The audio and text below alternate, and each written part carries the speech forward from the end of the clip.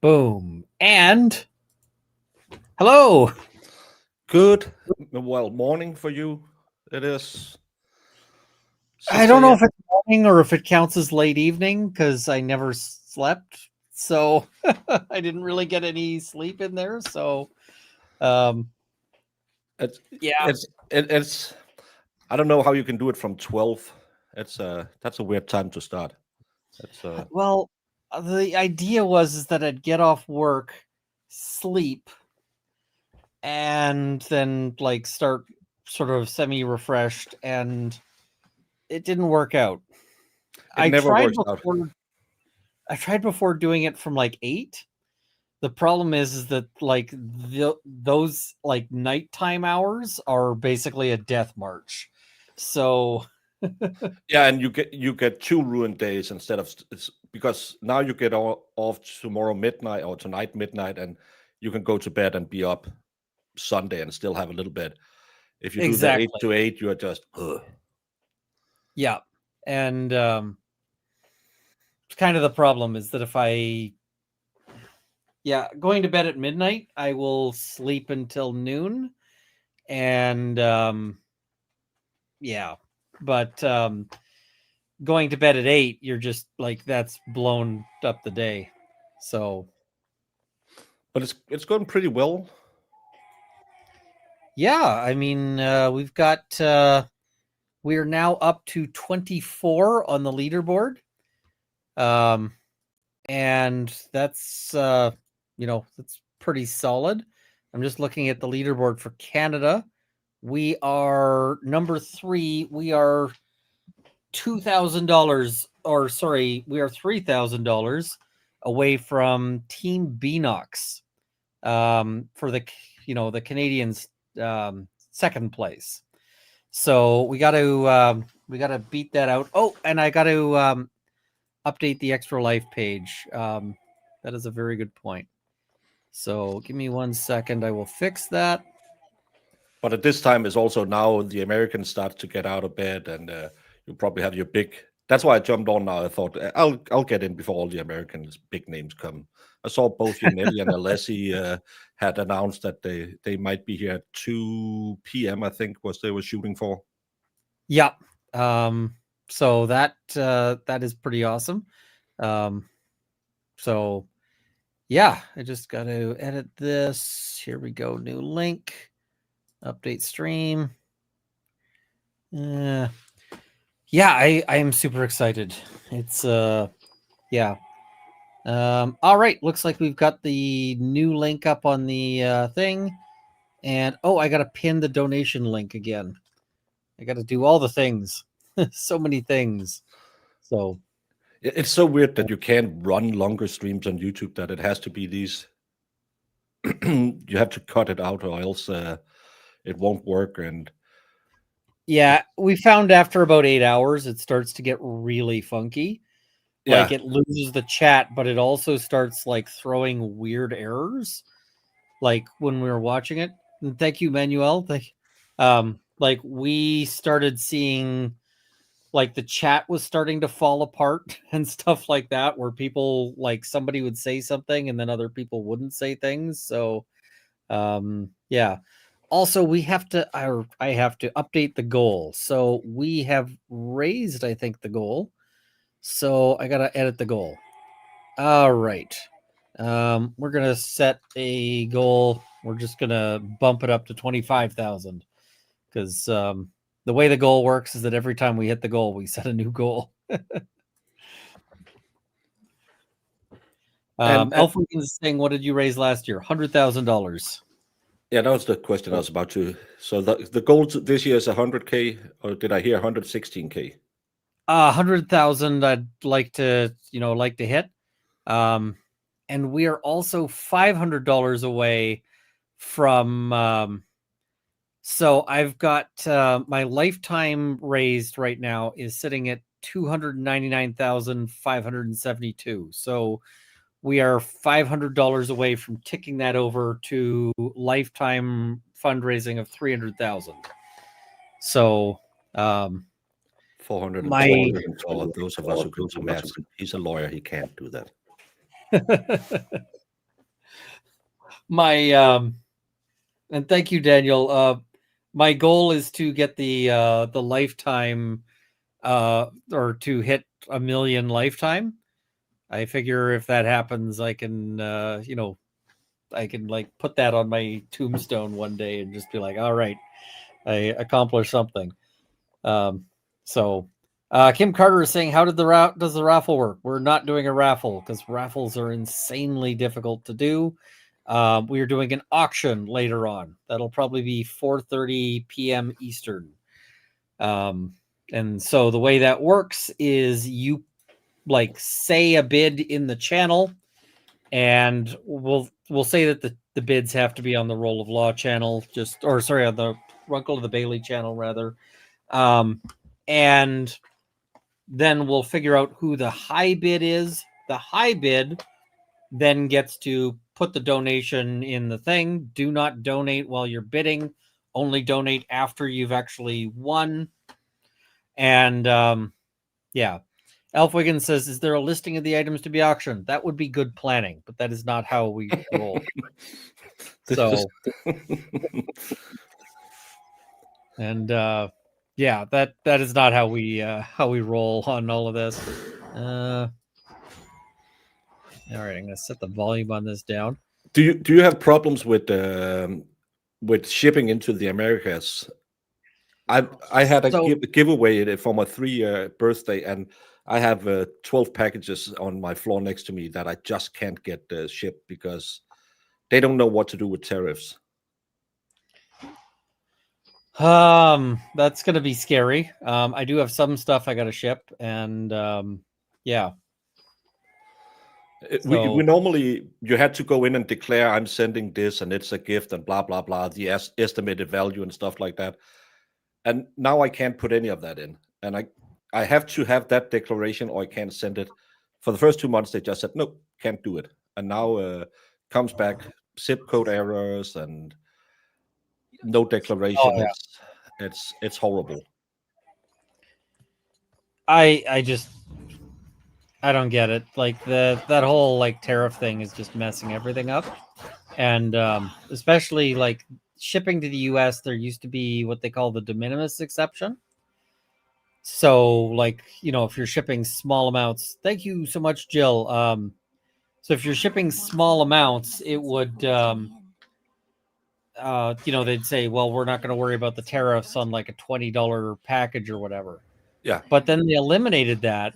And so now any amount you're shipping is tariffs. And yeah, it's insane. We have the same. It's anything sub $100 you can send, but then you have to declare that it's under $100, and there's no declaration formula you can make saying this is a gift or this is below $100.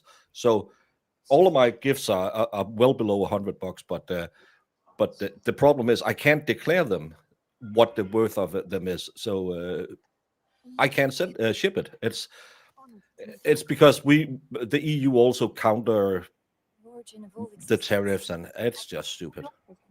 Oh yeah, it's a headache and a half. Thank you, Eric.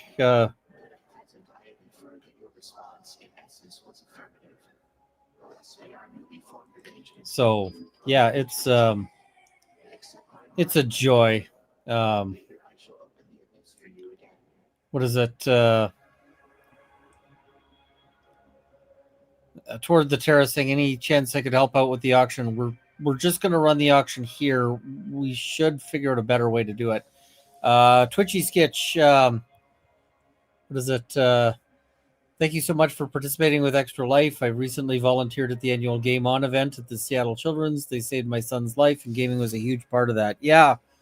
One of the things that is sort of showing up is that gaming is becoming more common as a thing, if that makes sense.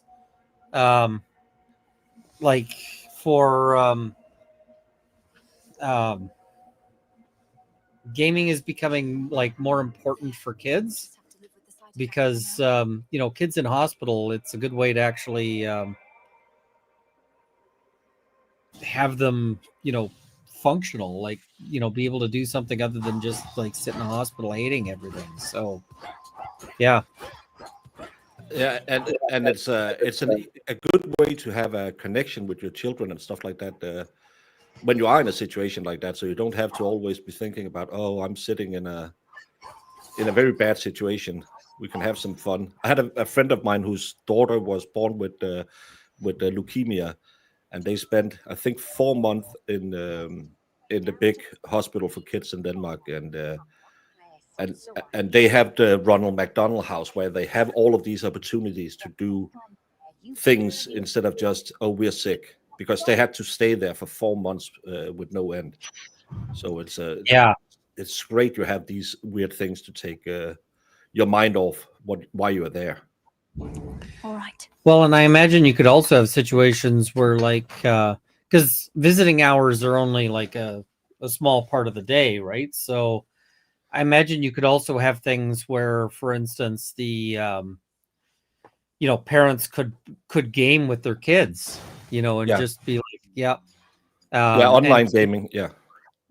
and one of them noted that they so one of the people at Extra Life was like this company that sort of arranges games for hospitals, and they noted that, like, it can help kids stay in touch with their friends, because you get a kid who gets like cancer and they spend however long in there, and now they get to keep in touch with their kids or with their friends. It's they're not losing those friends, and when they get out, their friends like still remember who they are. So I think that's a huge thing. Yeah, because I know I have nephews who are around 10 years old. Fortnite and stuff like that, they are constantly playing it. So missing out on that would have been, you're out of the social circle. Now you can stay in the circle and still be there even though you're not there. That's the beauty about kind of like us across the world, and we can still talk to each other, and that's the magic of the internet. So I find it very valuable that they do stuff like this, and also that the hospital, because hospitals are normally kind of conservative, that they say this is a good charity. Yeah, and I mean, testament to the power of the internet is you and I can have a conversation and hang out. And you're in what, Sweden? I'm Oh. teasing. I know. Well, You're not a fan of Sweden. no, Sweden is okay because they can look at Denmark all the time. Love it. We did a meetup, me and Nick and Dave, on there's a ferry it's like a 45-minute across the sound, and said every time we leave Sweden we can celebrate, and then we have to drink when we leave Denmark because we get depressed. So we drank a lot. So yeah, I'm. People in chat are pointing out that I'm being a bit of a troublemaker, but yes. Yeah, and I saw someone, Leslie, asked if we've met before. Yes, we have done streams together, and I was on your fundraiser last year, so yes, we have met before. Yep. What are you covering these days? Oh, right now I'm covering a former con model who married her boyfriend's stepson. Well, she got her conviction yesterday, but I'm on delay because I found out that doing it a day later so I can kind of time manage a little bit more is really good for me, because it's in Nevada, so it ends at 1 a.m. So doing it on a delay, I went back doing my normal court coverage stuff, because that's what I built my channel on. So, and I got a little tired of all that Canton crap that blew up. Oh, I mean, how is Canton continuing to be crazy? Like, how is it that it just, the water supply? Yeah, I guess it's just weird to me how every time I I just see something happening in Canton, it's like another crazy thing. But yeah, I get the sort of burnout on stuff. I stopped covering the Baldoni versus that thing. Yeah, I tried to Because get into it, but that was talk about drama. Well, I just came to the point that I was like, I hate everyone in Hollywood, Yeah. and they all suck, and I'm like, I want none of them to win. Yeah, if you No, can get a default that both of them should just give 10 million to charity, that would be a nice one. Yeah, they should just all give their entire careers to charity. I mean, the thing is I feel like there is a like a slightly shit well, not slightly. I feel like there is a shittier and less shitty, person in that case. But I still hate everybody, and like Baldoni, I feel, is being wronged, but at the same time, I like see the way he communicates and so forth, and it's this Hollywood, like everybody's a narcissist thing, and I'm just like, I cannot. So yeah, I just and you know how it is. Everyone looks and say, "Oh, this is going to be a great case," and now we're going to do. And I looked at it, and I think I spent one day, maybe 2 days, looking at it. And as you said, you just thinking, this is just two Hollywood idiots who bought each one bought a PR company and or rented a PR company to go out and attack the other side. And I mean, at the end of the day, I do feel like Baldoni is, getting screwed in the whole deal. But yeah, but he's not clean either.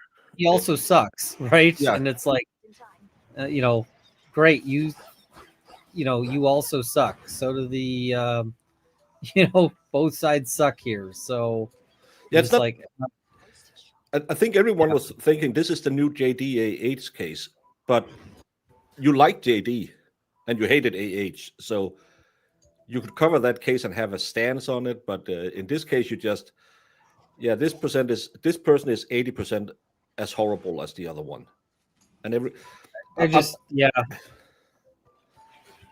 I mean, Depp is pretty much one of the very few people from Hollywood that I'm like, I would like to meet this guy. Like, I would love to, sit down and have a conversation with him. Most of the people in Hollywood, I'm just like, I don't. Like, I don't. So, yeah. And I think it's that's the big problem with this, because everyone knows them from the movies, and in reality, it's kind of like us YouTubers. A lot of people are, oh, you must be so interested in real life. Oh, I think most of us are actually a little introverted. And that's why we work on camera. Out in real life, we're a little, oh, don't talk to me, please. Sure enough, he was plenty eager to let all Olympus know. Yeah, it's I feel like I go to a meetup and I'm just like, I am shy and awkward. So I feel like people are being very polite to hang out, to want to hang out with me when I go to a meetup, and I'm like, yeah. So I've been to Tennessee twice where we did meetups with some people I met down there, and when every time I'm like, why the hell would they want me there? And I think that's very Danish, that no one likes us. And then you come down there and people have traveled a full day just to come meet you, and you're like, no, you shouldn't have done that. That's I'm not worthy of that. But it's wonderful to go meet drove them. 22 hours to come to the meetup I was at, and I was like, I am flattered, but what the hell? Like, I wouldn't drive 22 hours to hang out with me. So, yeah.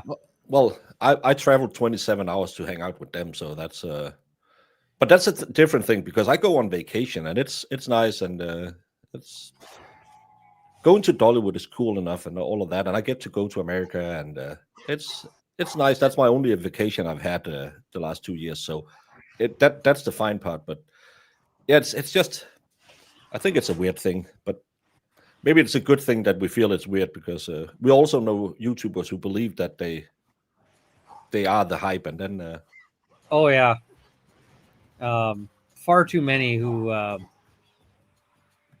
yeah, and who measure everything by like what you can do for them. Because I went to an event at one point, and well, I'll just say it was a Gundy's event, and what is it?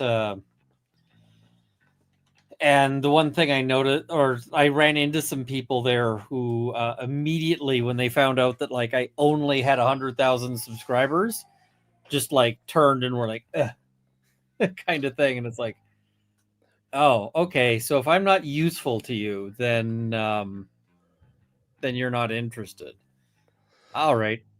Oh, and hey, Vice baby, good to see you. So yeah. and I heard quite a well, not in the broad spectrum, but a kind of famous YouTuber. He said unless you can guarantee 10,000 viewers, you have to pay him $1,000 for him to come on your channel. And I'm just thinking, do you remember when you had 2 people watching? Yeah. It's I can understand it if he was someone who was constantly editing live streaming, but he does like 3 streams a week, so it's not like. Of course, time is valuable, but that's what I loved when we did the first meetups or first panel debates after the Karen Reed case, where we just hey, let's hang out, have fun, and just talk. And no one was doing the I can be on your I won't be on your channel because you have 3,000 subscribers. I won't do that. It's such a weird feeling. And it's the same when people reach out to me and ask, what equipment should I get or what program should I get? Then you'll be more prepared. Giving them 15 minutes of my time and maybe down the road they can help me out. Isn't that way better than doing that? You can buy my How to Become a YouTuber for $15. Yeah. Well, and at the end of the day, it's I think back to ages ago. I had like 25,000 subscribers, and Nick Rekieta was doing his coverage of the Rittenhouse trial, and everybody else who was there was had substantially more subscribers than I did. And but I sent him a message, and I'm like, hey, this is kind of a long shot. I'm a Canadian lawyer, but this case is kind of interesting. Would you be interested in having me on to talk about it? And he's like, yeah, man, here's an invite. So, Yeah. and I know Nick is, like people have controversies, people dislike him or whatever, but I'm not asking anybody to form whatever opinion. I just, I remember that was, quite a nice thing for him to do for me, and that he didn't have to. So I appreciated the heck out of it. So yeah, and that's what we all should remember when because we have those days where we are like, oh, not today. I've been streaming 10 hours and I'm just dead. But normally, if I had one of those days, I'll write hey, can we talk in a couple of days because I'm just wasted right now. And then I'll try and help I'm you. having trouble keeping up with like basics right now. So it is Well, what it is. I'm substantially smaller than you, so I have more time. That's well, but it's the paying forward thing. It's kind of like what you're doing here today, where it's paying forward. And I think all of these. Well, I never expected to have like a platform. I got started doing YouTube by accident, like out of spite. Basically, this guy kept telling me I needed to make a YouTube channel, and I thought he was an idiot. So I eventually made a YouTube channel so that he'd stop telling me I needed to make a YouTube channel, and then it took off, and I was like, well, okay.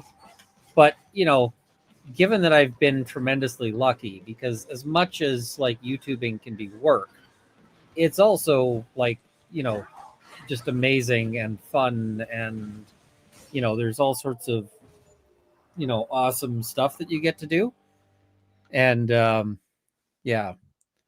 So, and that's the thing that makes it not work. I hate it when people get mad that people saying this is kind of hard to do, because doing long streams like 5-6 hours, it's hard, and your butt gets tired and all of that. It's not like real work, but still it takes a lot of work sometimes. But I think we are very blessed that we have grown the audiences we have, and people thinking, okay, I want to hear this person's take on it, because I started kind of the same way like you. I was missing my dad and discussing politics. So yeah, I can discuss politics with weirdos on the internet. That's never a bad idea. And then I mean, there are days that I'm like, I do not feel like streaming, right? Yeah. I've had Monday shows where I started out and I'm just like, I really don't want to, like, I'm just, I'm tired. But like, I got to go and do it. I've had videos that people have asked me to do, and I just am like, I got to drag myself through it, right? But at the end of the day, like the worst day live streaming or making videos is still a pretty good day, right? Yeah. Compared to some other stuff. So yeah, it's way easier than being in a bakery. I can tell you that one. But it's also, I find that those days, if you say, okay, I'll go on and do an hour, and that's what I've been telling a lot of people over on my chat, that they should go and hang out over here, because audience gives you so much energy. As long as the audience is participating when you're a little down, and you can see, Chris is saying something, or Harry Potter's beard is, oh, that was a good joke, you get that, let's kick it into another gear, because they're here and now I'm here, let's do it. Oh, absolutely. And I find, like, often when I'm just like, I don't feel like live streaming, I have a blast as soon as I get started. It's just a matter of, like, getting started is sometimes the challenge. But, like, even if you're covering something that, like, everybody wants you to cover, you're like, and this is usually a mistake when, like, everybody wants you to cover something and you don't feel like covering it and you cover it anyway, because usually that just gets you bad content, right? Because you're like, I don't feel like doing it, and you're just like, you end up making the video, and everybody can tell you didn't like doing it. So yeah. And I think a lot of times we as creators has to listen to our gut feeling, because people will grow big on cases like the Karen Reed case or the JD case. They'll start their entire careers on that, and then they just, okay, now I have to. Everyone was kind of, okay, we're going to switch to Coburger, and I didn't give two cents about it. I never really felt that I could get into that case, because there was so much gag orders going on, and I thought Andrea had such great coverage. So why the hell should I get into it? And I mean, there have been big cases that I just didn't want to cover and didn't cover.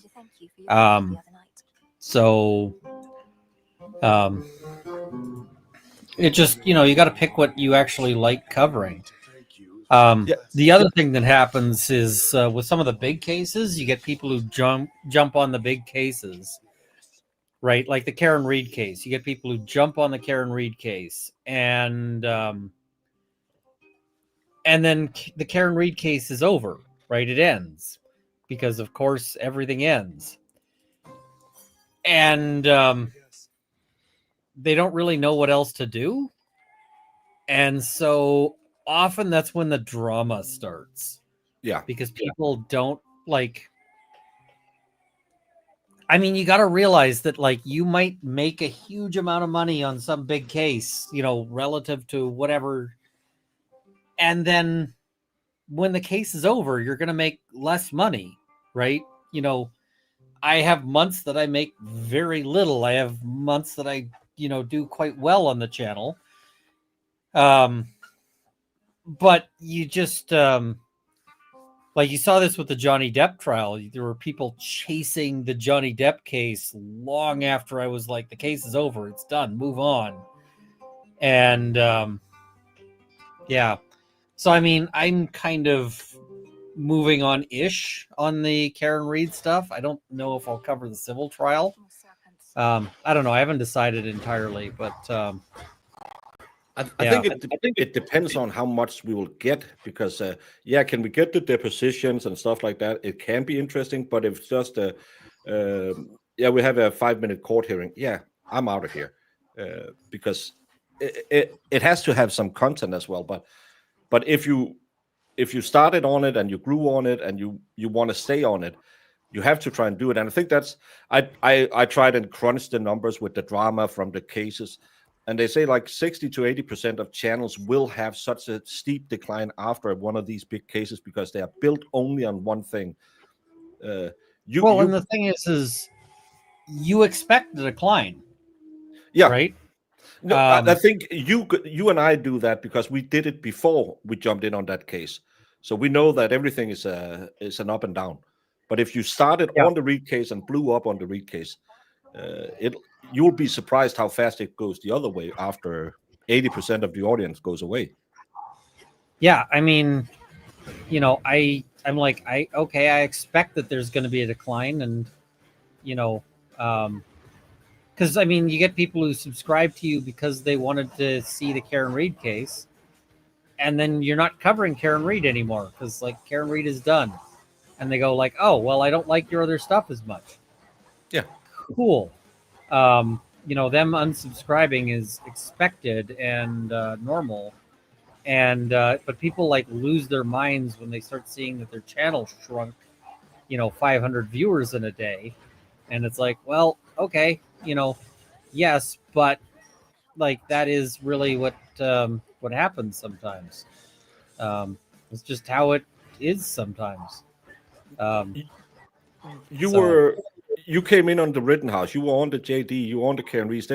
You did Murdoch too as well? I didn't do Murdoch, nope.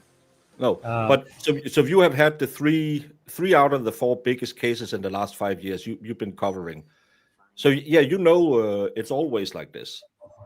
Yeah. But if you came in and just did no names mentioned, but there was some channels from the JD case that did this only on that one, and they never got to shift after, and they're not doing better numbers than I am, and they have maybe 10 times my audience because sub counts are just fictive numbers. It's the viewing numbers sub that counts go don't mean by. anything. I mean, what matters is like how many people show up, and I mean, I know that a bunch of my subscribers are like dead subs or bots, because like you grow hugely during something like Johnny Depp, and are they people who show up for a live stream? Are they people who watch your videos? Or are they just people who subscribe during Johnny Depp and haven't actually opened YouTube since, right? But that, I think that's the thing that most new streamers should learn, that you can blow up and everything looks hunky-dory and it takes a month and then people are, oh, it's not that good. But you have to build on those 100 people who will come for every stream. Those are the people that you need to cater to and try and make a channel for, instead of trying to say, well, I have to shift all the time and try and find this and this. You have to find your flavor, and I think that's what some people lack. They will try and be someone else instead of just being themselves and get the numbers, and you can't be. It was the thing I said last. Gonna sound super egotistical, but I basically cater to an audience of one, and that's me. Like I just make whatever videos I want to make, and at the end of the day, if they suck, then if they suck, then they suck, and if not, then great. But yeah. And again, it's you couldn't do my content and I couldn't do your content. If you try to do that, people will find out that you're not you. And yeah, Lost my lord. And we've been around long enough to know there's a lot of people who are not them when you get to meet them. And that's the thing I had when I moved, when I flew to Tennessee last year, and I thought, who am I going to meet? Because I've only been streaming with these people. We do a Friday night stream every Friday, but I don't know them. And luckily enough, there was Valhalla and people like that. So good people and the same people you meet online. But you also know some people that is very different when the camera is off. And Oh yeah. and the audience will find out. Well, and like one of the decisions I had to make when I was making my channel is like, am I going to try to keep like an, alter ego kind of thing and, whatever, like, keep my name secret or whatever. And I was like, and the thing that occurred to me is that if I do that, then basically what I've bought is I have to keep this secret, like, and worry about it. So instead, I just started every video with like, "Hi, my name is Ian Runkle," because although it's funny, I actually still got people who tried to blackmail me, which was, I got an email from somebody who's like, "I have found out your real name, and I will tell everyone unless you pay me money." And I was like, "Congratulations, you must have watched the first like 30 seconds of a video of mine, because that's literally every video. Like, well done, sir. Master detective, you must be." So, yeah. I go by Baker, but that's because I have a very Danish name that wouldn't work, and that's why I keep that, and I don't use my name in my own life. It's my mom and my ex-wife were the only one who used it, and if I heard it, I knew I was in trouble. So I never gone by my first name anyway. So that's just why I chose Broken Baker. Back then, I was a faceless politics channel in Danish, so it's not like, hey, it's not that big of an audience. And then, but I thought, hey, if I ever going to do something in English, I'll do a name that works in English. So that's pretty smart now. I have a 90% American audience, but again, you can be the name and still be true to yourself. It's the people who. Oh, absolutely. I mean, I wasn't suggesting that it was like anything untrue. It's just everything you got to worry about. And there's a difference between I don't use my name versus I'm hiding my name. Yeah. The people who are, well, I'm actually very, very afraid anyone finds out that I'm Pam from Michigan because I work for the government, or you shouldn't be on YouTube then. It's because people will find out. I had a Swedish girl, typical Swedes. I flashed my name in 2 seconds, and she texted me and said, "Oh, that's a package shipped to you." I said, "How the hell is it?" Yeah, well, your brother came in and he uses our. We are 17 people with my last name in the world, and and he said, and you said, "Hey, that's my brother," and she had found out my first name from someone else. So I got a package of Swedish things within a week. And another guy was just, "Okay, you're from that island. You've been in politics. I used to be elected, and this and that." He found my name in 2 seconds. I'm not hard to find, but I keep my last name off as well because I have 2 kids, and they don't need to, just because their dad is an idiot online, they don't need to hear about it. They know I'm doing it, and but still, it's just, that's why I keep my last name away. So yeah. What is it? Somebody went up to my brother and asked him like, "Oh, do you know Ian Runkle?" And he's like, "Yeah, that's my brother." And, I thought that was kind of funny. It's like, okay, because my last name is really uncommon in Canada. It's just not, it's just not one you'd find everywhere. But yeah. No, and if that's the one way you're thinking, okay, I'll try and keep that secret a little bit. But the good thing is, I have 5 Danish subscribers or something like that who watches me regularly. They're probably not going to find me or my family. It's I'm pretty. Well, like Janet found my home address so that she could send like a process server there, and I'm like, you know, if she can find it and she's not all that bright, then it's not, it's not impossible by any stretch. So, And again, yeah, I'm listed everywhere, so it's not like I'm having a secret. And we can't get I don't know in Canada, but I can't get swatted in Denmark. So that's because that would be the only thing I was worried about. People sending me something in the mail, yeah, that'll be fine. If you send can't something, get swatted because there just aren't any SWAT teams, or if anyone called the popo here and said, "Hey, this guy, I hear he has a pew pew," they would say, "I'm pretty sure he hasn't because everything is registered. We know him. He's been a layman for 16 years. He's not the pew pew kind of guy at the house because that's really illegal in Denmark." So I think I know the most of the cops on my island because I meet them in court when they have to testify. Mm. So I don't have any problem with if. And again, if someone called from America, they would probably say, "Yeah, I don't think so." Yeah, I mean, it's all stuff you got to worry about to a certain extent, but yeah. Yeah, but again, you can't. You can't worry about it because then you can't do this where you are online with I'm almost 1,000 people right now. It's I get death threats, and mostly they're just funny. I've never gotten that over YouTube. I got it over politics. That's one of them. I got mad because he didn't put enough stamps on it. That made me really mad. So I had to pay to get a death threat. That's not fair. Okay, that's funny. Asshole. It was just sending a death threat cash on delivery is like, wow. Okay. Yeah, that's next level.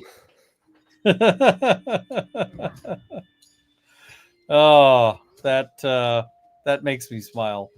Yeah, I just get people who send me like threats, and I'm just like, okay, all right. I had one guy who sent me a thing saying, I'm gonna come to your house and I'm gonna, stomp your head in. I don't need a gun to kill you.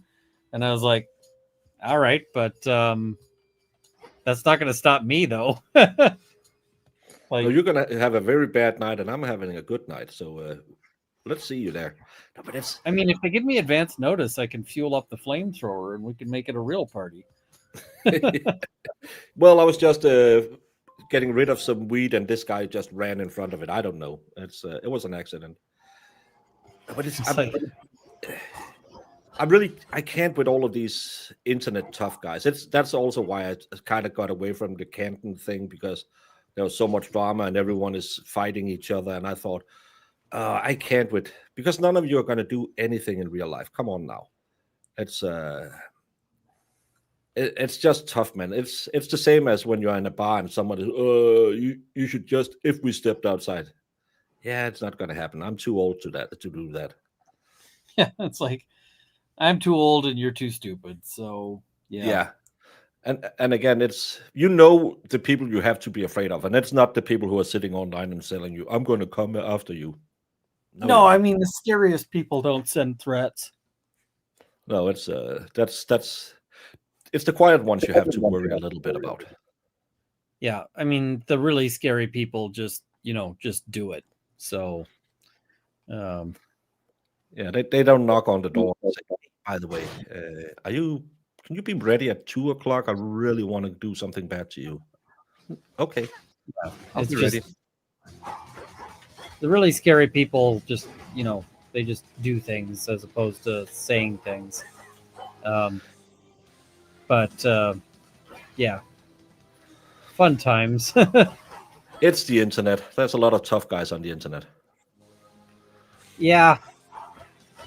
Well, and I don't know. There's also like drama that isn't like violent or like, not people threatening, but it's still like, oh my God.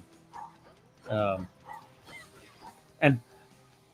I guess part of it like sort of plays back into the whole like as one topic to cover sort of ceases to be a big thing, and the money starts drying up, they start figuring that the way to get more is by attacking the other people. And yeah, it's Yeah, and it'll work for about a silly. month or maybe two, and then they'll just decline again. And I know this sounds a little, because I'm not complaining. I have been very blessed with my audience, but I have this. I don't go online to make money. I don't mind that I make money, but if you have that, oh, I need to make this amount of money all the time, I think you'll start hating your streaming career as well if you're just sitting here. Oh, now I have $100 in super chats. Now I can end my stream. I think it's a weird way to run your shows, because you'll get frustrated. Those days, as you say, sometimes you stream for $0, and Yep. so if I mean, everything I've had days that you run an entire stream and what do you call it? And you get $0, and it's like, okay, that's there you go. yeah, and then another time you run a out of the blue stream where you just, yeah, I'm awake anyway. I'm doing an insomnia stream, and it'll rain, and everything is just perfect. But I think if you only go online to make cash, it's not a good starting position, especially. It's a There's good a way lot. to hate everything you're doing. Yeah.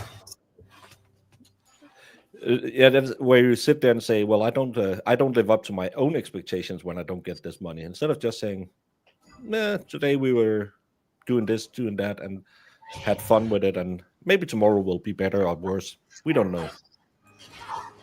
Yeah, I mean, the only thing I worry about is just like I would like to do the pro bono law thing, but if that never works out, then oh well.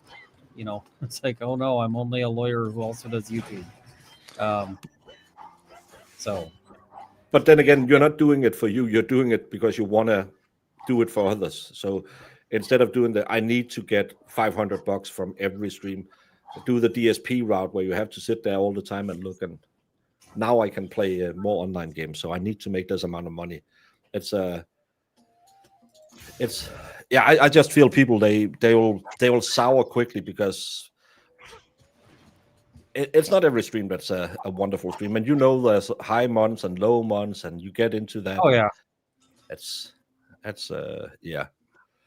yeah, you gotta plan for like sometimes you decide to cover something and nobody else is interested. I covered that corn model, stepmom, dad unaliver, head chopper. It's not a lot of people who did it. I've covered a case where a 2-day-old, oh, that was a horrible case. 2-day-old was unalived by her dad. Not all of those cases are making great numbers. Let's just say that. Yeah, I mean, sometimes people are like, "Wow, this is super depressing. I don't want to super chat over that." But sometimes it's also the great streams, because you get to talk about a lot of stuff. The one I'm watching right now, there's so many things you can discuss about. Where's all the blood? Where's the head? Where's the power tools? And because there's a lot of cases where you're just sitting here and looking at it, it's just by the numbers. Those are the long days when you have to sit here for 9 hours. Just Yeah, Yep. I mean, I want to do more like trial coverage, like gavel to gavel, but at the same time, like some days of trial coverage are just deadly. I remember when I was watching the Johnny Depp trial, and I'm there in person, and to see the jury reactions, and one of the days was just they were like reading, or they're just playing depositions, and it was so boring. Like, it was so uninteresting and we're all sitting there like struggling to stay awake, And it's like, well, that's just how things go sometimes, right? So Yeah, and that's why I'm glad I started doing the day a day later, because all of the so you went to medical school. I can just skip those 15 minutes of introduction to, yes, I went to this school. Yes, DNA is that. You heard it before. But some cases are just absolutely, the murder trial, when it became a financial crime, financial crimes are so boring because it's just spreadsheet after spreadsheet. yeah, I have a case, I believe it's next week. We started it 2 years ago. It's from 2008. It's such an old case, but he owes the IRS money, so you can always get in court for that. There's no statute of limitation on those cases. yeah, And because the government isn't going to allow you to run out the clock on not paying them. nope, they will get their money, but anything else. But this guy, the first time I think we said for 3 hours and just looked at spreadsheets. Money in and money out, and this amount paid and this amount not paid. And the first question when he took the stand was, she said, "So did you go in and change your tax returns?" And he said, "What date did you just say?" "This date." He said, "I filed for bankruptcy a month before that. I had no access to the filing system." "Oh, well, I think we have to delay court and come back another day." And that's a year and a half ago. And now we're picking it up again next week. It's just, how ridiculous can you be that you don't even check that your dates are right? And it's just such a boring case. You have to look, oh, he made $1 million and he paid this amount in taxes. He should have paid this amount. Yeah, That's that's why I'm happy. I'm on the lowest level in Denmark, so we don't get appeal cases because they're just reading the transcript from the lower court. That must be so boring. At least when you're meeting the people who has to testify, it can be a little bit funny. yeah. If it's, I mean, just transcript. I like doing appellate work, but yeah, if there's anything funny in the case, it already happened. Yeah, but I have to just sit there. I can't do anything. You at least have to. You have to prepare for it. I just have to sit there and then go in after and, yeah, guilty or not guilty. It's just jury duty. But so just reading and reading. I would rather just read it myself instead of having someone read it to me, because you fall asleep when you're hearing these transcript read. Oh, absolutely. Yeah, although somebody pointed out there was that appellate lawyer who called one of the judges. I didn't see mom. I saw honey was the thing that they called the judge, which I was like, ooh, that's a choice. Yeah, probably not a good thing. There was a case, recovery. I covered that case. I don't know where he was adopted from, but unalived his parents. He kind of lost his mind and started yelling at the judge. He's he seemed like he might have needed soft walls instead of hard walls. Yeah, that becomes a thing. And Oh, thank you, Ukraine. SideQuest. Yeah, I'm just looking at where we're at. We are now at 19, number 19 worldwide, and we are catching up fast to number 18, who is about $1,000 ahead for 1,500. So I am going to take a second, though. I got to hit the washroom. So I am going to put you in the bigger space while I do that. And I'll be right back. I will leave you to sort of manage things. 1 second. Well, everyone, how it's hanging? How's it hanging?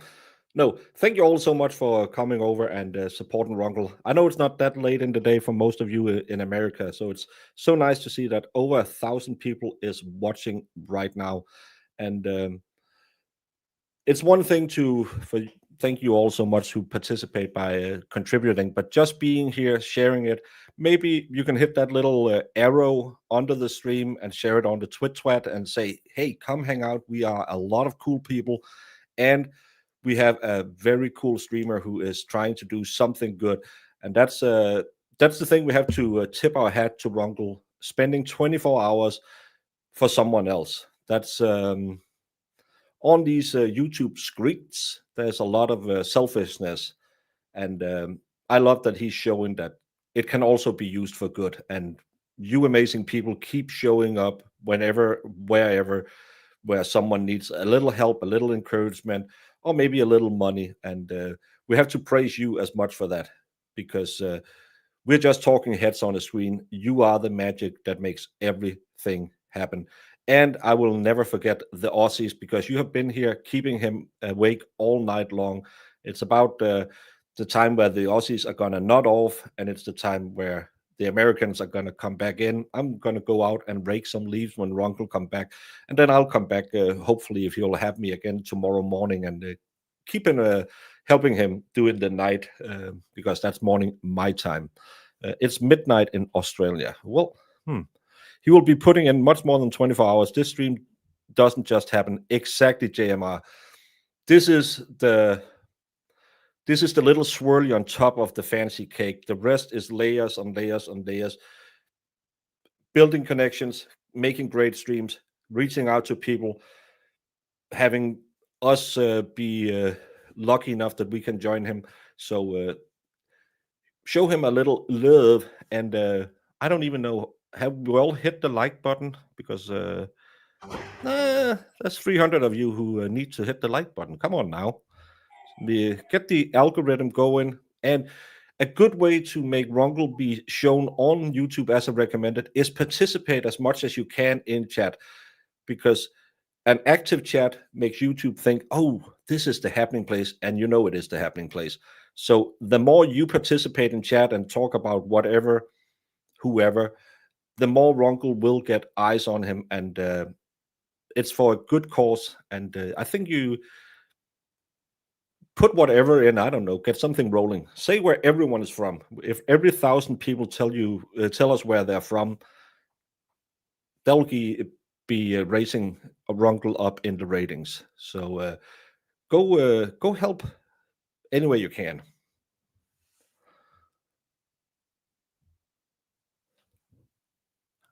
I can't see him if he's muted or he's not muted. Maybe he's not.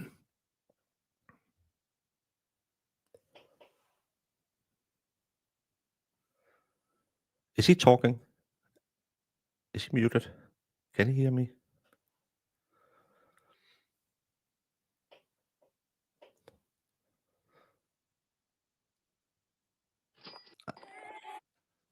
Holy moly. Okay, are you able to hear me now? Now I can hear you. I don't know why I was muted apparently. Or my mic had dropped out. So well, I'm gonna jump off, and thank you so much. If you're still thank you. Well, I know you're awake, but I might pop in late your night, because that's early my morning, and help you get a little bit of energy if you need it later. Oh, I will definitely. Towards the end is always rough, right? Because towards the end, it's always like that kind of death march to the end. That's when the clock starts going from going up to going down. Yes, exactly. When you're like, wait a minute, how is it that now, like, it was 23:30 and how is it now 22:30 kind of thing? Yeah. So yeah, it's I mean, I will power through. If I have to, I will I mean, I guess worst case scenario, if I have to take a nap, I will bring my cell phone down. I will set it up to like stream to Streamlabs, or and just like film me sleeping if we've got to. But I still don't get. I think when you have like a bot attack, when you just all of a sudden you grow and a lot of them are bots, you get recommended some weird Indian channels right after, and it's always ladies who are sleeping fully dressed. And I'm thinking, I can kind of understand it over on another platform where they don't have to be fully dressed, but this is just a lady my size snoring on a camera. I'm thinking, why is 4 people watching this in the middle of the night? The internet is a funny place, but it's also a very weird place sometimes. But Ian, thank you so much for letting me ramble on for about an hour. And Oh, thank you for joining me, and it's always great chatting because yeah, lots to chat about, and it's been a while. So yeah, as Aiden say, we are his favorite people because we have the same kind of humor. And I'm saying we don't have humor. It's people misunderstood. you're like, that sounds more like a German thing where it's like, you know, you're like, I was not issued a sense of humor. Wir haben es nicht gekriegt, keiner Humor. Now I just enraged all the German speakers on the channel. Thank you so much for having me on. Cheers. See you later, and fingers crossed for everything.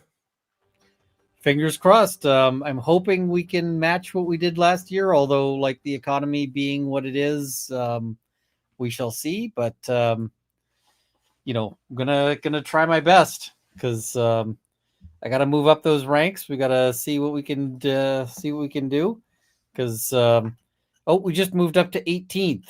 So next up to beat is Team Beanox, and if we beat Team Beanox, we go up to 17th globally, and we go up to second in Canada. So that's the people to beat right now. So we gotta figure that out. Thank you, Ancient Maverick, and yeah. I love that everyone is now answering me in German. That they actually have humor in German. Tschüss, bis später. Habe eine große Stream. See you later, and have a great stream. See, dual languages. Bye. Bye. All right. Good to see Baker. I haven't seen him in a while, but all right, here we go. We got the home stretch here. They'll know I'm here.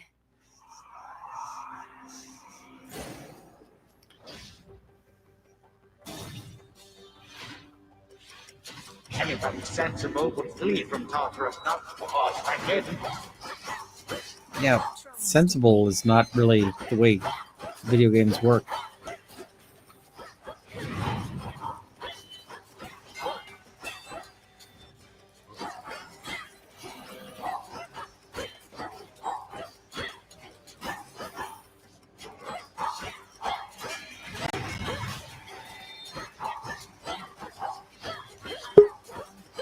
Oh, 1 second. Hello. Hey. How you doing? I'm good. I heard we were making some money for some sick kids over here. That is the plan. This is the not get wrecked small cute child stream. That's right. Memories. How you feeling? How's life going? It is busy, man. I know I saw your tweets yesterday about trying to get ready for this stream. So I wanted to be here as early as possible to maybe lend you some of my energy while it still exists. Because towards the end of any given day for me, it feels like those tweets did last night from you. I was running down. I'm like trying to sleep last night, going, I need to get some rest. And of course I'm anxious about this. I'm like, it's gotta go well. It's gotta all of this.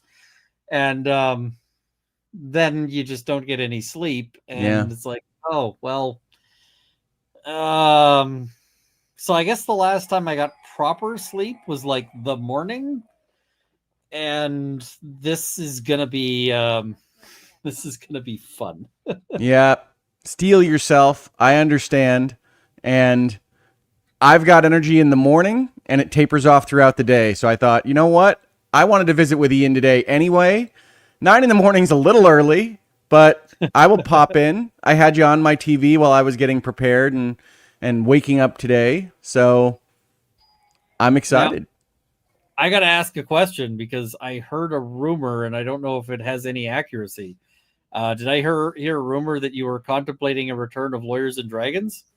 Yes, so I mentioned it last week on the Bitcast for folks that watch me over there, but I know from talking to our circle as well as to David, the GM of Dungeons and Dragons for us, that there's a lot of interest in coming back, and I have felt guiltily that I am the limiting reactant because I have had, to be honest, a very tough year and a very stressful year, and I knew I didn't have it in me to participate or to organize Lawyers and Dragons. So I do feel like there's a light at the end of the tunnel. I do feel like we're coming to a place of equilibrium that I wish I could tell you I was in right this second, but it's right over there. I can see it. And when we do get to that place of equilibrium, first and foremost, I'm going to start making some of my own content again, because if you aren't over with me on my channel, you maybe didn't see I put up a community post really around Labor Day here in the States, but early September, that said, got a lot going on behind the scenes. I'm going to have to step away for a second. I will be back as soon as I can be. And that's still the truth. It's just that whereas I had hoped that as soon as I can be would not be past the midpoint of November, that has just not played out the way I wanted it to. That said, we are coming out of it. Everything is okay. There are no major health concerns in Hogue House. I know a lot of people were worried about that when I put that post up. I tried to flag that I was not having another stroke or anything like that, but don't even. Well, I tell you what, when you first get out of the hospital after having a stroke, like one of the things all of the doctors, all the therapists tell you is like your predisposition towards this is now much higher. So that's a worry right from the start. But no, we seem to be good there, and nothing that I've been going through is anything like that. Folks that follow me on Twitter saw that one of the aspects of this, it's only one of the aspects that happened and is a stress event in anybody's life, is that I essentially turned off Hogue Law, the law firm, and don't provide legal services through Hogue Law anymore, and now provide legal services with my new hat benefactor, Mavasy, which I am super excited about and honestly thrilled to be working at. But like any type of transition, it's been a whole heavy lift of meeting new people, meeting new clients, figuring out new ways of doing things, and just not in a way that was conducive to me making videos at the same time.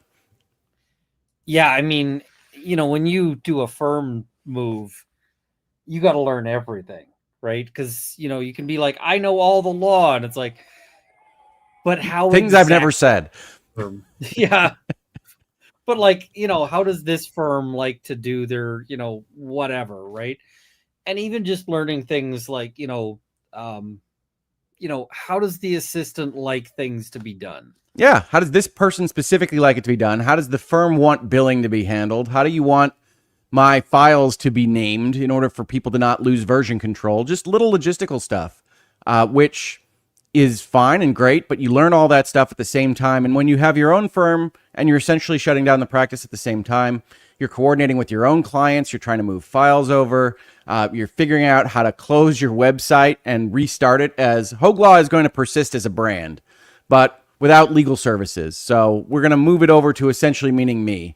And so one of the things I'm doing is rebuilding the website. I say me. That is very generous to myself. I have hired people that know much more than me about this whole process to help rebuild the website so that it can point to things like this stream and point to things like virtual legality and the other stuff that I'm doing. And not, importantly, for the moral code of lawyers, not suggest that I'm providing legal services through the name Hogue Law or that entity. The joys of legal, Well, it's so funny because you talk to the IT people and the marketing people is like, wait, so you are still a lawyer, you're still performing legal services, yes, but not over here. This website can't say I'm doing it. We have to direct them over to Mavasy. Okay, why? Well, because one, I'm no longer going to be paying for malpractice insurance over here, so let's not lose my house while we do this. But also because the ethical rules are very specific about what you can tell people about what you're doing, and so that's been just kind of all right. How do we piece that apart? How do we do that as smoothly as possible? And honestly, right now the goal is to get that whole move done by the end of the year. But who knows? I people who are like, why don't you like advertise your services in your videos? Like, why don't you say, hey, you can hire me? And the reason why is because the instant you start saying, hey, you can hire me at the end of a video, it triggers all these ethical rules about like, now your video is an advertisement. And now, you know, what can you do? Can you say you're a good lawyer? No. Like, can you say somebody else is a shit lawyer? No. I'll defend you on puffery for saying you're a good lawyer, Ian, and I'll back you up on actual material understanding of what it is that you do and know. The ethical rules basically say that like they limit how much you can say and what you can say is you know, in some pretty dramatic ways, right? You can't like imply other lawyers provide like an inferior quality of service to you. And SWFL, Lawyer You Know is 100% like one of the most ethical people you know around. Alberta and Canada have far stricter rules than the US does. So like, yeah, I mean, we still ostensibly have the First Amendment operating against some of our ethics rules on solicitations and things, even though those challenges are probably decades away. There are questions about those things. And for folks that don't know, lawyering was something that wasn't even allowed to be advertised at all until not that long ago. Like, the notion was we were true professionals and people that needed legal services would find you, and you could put your name in a book and no other advertisements were allowed. Now, obviously, folks that live in 2025 and see the commercials for you might have a claim and everything else know that that's not the case anymore. But there are still a lot of rules about what we're allowed to say. Some folks in our profession step on some lines, but I do my best to not step on those lines if I can. So a law firm I used to work at one point got a radio ad, and they ran their radio ads past the Law Society, like their proposed radio ads. Yeah. And the only thing they could get the Law Society to agree on was basically just, we exist and we are a law firm and we do criminal defense. The Dwight Schrute, it is your birthday. Yeah. And now here's the other thing, is that the law firm was Beaver Law. And so they actually ran into a substantial hurdle in getting this radio ad on, because repeatedly the radio station thought that it was a prank. So like they call and like the first person is like, no, this is a prank. And finally they convince that, like, you know, the person who's taking the ads that it's not a prank. And then it goes up like one higher level in the chain and they're like, no, this is a prank. And so it keeps getting spiked. So they eventually got the ad on the, you know, on the radio, but it was just like, you know, Beaver Law, we are a criminal defense law firm. Here is our number. And so we get, now they've expanded like the advertising a little bit. So we get advertisements, but they still can't like suggest that you are a better lawyer than other people. Right. And you can't say that you specialize in anything. So we get advertisements here. Like there's this advertisement where they're basically, it's a unicorn in a suit. And sure, they just say something like, you know, the law firm that, like, you know, or we are, you know, lawyers who care or something like that. And I was like, okay, like, cool, but are they good, or do they? So it's funny, in my neck of the woods, one of the lawyers has a tagline that's essentially all we do is win. And every time I hear it, it's like, well, that seems like closer to the line than I would like to fly. But yeah, it's what is it? Here that would be like unethical to say, like, you cannot talk about your rate of success without like a substantial disclaimer that makes it not worth it. Yeah. Well, I mean, they do it in a jingle. I think that's what they're relying on. It's literally like a jingle that says all we do is win. And they have a lot of wins. They are a very popular law firm here in Southeast Michigan.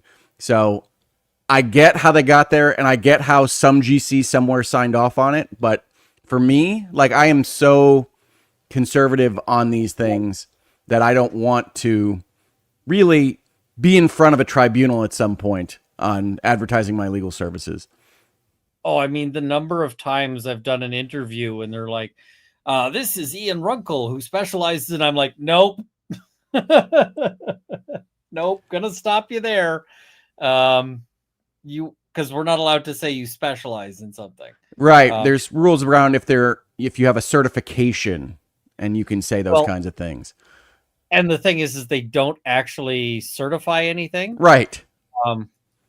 So yeah, it's like you can't say you're a specialist without a certification that you specialize, that you are qualified to specialize.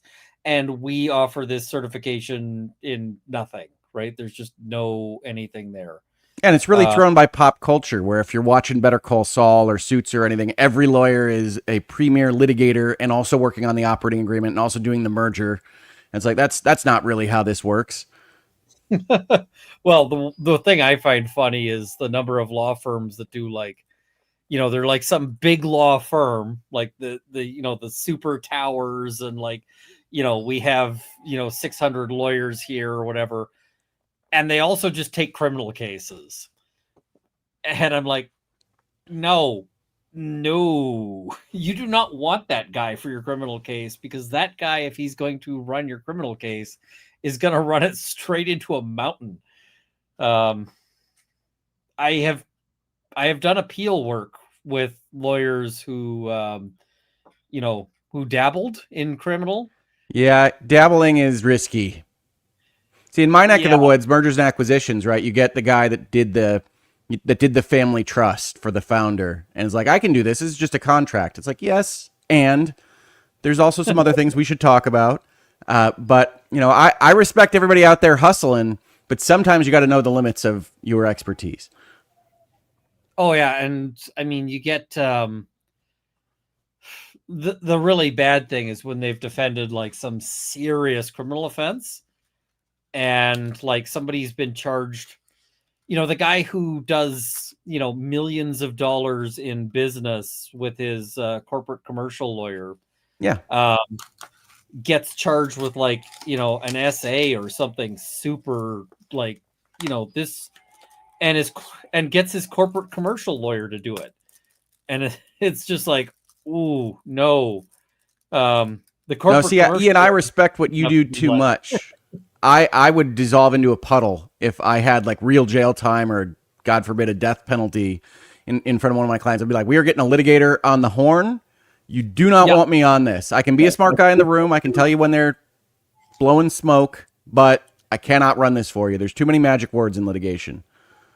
Yep. And I mean, any of these really complicated things tend to have like, oh, you didn't bring this application? Well, you've screwed up you've screwed everything up. With like the right cover font and the address going to the right place, which is not where you would think. I still make sure that if I'm filing something, it's getting in a week or 2 weeks early, because it is insanely stressful if you get to the moment of like, I am filing it the last day, and you take it in, they're like, we're not accepting this. You have to fix the formatting. And the other problem with we're not accepting this, you have to fix the formatting, is that it can be, we're not accepting this, you have to fix and what they'll do is they'll say we're not accepting this, and they'll bounce it for the first the first problem they see. And so they'll say oh, we're rejecting this because the margins are too big. And so you go and you fix the margins, and they're like, now we're rejecting it because the font is wrong. And you're like, but I just had it here. Why didn't you tell me the font was wrong? And they're like, well, because you're required to get it right, so we don't have to tell you everything, but we're rejecting it now because the font is wrong. And you're like, Right. is there anything else wrong with it? They're like, I don't know. You'd Yeah, have to we fix can't- the font for us to Yeah. like, decide. I've been on those conversations. See, luckily for me, with less at stake than being placed in a cage or killed by the state. So I've filed corporate forms, and various states will say, well, your cover page is wrong and it needs to be right in the center and these various things. And you try to file it. And I have to tell my clients, look, I do know what I'm doing here, but depending on the filer, depending on the person, these rules are not as black and white as you might think. And they will potentially say, no, we're not accepting that 3, 4, 5 times. And we'll get it in as soon as we can. And we'll use paralegals and we'll use filing services, which is really where most of what I've decided has resulted in the best outcomes is filers that know the people in the filing offices. But it's crazy to have to deal with those things. And if you were dealing with it with something really important, like a deadline in court, I can't imagine trying to do it in the last day. It's a bad idea. It's a very, very bad idea. And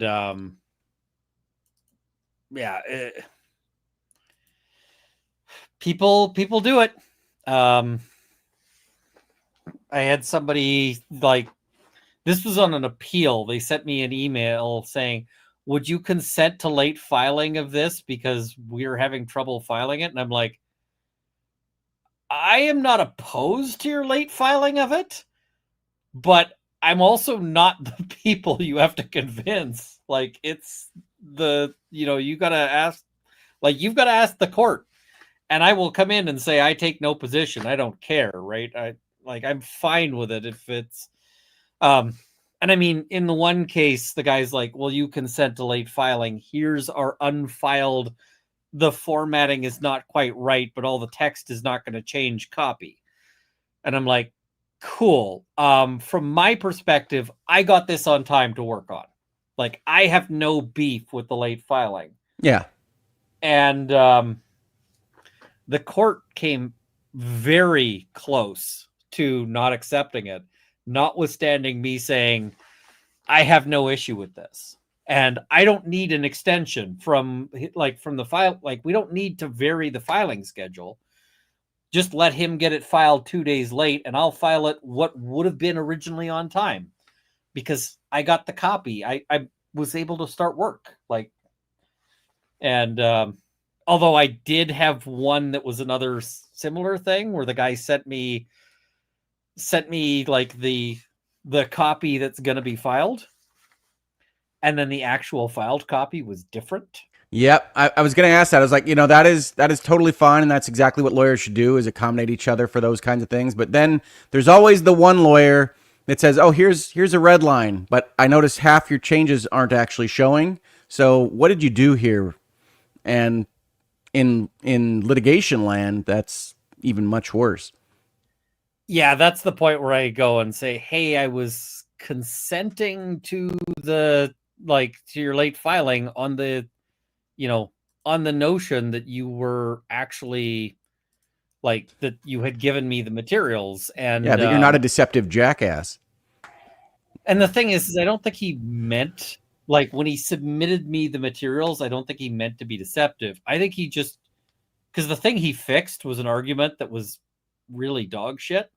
And I think he read it over and went like, oh, this is crap. This is awful.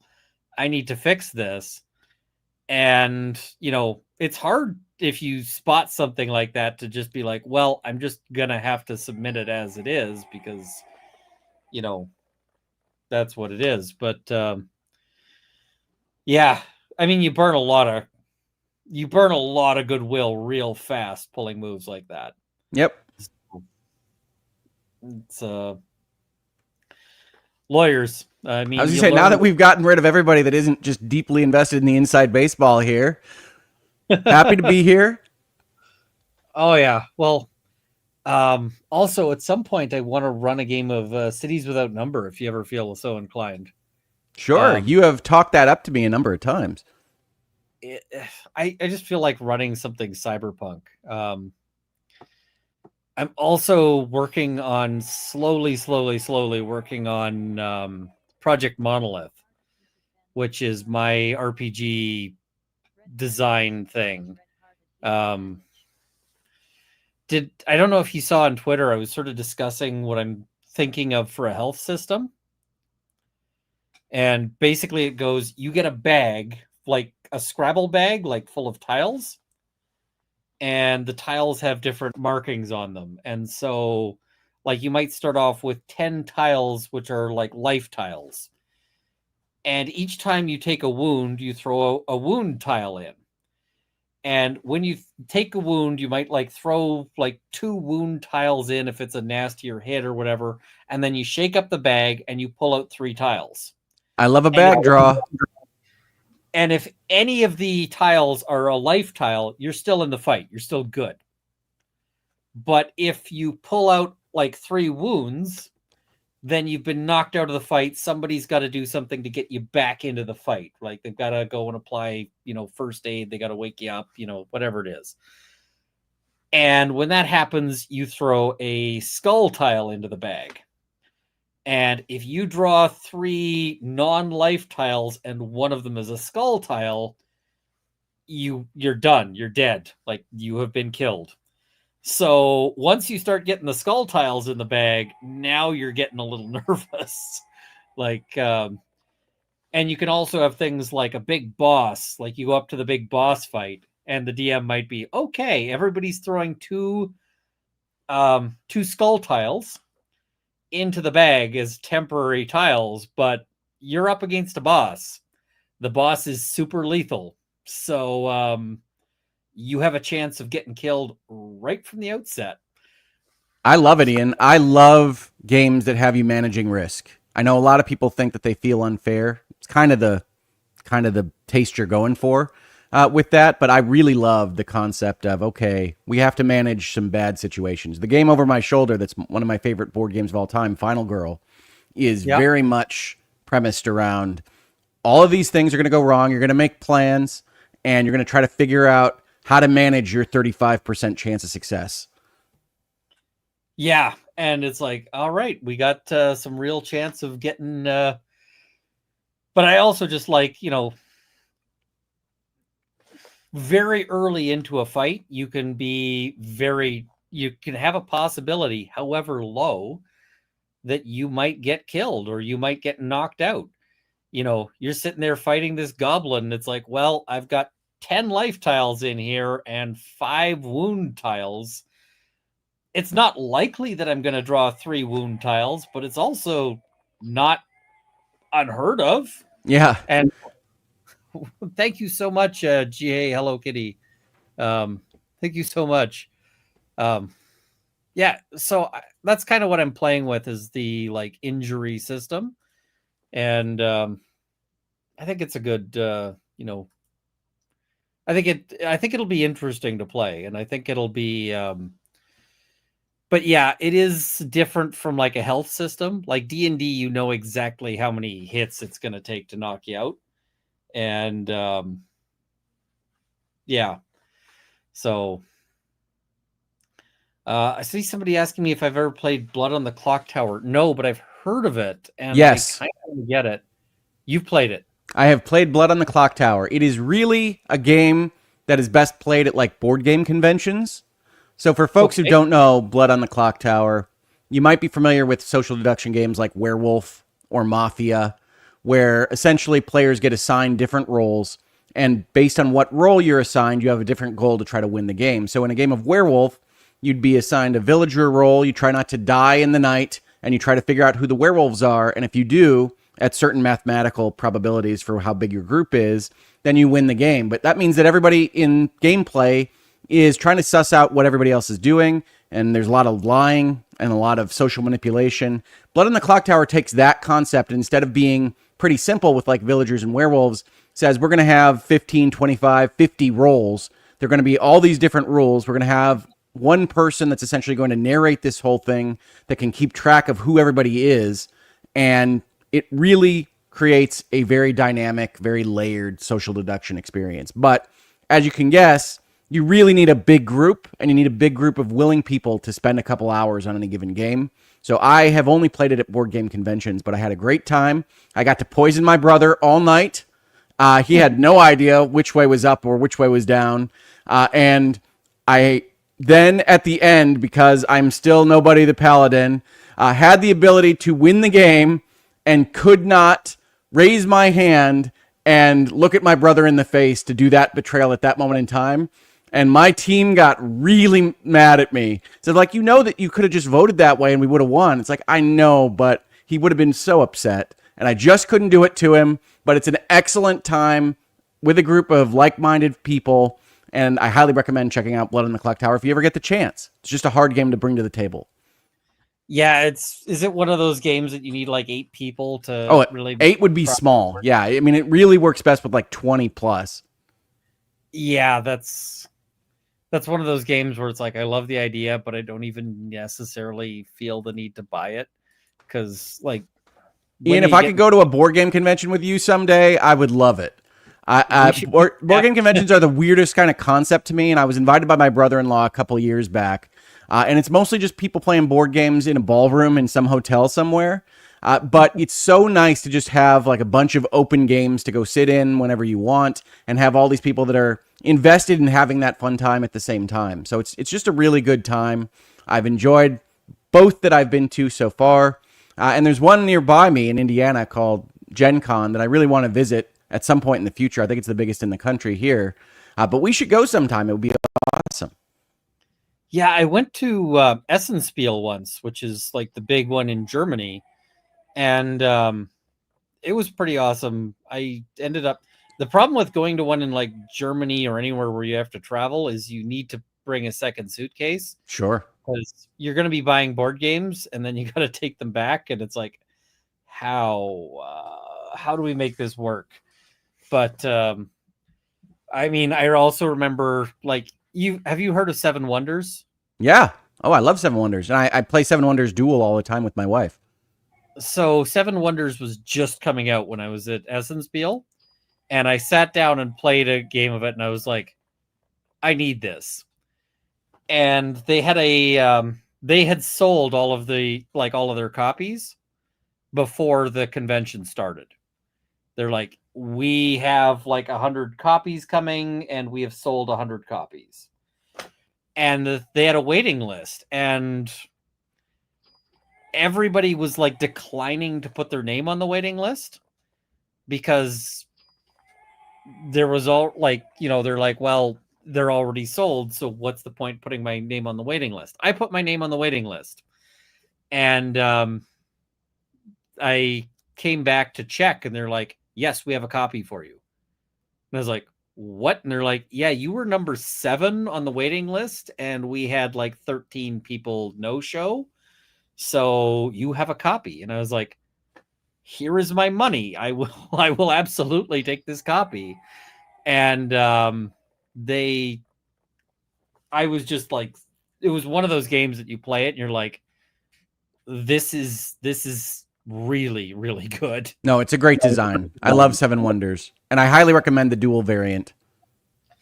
I don't know if I played the dual variant, but yeah. And somebody's asked if I've trademarked Project Monolith, and no, because Project Monolith is like a working name, and it's not what the product will eventually be called. So if somebody wants to steal Project Monolith as a name, okay, it's not. It's what I'm calling the project, not the actual thing. So yeah, it's probably what I would have told you. I mean, we would have had a conversation about it, but yeah, I always hate the video games that come out with like a project name, and then that just becomes so well known for what it is that they just have to adopt it. The funniest one to me is still Octopath Traveler and Triangle Strategy. It's like, what? Triangle Strategy, which is a great game, very enjoyable, highly recommended. That's a crazy title for a video game. And it's really just because they were trying to design a rock, paper, scissors setup behind the scenes, and they came up with it's Triangle Strategy. But now it means something different because that's what they went out with to the market. And Octopath Traveler, which is a game I love, a JRPG series that I love, new entry coming out in a couple weeks, is a terrible title for bringing in anybody that doesn't already know what it is, but that's how they went out with their demos, and they just said, well, that's how people recognize us now, so we're just going to lock them in. Fair. And I mean, if Project Monolith ends up being the game name, I'm okay. Like, whatever.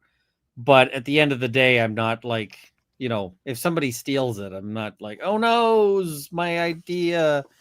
The other thing is, like, if people steal my ideas, most of the time I don't care, because I don't expect any of this to like make huge money. Like, guys, if you want to make money, you don't go and make a role-playing game.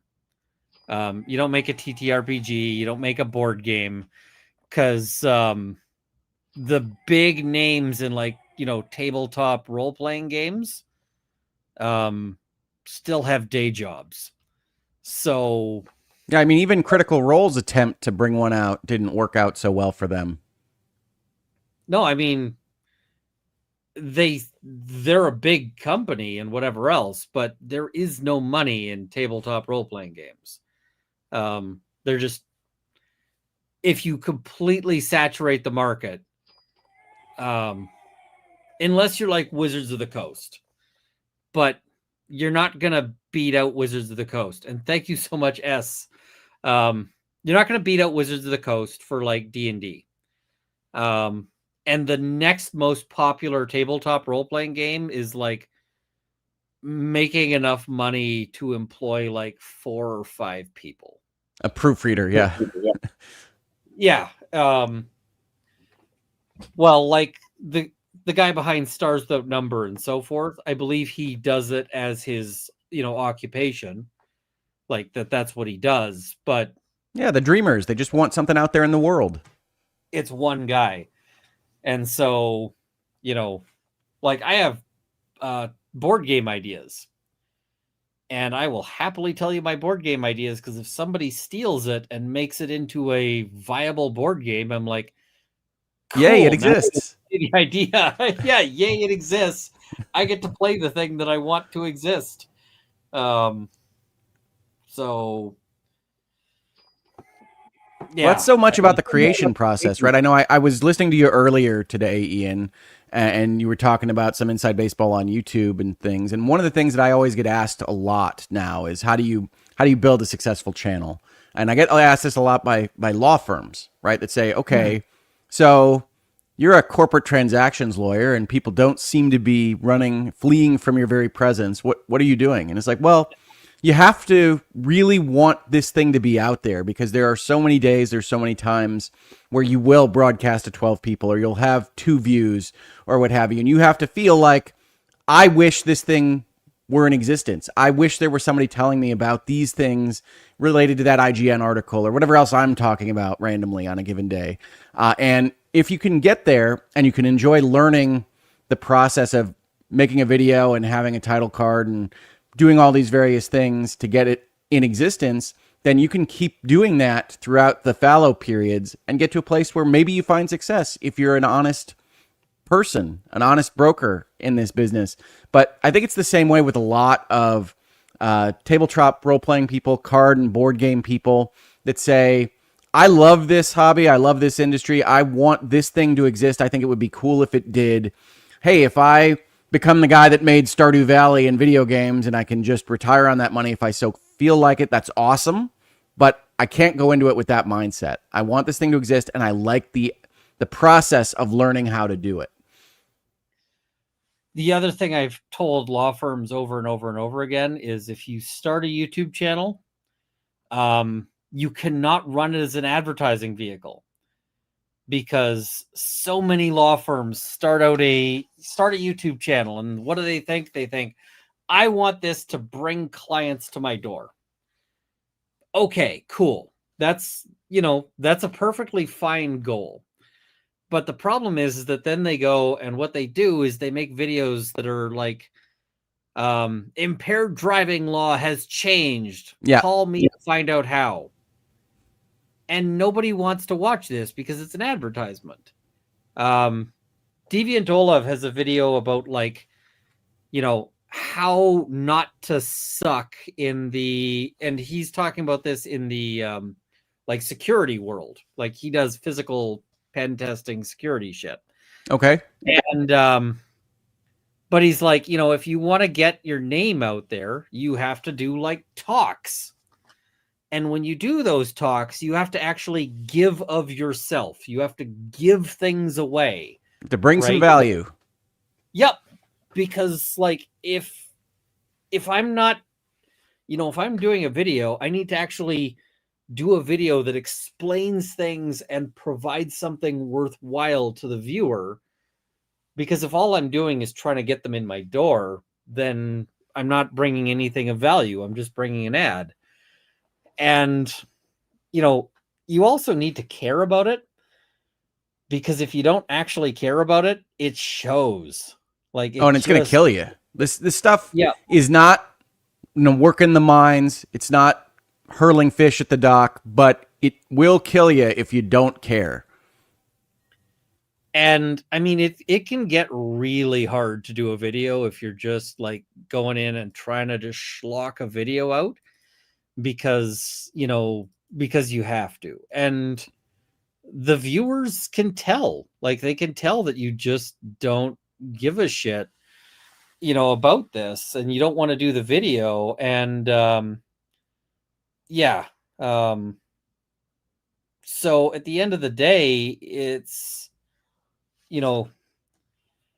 like I had a lawyer and he's like, so what should I make videos about? I'm like, well, what area interests you? Yeah, Like, you're a human being. What would you like to hear about? Yeah. Like, I do videos and I talk a lot about gun law because it interests me. But like, and I'll talk about a case that interests me, and I won't talk about other cases that interest me or that don't interest me. Yeah. No, that's the thing. I heard you before I came on, and you said you were making content for an audience of one, and I was shaking my head so violently my hat might have come off.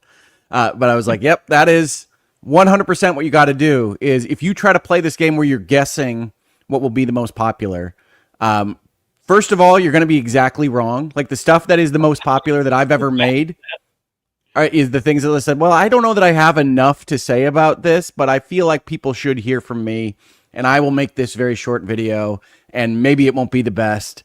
And you come in the next day and you're like, it has what in terms of views? And I can make the most well-researched, this is really important, people. I want you to share this video around, and it will be my worst performing of the year. Like, you just have no idea, but you have to motivate yourself based on what it is that you care about and what you think you could be useful talking about. I've had videos where it's like, I want to make a video about this, but it's, I don't think anyone's going to watch this video. And, it ends up being like one of my top viewed videos ever. Or I have videos where I'm like, this has been lovingly crafted. It's gonna go, like, I feel like this is just hitting the zeitgeist. It's gonna be the perfect. And it's like a 10 out of 10 video. And for the people who aren't YouTube like familiar, 10 out of 10 video is not a good thing. It doesn't mean 100%. It means that YouTube will tell you, of your last 10 videos, where does this rank? And so 10 out of 10 is, of your last 10 videos, this one is the rock bottom. This one is like, and so you always want the 1 out of 10 video. Yeah, they give you the little confetti. Yeah. And, I need the dopamine. I'm also, YouTube and all of these platforms absolutely like manipulate you a bit. Mm-hmm. And it's kind of funny to watch because, like, early on when you start a channel, every like, every comment, every new subscriber, it sends you an email. Like, congratulations, you have a new subscriber. And that's like, don't quit. Keep going.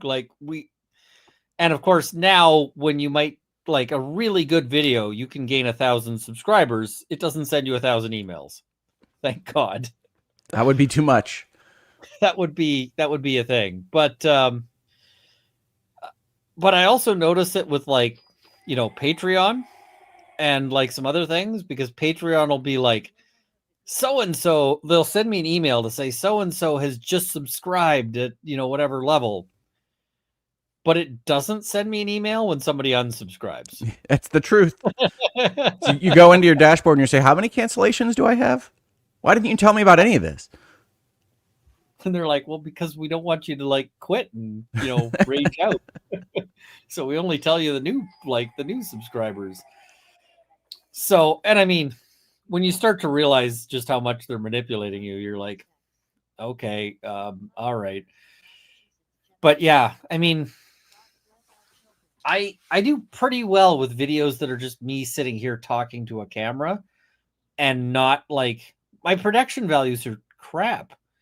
Like that's the hard thing to get used to though, right? Like, and I have talked to our friend Emily D. Baker on this, and it's like one of the things that I have trouble with, especially over the last couple of years, is I don't have enough, I think I'm offering to this analysis. I don't know that somebody should spend their time watching this thing. I'm just in front of my bookshelf and my board games, and I can illuminate like maybe some small things about this news story or this article or whatever it is that I want to talk about, but I don't feel like it's enough value. And that threshold, like internally, I have set wrong.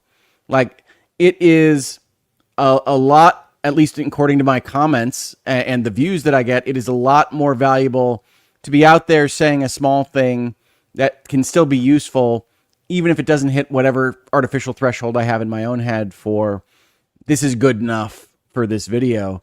And one of the reasons why you saw a certain amount of slowdown for me in the last couple of years is that kind of, I think self-doubt is too strong a term, but like just this notion of, you hear about perspective shifts after major life events like I had, but I don't want to waste anybody's time. And I don't feel like I do.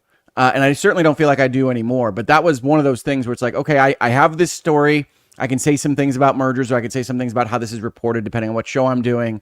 But I don't know how useful that is to people. And I basically needed to hear for like 3 years people telling me, no, it's super useful. Get out there, make more stuff. And that includes you, Ian. You've been a big cheerleader and supporter, and I really appreciate that. Emily D. Baker, other folks that I talk to. I don't have time to watch it all, but I certainly don't. So.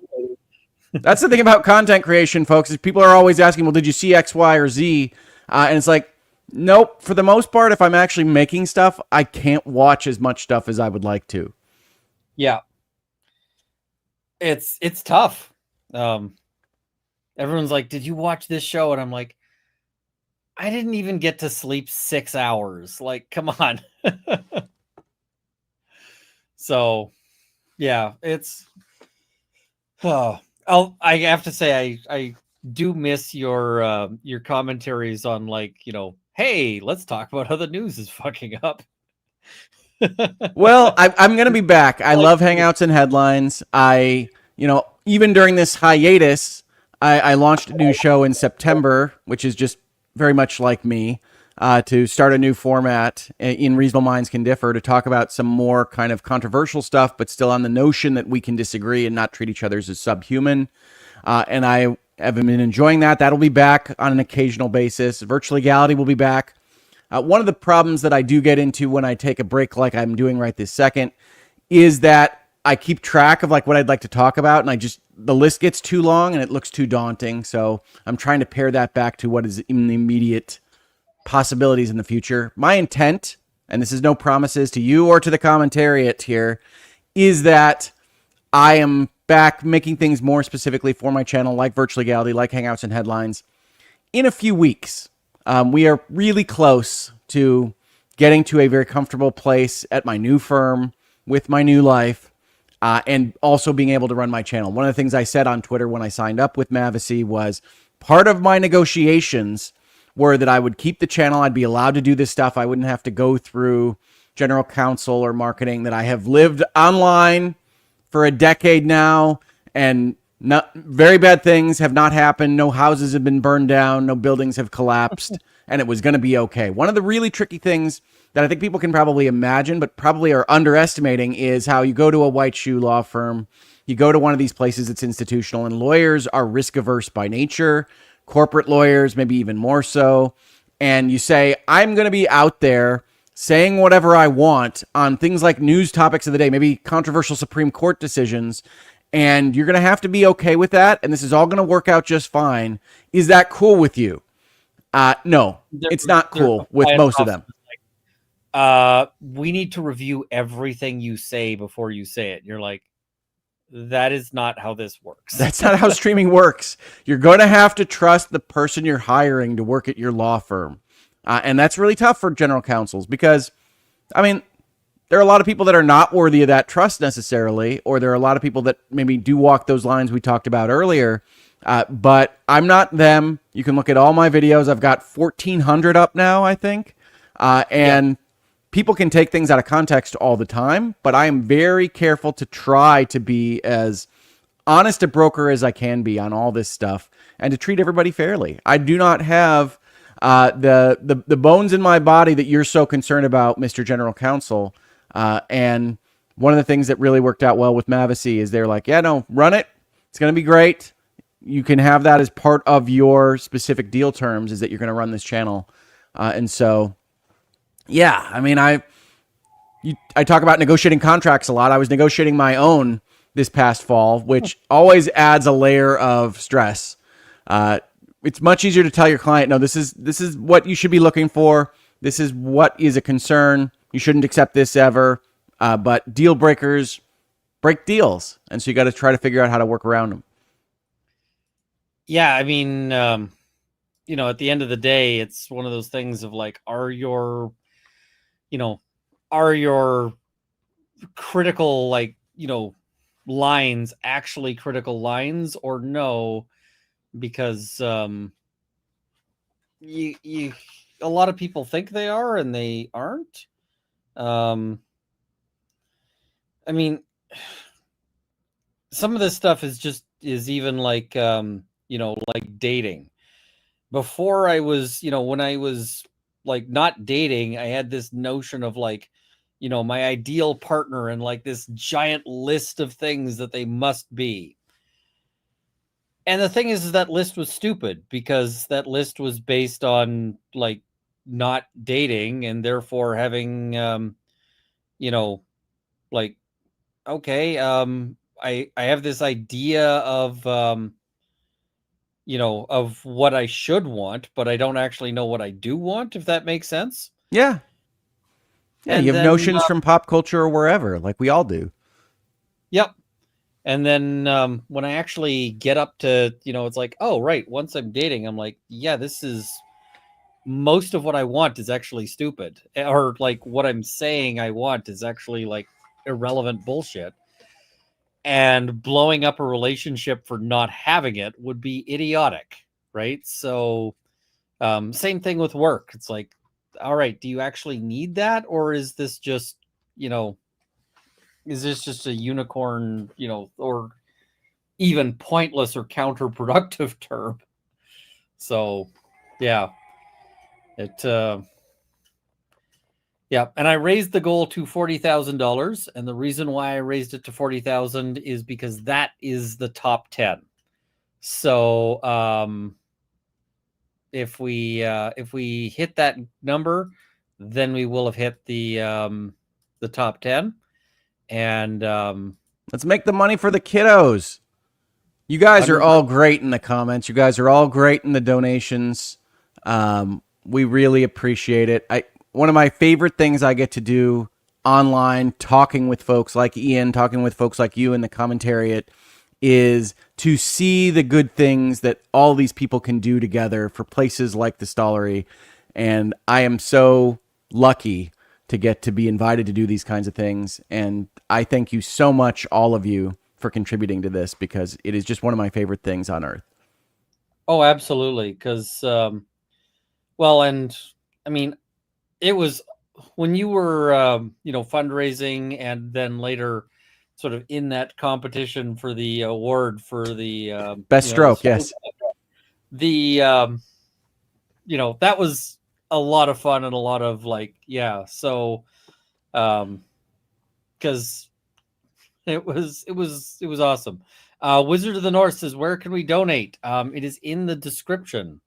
So if you look in the description, you will see it. I think it's also a pinned comment. So yeah, that's where you can donate.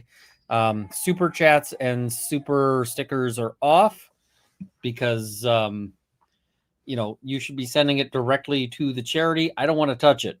I don't want to touch the money. So every year I do this, I would shut off memberships, but I can't, because if I shut off memberships, it kills every membership.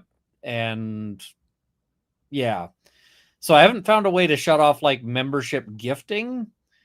But try to give that money to the kids instead. Not that we don't appreciate it. Yeah, if you're sitting there looking at the sign up for memberships button, don't. Go to the Extra Life page instead and donate it to some kids, because I'm gonna be okay. Like I'm doing this charity fundraiser because I want to do the charity fundraiser, and that means I want you to donate to the kids. So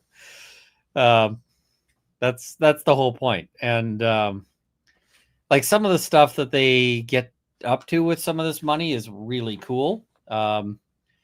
So at a thing, so the hospital invited me out to a thing for like their big donors, which is a crowd I do not fit in, because there's people in like suits that are like more than my car. And, and I'm sitting there like, I am the guy who has a YouTube channel and just kind of like a scruff. But, one of the things they were showing there was this little like mock MRI machine, and they actually have like a teddy bear that they can put in the MRI machine, and little videos with like a cartoon character of the teddy bear talking about the experience. And so is it this little purple face teddy bear? Is that like their mascot? Because I have a photo up while we talk about things from the Stollery that is their main screen that has this purple mouth teddy bear. That purple mouth teddy bear is the Stollery's like their mascot, but it's not the one that's used in like the MRI thing. Okay. So the MRI thing, and I have one of those. So I have a Stollery bear, but I put all my Extra Life like medals on it, and then it falls down, and I don't know where it landed, so I gotta track that down again. Oh, here we go. So that's the bear on their website. Yeah, it's not this bear. This bear is just the like the hospital's mascot, Dr. Patchup. But they have and they have a variety of them. There's like several different things. Oh, hey, Pixie. Did I send you a link? If not, I will send you a link. But I was like, okay, this looks like a good idea and whatever else, but what does this actually do? Like, does this actually do anything meaningful? Like this, this fake, MRI machine? And they're like, oh yeah, they were saying like it takes, like it, doubles or something, the number of kids who can go through the MRI process without needing sedation.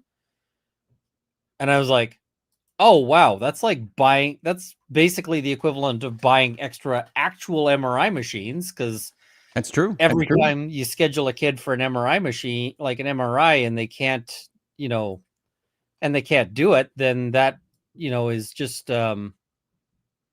not like it's wasted time, right? Whereas, but also sedation for kids is super dangerous, right? It's a risky thing. The kid may not wake up. And so, if you can avoid sedation. So I was like, oh, that is really cool. Like they've just invented like a little mock-up thing to show the, show kids that the MRI isn't something that they should be scared of. and it makes them way more able to do it. And I was like, that is As someone awesome. that has mild PTSD in hospital testing settings now, I could probably use a cartoon bear to tell me everything's going to be okay at some point. Honestly, I mean, MRI machines are not fun no. setups, and especially they don't happen in fun scenarios either. Yeah, nobody's Like, having a not good like, day in the "Hey, MRI I need machine. an MRI." As a matter of fact, I have some family members right this second as we tape this, Ian, that are scheduled for an MRI that they are not too excited about. So when they watch this in archive, I hope it all went great. And we're happy to see you from the past, I guess. Hello, future hogs. Yes, indeed. Hello, future hogs watching the archive. Because I sent them a thing that said, I think I'm going to go on with Ian right now because this made the most sense for me. And they said, well, we're on our way to the MRI, but we'll watch later. I said, no, it's totally fine. But they were actually there right this second. Thankfully, not little bits, not kids, but kids need help with giant, scary machines too. Yeah, and scary, claustrophobic, noisy, whatever else machines. It's yeah, and just things to make it more doable, right? Because it's difficult for kids. Like, my first memory is an oxygen tent, and it's not a great memory because oxygen tents really suck as a kid. Because yeah. I didn't know you had to go through that, man. Yeah, my asthma used to be really bad. And so it used to be that I what is it? That I would get super unable to breathe just over things like if my mom went grocery shopping and handled a can that was previously handled by somebody with a pet, it might be enough to send me to the hospital with an asthma attack. So yeah. This is also why Julia is noting. This is also why I don't do coffee, because coffee can be used as like an emergency asthma medication. Oh, And but in order for that to work, you have to drink as much as you possibly can of black coffee, because you can't be diluting it, because you need the maximum amount of coffee possible. And so basically then you associate the taste of coffee with drinking huge quantities of coffee when you just are hating everything. sure. And it really does not lend well to what is it yeah, Like so casual drinking of it. No, that makes sense. yeah, my brain just I taste it, my brain is just nope, this is bad, stop. Especially because you can't drink it hot, because if you're drinking it hot, then you can't drink it fast enough. So Huge amounts of lukewarm or cold coffee. Yes, I can see how that could put you off the notion. like black lukewarm coffee, it's yeah, we're not doing that anymore. So I mean, I still like caffeine. I've got my energy drinks, but Oh yeah, Saturday morning gets a full-on green tea from me. it's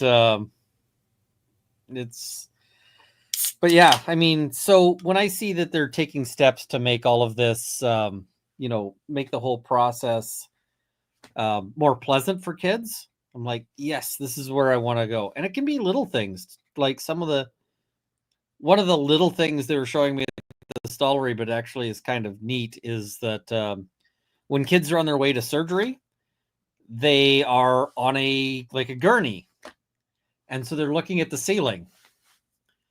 So they put a bunch of stars and like neat stuff on the ceiling to distract the kid from the fact that they're getting taken to something scary.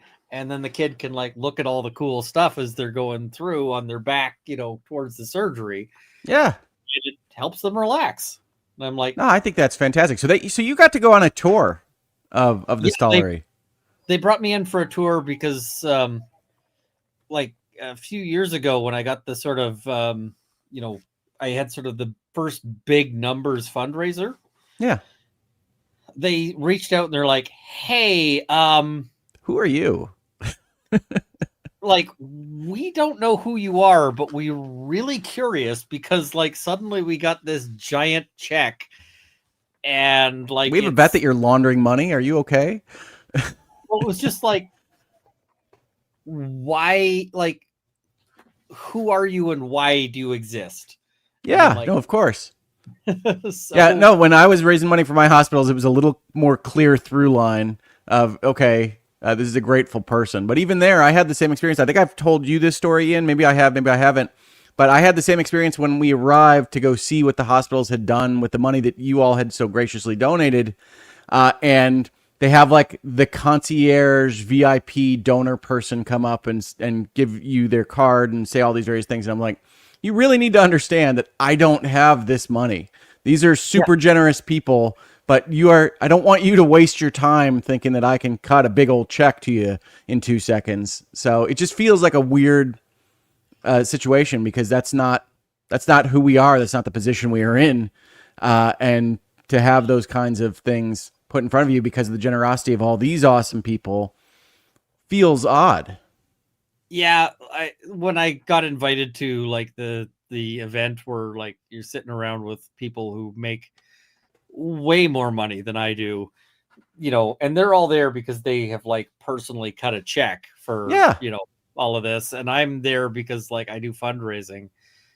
And it was funny because one of the Stollery people came up and was like, "Oh, so good to see you," and I'm like, I do not fit in here. Like, I do not belong. I know that feeling well. So, and thank you, Amazing Meta. That's very generous. Thank you. Yeah, I'm just like, I don't belong here. I'm not, like, if I showed up at any of these people's houses, they would like call security. So they would have opinions. I would not call security on you, Ian. You can ring my doorbell whenever you like. Fair. I mean, like the people who are able to like cut $100,000 check or whatever. Oh, sure. Yes.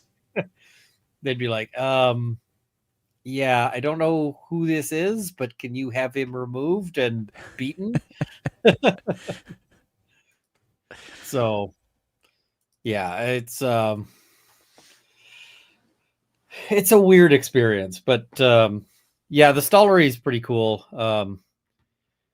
The other thing is they're like, oh well, if you raise over 100,000, we'll put up a plaque.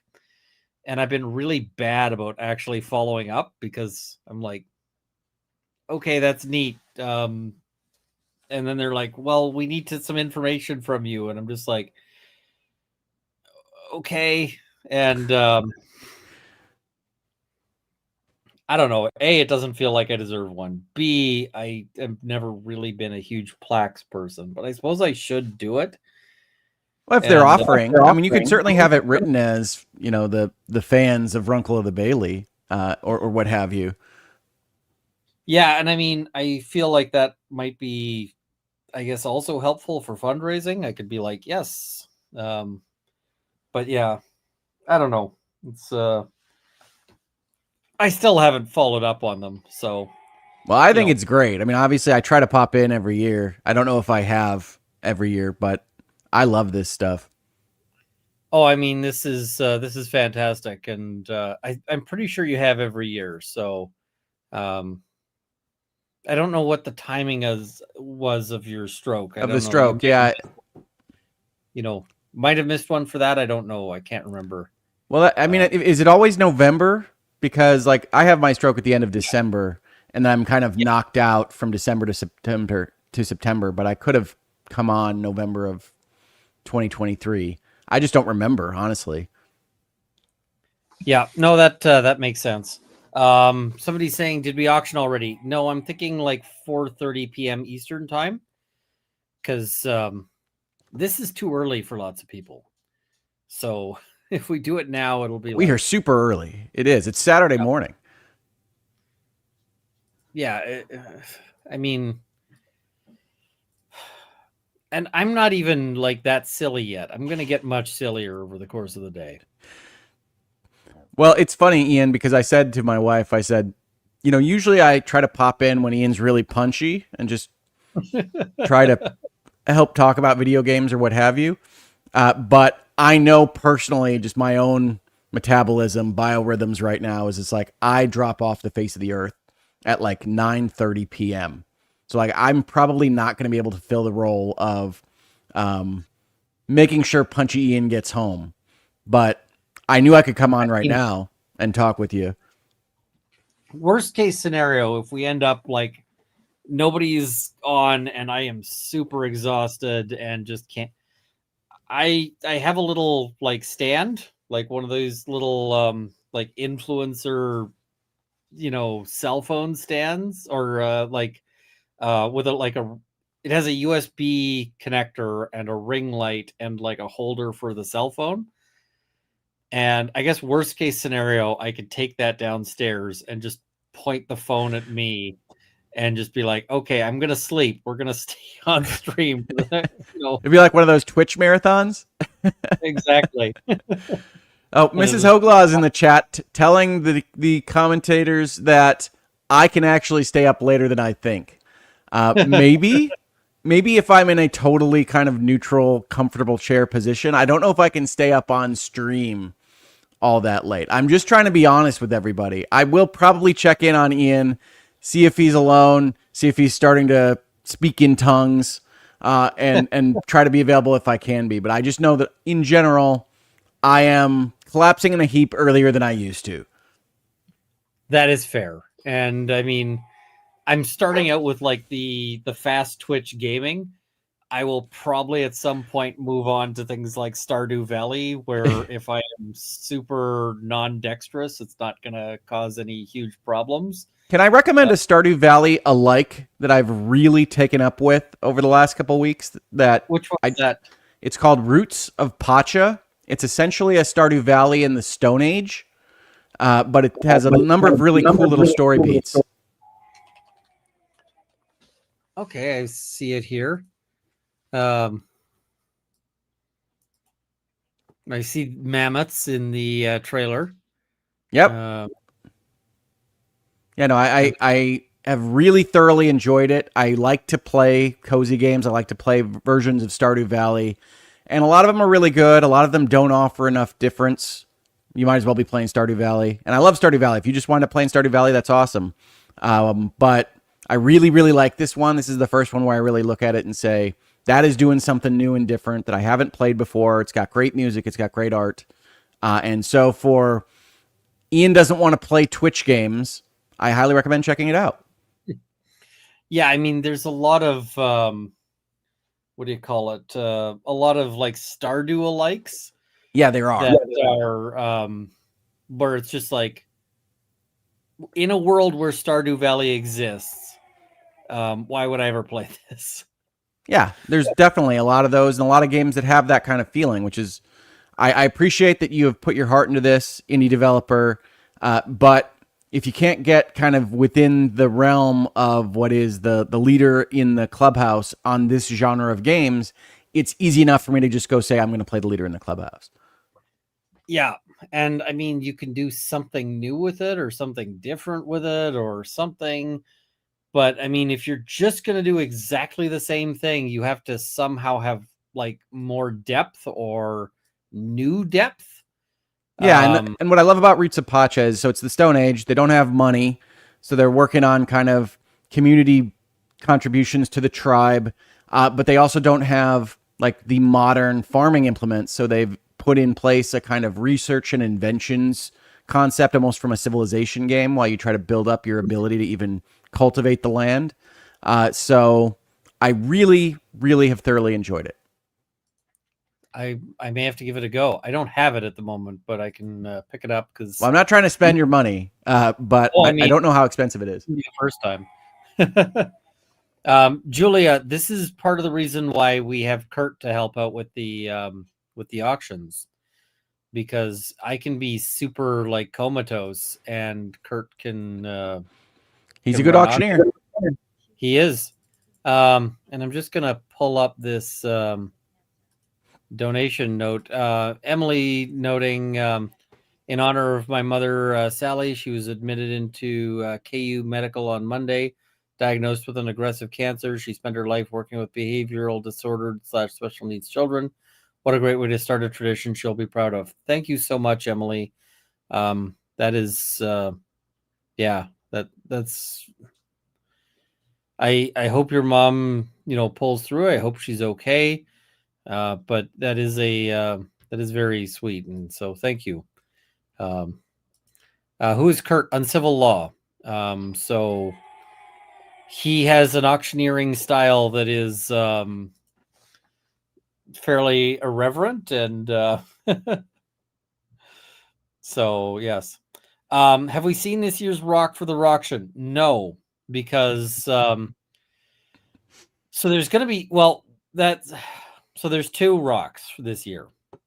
One of them is in a suitcase out there that I have to dig out. And that is because apparently there's like an extra life rock that gets passed around.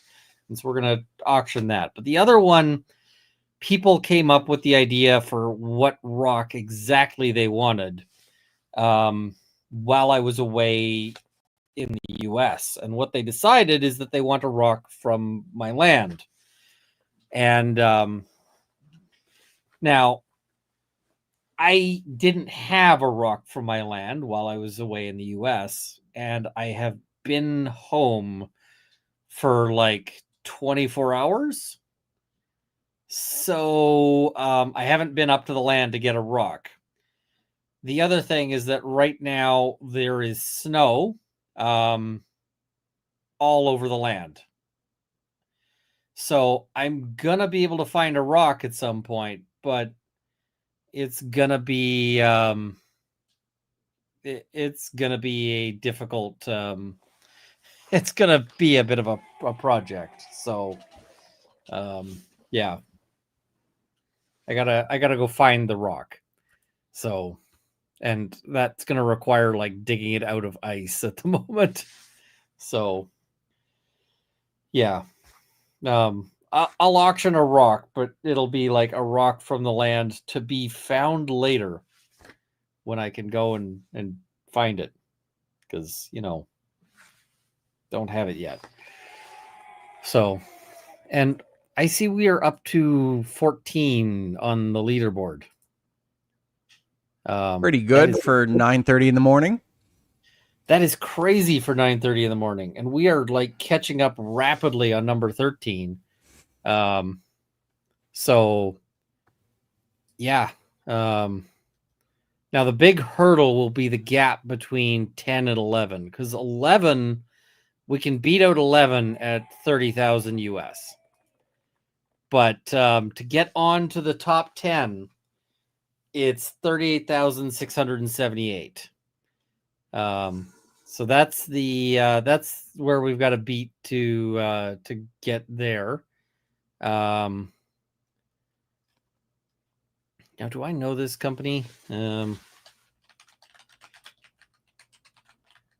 do they do? I'm just pulling up the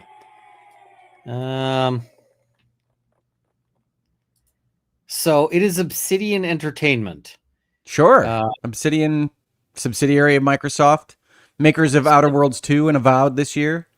Yeah, I'm like, okay, so these guys are not like slouches. So Microsoft has some cash, yeah. Yeah, just a wee bit.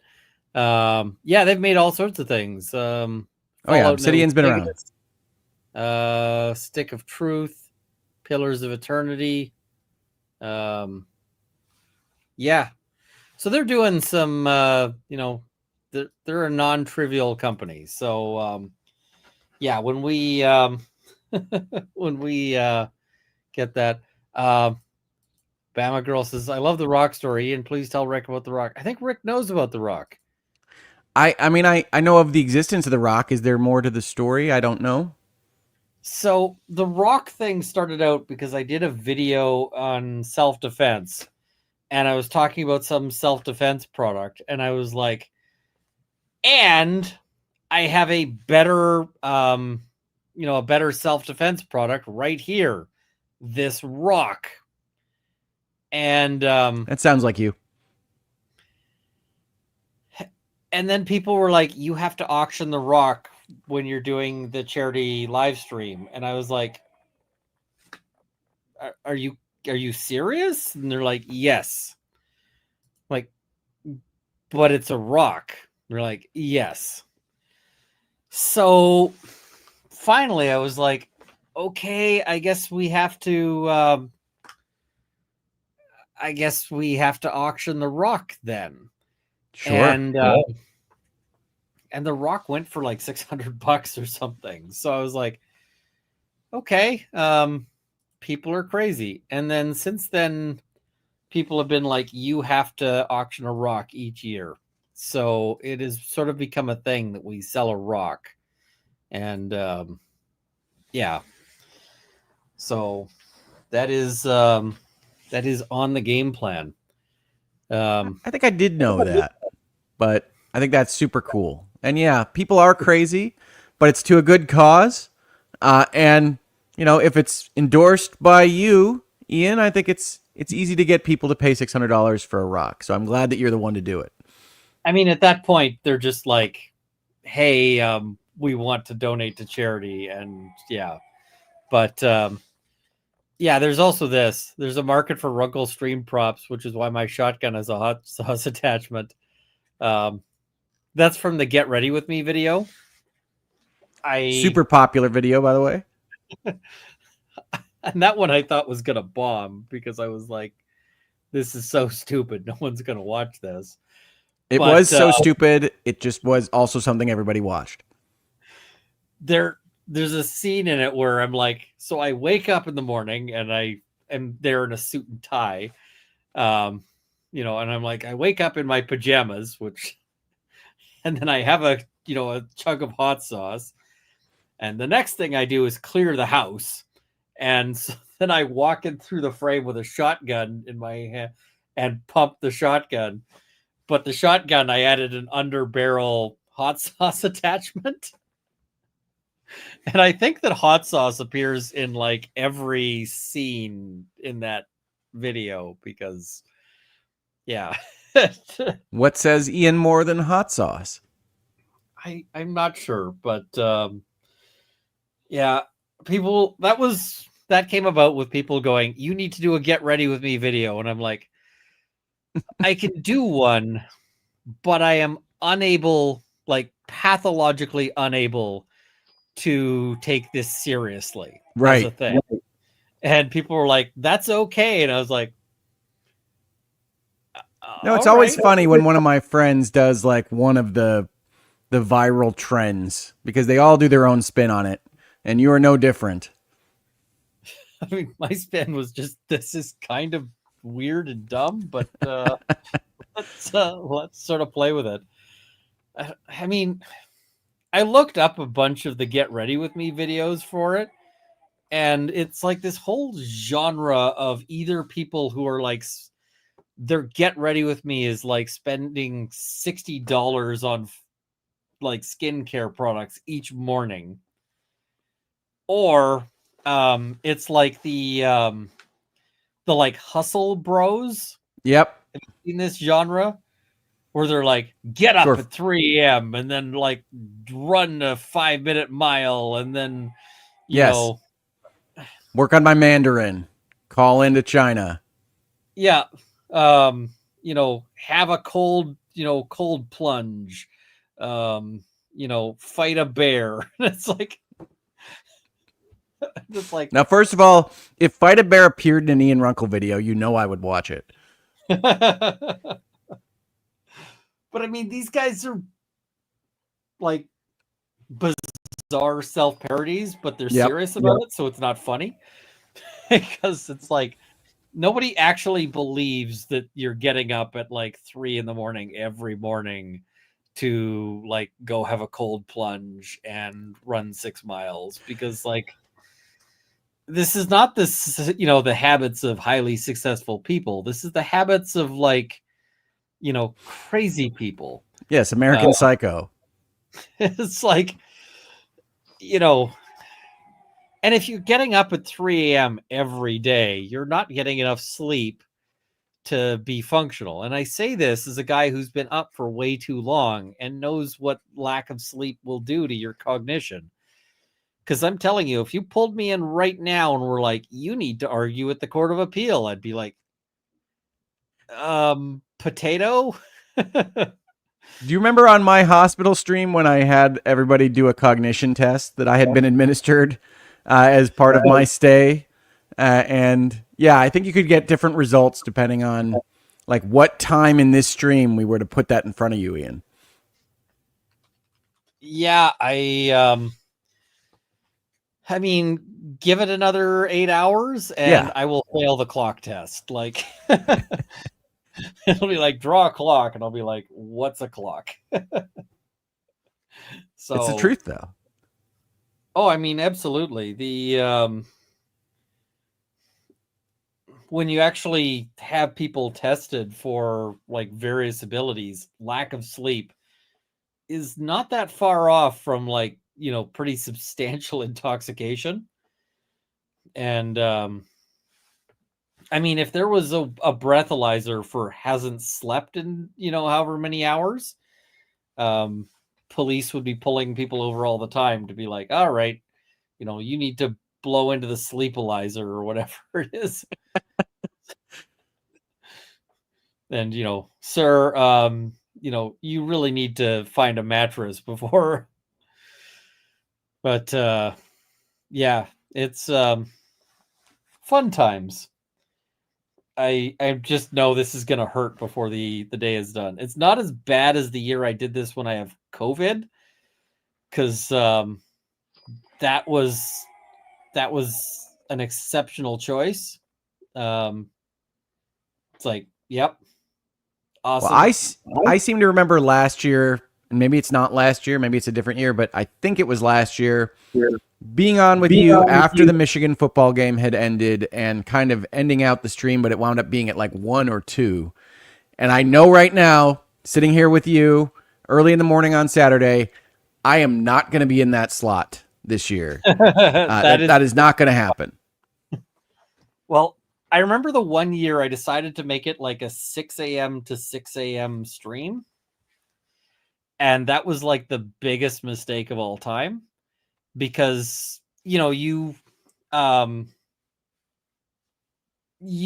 sort of perk up a bit during the day just by virtue of it being during the day. But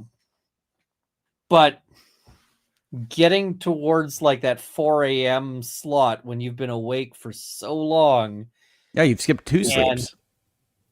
And there's nobody around to, what do you call it? There's nobody around, like, because nobody's around at 4 a.m. to, like, help buoy. Keep awake, because they're all sleeping. And it's just like, oh, man. And you feel like crap. You really want to go to bed, and you're like, Yeah, no, I think midnight to midnight is better. I've thought that a long time. For whatever reason, my brain, watching the TV show 24, which you might remember. I think it's a classic now. It's a few decades old. Jack Bauer, Kiefer Sutherland. But the first season, they go midnight to midnight, and that seems like a hard enough day as it is. The other seasons, they pick different starting times, and I thought basically the one that you just described, 6 to 6, sounded like the hardest, sounded like the worst, because you'd have whatever crisis happens during your sleep cycle for the first day, and then you'd have to roll through the whole second sleep cycle. So, yeah, don't do 6 to 6, Ian. I think this is better. Yeah, and the other thing is, at the end of the day, you can be like, all right, I'm going to bed at midnight. And going to bed at midnight is actually fairly reasonable as a thing to do. So you can go to bed at midnight, sleep for 10 hours, wake up at 10 on a Sunday, and it's not idiotic, right? I got to believe you keep tomorrow scheduled as a rest and recovery day, right? Like this is going to knock it out of you. Oh, tomorrow is nothing is happening tomorrow. Tomorrow is if there is, if the house catches fire, just leave me in bed. And, me and the fire will negotiate and see how it goes, but I'm not getting up. So yeah. That's kind of how that goes. Well, I think that's the right call. I mean, Oh. I had in my head committed to a couple hours here right now, and that's going to knock me out a little bit. So 24, you might not see me for a week. I did a year where I tried to work the next day. Yeah. And I made it about 2 hours into work, and I was like, we good. I need to hand off all of my stuff to somebody who isn't a pumpkin right now, because I have turned into a pumpkin, and it's crazy when you can feel that, right? You're looking at a resolution or in your case, a brief, whatever it is that you'd be looking at, and you're like, nope, that is definitely not firing on all cylinders. This will be easier at another time. Yeah. Oh, I mean, I found in law school, there was a point where you're like, all right, I have I've given this my best go, and any studying I have to do from here is if I gotta study further from here, it's just no. Yeah. We're not doing that, because yeah. It's hard to know where that line is, though. I mean, I have such respect for people that are much better at it than me. Of just, you want to push through, you want to get the thing done, you want to do the work, whatever it is, and you have to be able to recognize, no, this is way more inefficient than it should be. The brain is not on board right this second, and we need to put it in a drawer. We need to pack it up, and I really do have so much respect for the people that are able to do that better than I am. Yeah, I mean, it's just I am very much not skilled at that sometimes, but I try to be better at it. And it is good when you have the moment of yep, I'm going to be so much better at this studying if I get some sleep. Yeah. Reset my brain. Well, I can only speak for me, but I know I get so frustrated at myself when I'm looking at a resolution that I know I can draft. It's going to be 2 pages long. It's no big deal. And it's like, nope, you got to do this tomorrow, Hogue. And I feel bad about myself for a solid hour when I make that decision. And you come back the next day and it's like, nope, this is super easy. Whatever you were going through yesterday, you made the right call. And I'm still learning that, folks. Right now, not just my entire professional career, but certainly after the stroke, figuring out when to pull up stakes is what I usually call it, and put it aside for a moment. So, yeah, I know I couldn't do a 24-hour stream. I know I could only pop in to try to help support Ian. And before I go, which is not for a little while yet, but before I go, Ian, I would be remiss if I didn't talk to you a little bit about video games here on this video game stream. So I saw you playing Hades 2. I know that the Game Awards, which is kind of the de facto official Game Awards for the gaming industry, said that they're going to announce their nominees for Game of the Year in 2025 on Monday. Do you have a list of your own, Ian, of games that you really love this year? Or, if you'd prefer, as a conversation topic, do you have any guesses as to what Jeff Keighley and friends in the games journalism industry are going to nominate for their top 6 games of the year this year? Wanted to make sure I had this conversation with you before I got offline. Are we talking about the ones that deserve it, or are we talking about the ones that are going to spend their marketing budget to get there? Well, why don't we start with have you had 5 or 6 experiences this year that you really felt were above the top of the class and you'd like to call out now? Because I'm interested in what Ian really loved to play this year. I mean, I often don't play a lot of new games, Okay. but I really liked Hades 2. Hades 2 is so good, isn't it? It really is. I haven't yet played Expedition 33, but Surprise. the amount of buzz I've seen about it suggests that it's a pretty good contender for that. E33 has a lot of really, really big fans. Now, part of that, in my opinion, is that there are a lot of folks that like to disparage or dismiss Japanese role-playing game as a genre, and they view Expedition 33 as kind of the way that it could work for them. And so there's a little bit of friction there for me on that score because I don't think it's as good as the top-of-the-line JRPGs. But it is a very good game. It will deserve a lot of the plaudits it gets. I think it's an almost certainty that it is on the nomination list for the Game Awards on Monday. I've seen some people saying Blueprints. I played Blueprints. I liked Blueprints. I don't think it's Game of the Year. That's where I wind up on that. Like, if somebody says, "Hey, I'm thinking of buying Blueprints," I'm like, you will not regret buying Blueprints. Like, it's by the time you've looked at the description of Blueprints and said, "Yeah, I think I could get behind that," they do it well. Yeah, so like, go get it. If you look at it, you're like, "Hey, this sounds like fun." And Blueprints is basically a game where it's a card drawing, building a building a mansion? house. Yeah. And exploring the mansion as you build it thing, where you need to take notes and solve puzzles and have no interaction other than with static puzzles.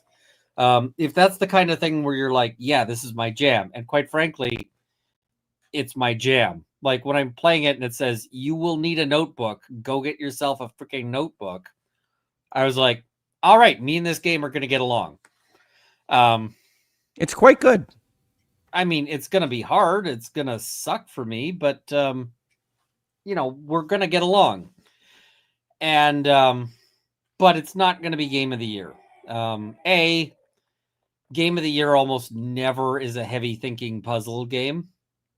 I can't think of any that it has been. I know us lawyers like to say almost never, but I think you might be able to commit to never. Yeah, I mean, that is fair. The graphics on it are not spectacular. You're not going to see a picture of Blueprints, like a screenshot, and be like, wow, that is such a pretty game. It's really hard to make a trailer for it that looks super interesting because, the trailer is you walk into a door and then it's like, draw a card for which, thing this is. And you're like, all right. And it completely cannot convey anything. So I'm like, yep, no, it's the whole package. It doesn't make a great trailer. It is a very good game. I tend to agree with you, Ian, that I think it's one that probably, even though it's very highly rated this year, gets dropped off the list because I think in general the Game Awards, as I've observed them for a number of years now, has 1 or 2 indie slots to go with the big console manufacturer slots and everything else. And I think those are probably some grouping of Silk Song, Hades 2, and Expedition 33.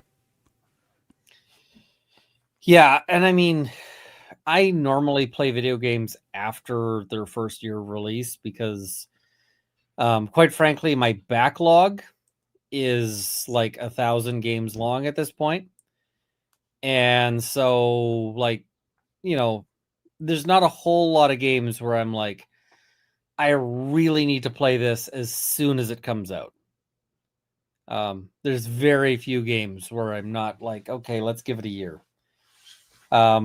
Hades 2, I got in early access, and that's purely based on the fact that Hades 1 was so strong that I was like, I think I'm going to like what they do with Hades 2. I'm going to give it a shot, right? And if they burn me, that's on me. And I haven't felt like playing Hades 2. I have not felt like I got burned on that one. No, it's great. Which,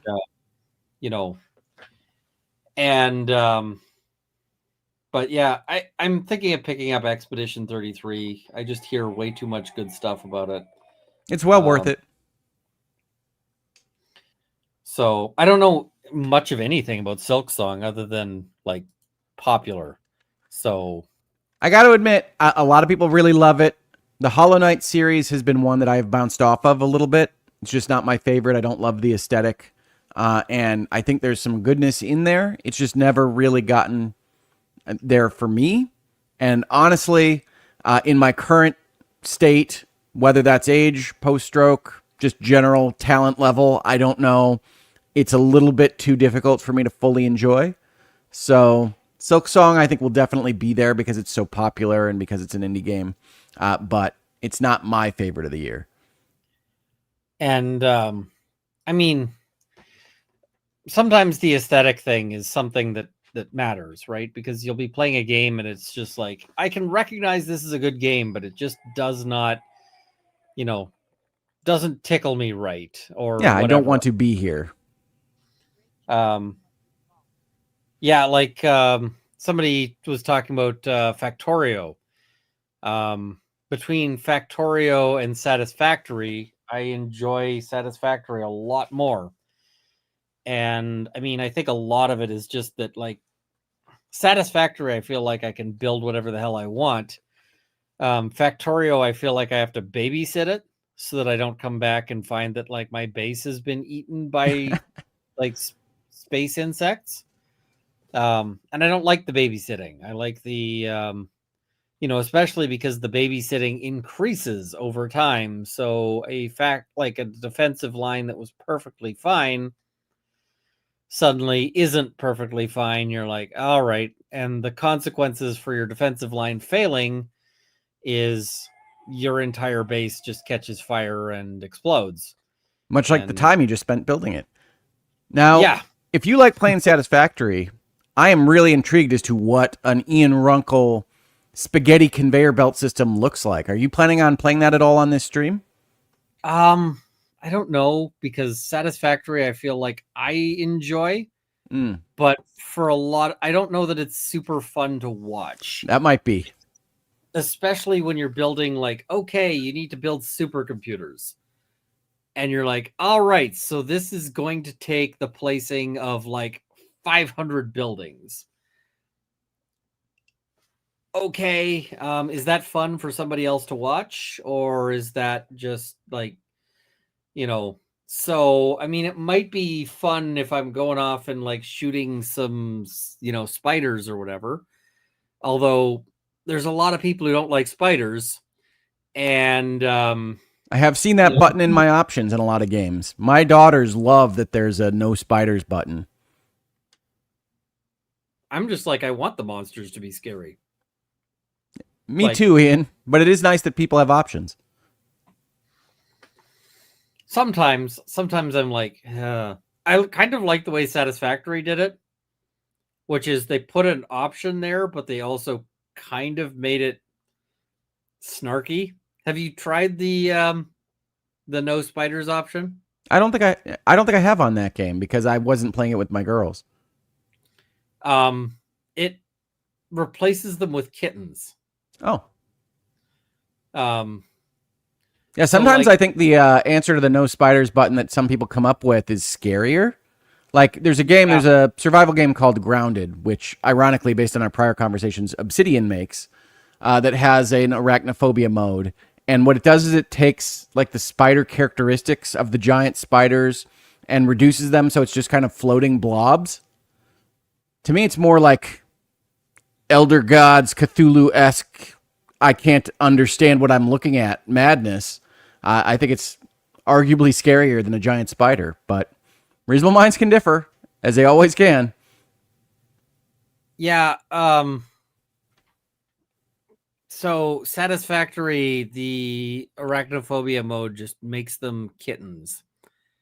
And they're like this big kitten head that sort of moves in because they move exactly the same as the spiders. They're just now giant kitten heads. It is kind of weird and wrong. So, I mean, the other thing is I had a daydream while I was at the airport. Because I was at the airport and I'm stuck there for several hours. I think it was like a 6-hour layover. I don't want to interrupt your train of thought, Ian, but I do want to say that your travel tweets, whenever you're having a travel day in the airport, is the only time where I consider unfollowing you. Not because they're not bad, not because they're not funny, but because I kind of try to, I take on some of the stress of travel when I hear about we're going to miss this flight or they've lost my luggage in this way again and all these kinds of things. And you always seem to have such traumatic or dramatic travel stories. My travel, I mean, sometimes my travel is just straightforward, but once it starts going chaotic, it just gets really bad. What is it? So I was there and they had this thing where so the bridge to get to the terminal was closed. And so they had an automated message that said the bridge to the terminal area has been closed. Please take the train to get to the terminal area. Sure.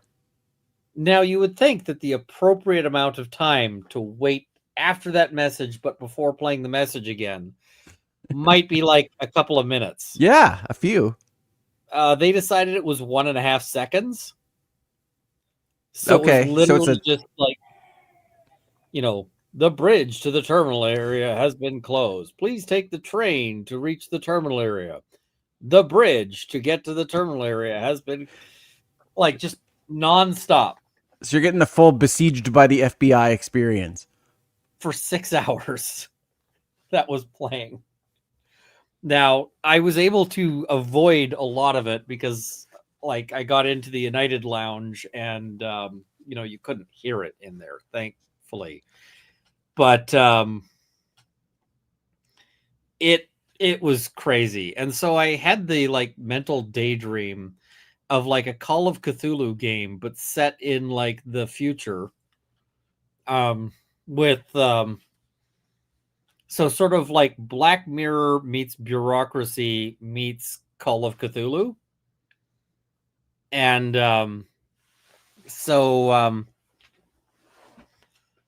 things like here is a repetitive voice that is just being run by some sort of chthonic horror because, hey, that's what they do. And this kind of thing. And please fill out form 12 if you do not want to be eaten by the unnatural space god or whatever. I can see it working. It's one of these things that would have to be a very particular aesthetic, but I feel like that aesthetic is, it's not undoable. System Shock is pretty good and has some of that. Although it's a computer as opposed to a whatever. Oh, Shodan's an unknowable space god. I will hear no that is fair. Other descriptions. Have either of you played RimWorld? Yes, RimWorld is very good, but I probably won't play it on stream because RimWorld has a lot of... It's sort of a nudge game. I think we might have given RimWorld a run on this stream on a previous year where it had a little bit too many details and niggles to work through. Yeah, I mean, I call it a nudge game, which is basically the game goes on its own and you just kind of need to poke it every so often to keep it from going off the rails. And but because it just kind of does its own thing, it is kind of boring for other people to watch. But yeah. Well, one thing I was going to recommend for this stream from this year, and I don't know whether you own it, Ian, is if you have somebody that's on with you that plays games and you can work with them on it. Split Fiction is one of my favorite of the year. I haven't played that one. Yeah, I played it with my daughter, who, by the way, it's a real milestone event in your life when your daughter is just way better than you at Twitch games, and you're like, I didn't teach you any of that. How are you? Hold on, wait for me. I got to get through this obstacle now, and she's waiting and joking about how long she has to wait for you to progress through the same thing. But it is such an excellent co-op experience, and it's such a crazy design with everybody having different powers and having to work together to get through these things. That I think it would be a funny thing to stream with somebody that was willing to play. I mean, I have some other stuff. So a game I have yet to play, but people have said I need to play, is Squirrel with a Gun. I have not played that. I do know my buddy from the Bitcast, Travis, reviewed it for IGN, and he liked it. He likes funny things. So, well, that's good. Yeah, I feel like, that is an interesting premise. I've got some Sifu that I'll probably play. Sifu's great. I also got a key for The Last Caretaker, which is in early access. I don't think I know that one. I don't know either, but I got it as basically they were like, thank you for doing Extra Life. Here, have a key. And it's actually kind of interesting because I was literally telling the guys who do Extra, because one of the things they brought me out there for was part of the, they brought me out there for hey, we want to show you a bunch of stuff, but they also wanted to ask a bunch of questions about what should we be doing? And one of the things I said is, listen, you need to start reaching out to Bungie and whatever else, big game companies are not going to give you the time of day. Don't bother. I mean, they might start if you become a bigger thing, but right now, you got to roll the snowball. Yeah. So I'm like, what you need to do is reach out to the indie games and the, these things and say, hey, listen, how about you give us 100 keys? And because if you're an indie game, 100 keys is not a big marketing spend, right? Especially because most of the people who get those keys weren't going to buy your game. So, I mean, out of that 100 keys, you're probably losing 10 sales.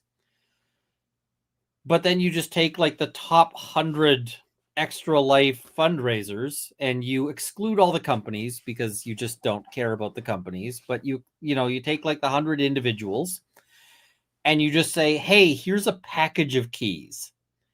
And, you don't have to play them on stream, but, it'd be nice if you did. And you would get a whole bunch of people running the Extra Life streams and playing these games and getting them extra eyeballs. And assuming the product doesn't suck, you'll get a whole bunch of people going, man, this is pretty fun, right? And I think that makes sense. You incentivize everybody both directions. And the other thing is, if they get that going, this could actually start to become something that becomes part of the early access planning. When they're planning the early access cycle, they're like, listen, our early access kickoff, maybe we should try to arrange this around Extra Life, because then we're going to get all of these streamers playing it and get some eyeballs, get some initial traction. You could have you could put into the package to say, listen, I want to sign up for this, for these keys. And in exchange, I am going to, they can use clips of you playing it, and clips of you talking about it. That's the deal. They can, take clips of you playing it. And I mean, I think it could make sense. And JMR says, here's what happens when people gift games. People sell the keys. I mean, it's not that hard to work around that. They could, for instance, say, you need to provide, if you want to be participating in the We Want Keys thing, you have to put your name, you give them your Steam account, and they just gift you the game directly. Like they Yeah. could do that, for instance. So And you there are can't reach- scammers. I mean, one of the reasons this plan works is that there are a lot of people that are always begging for keys, and whether that's to remarket them or otherwise, that's out there. That's in social media. So if you can incentivize those groups, and that can benefit the devs and publishers, and with both of those groups incentivized, get more Extra Life streams, get more people not just watching the games, but hopefully donating to great causes. Like, that's the idea for all this. I think it's a really smart plan. Yes, there's definitely the logistical stuff to work through there. But if they were asking you, what does Extra Life do as a concept, as a body to move forward, I think it's a good direction. And the other thing is, if you pick the top 100 like Extra Life fundraisers, then to get access to the keys right now, just glancing at it, is like, if you're just saying I'm gonna put money in, then that's like a $5,000 buy-in.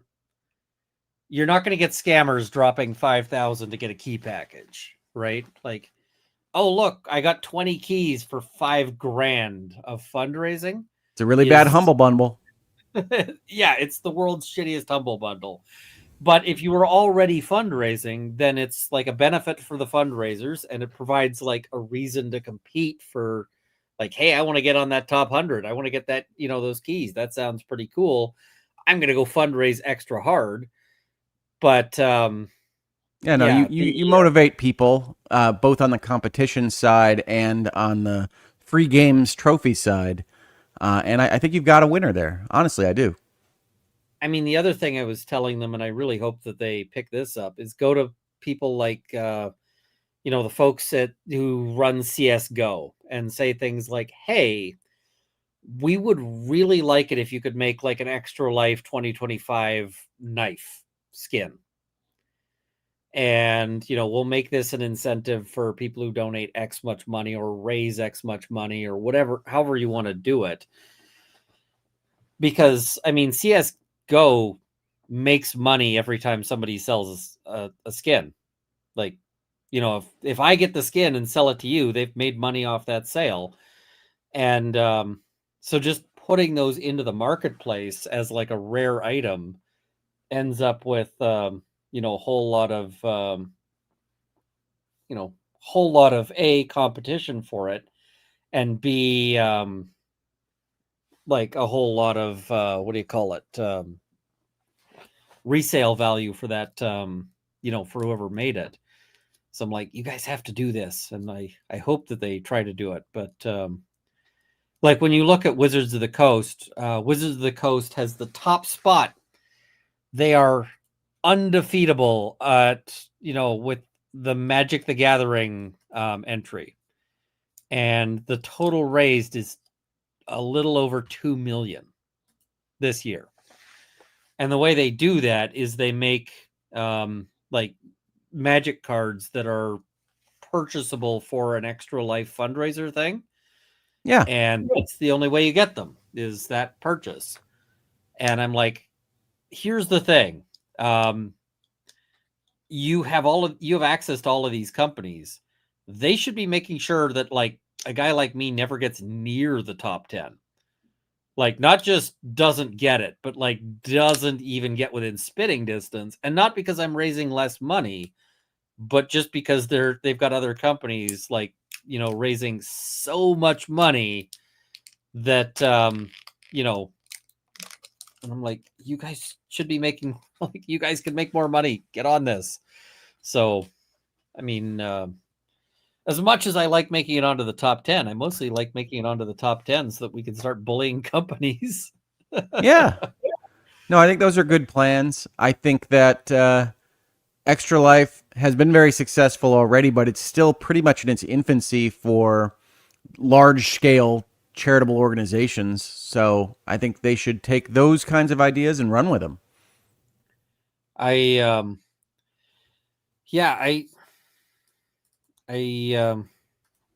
like the ideas, or at least I like the idea that they will make, make a ton of money, because at the end of the day, it's a huge amount of help to these hospitals.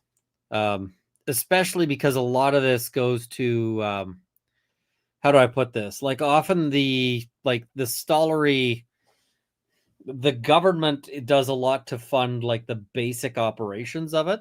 Sure. You know, things like, do we have enough cancer meds and stuff like that.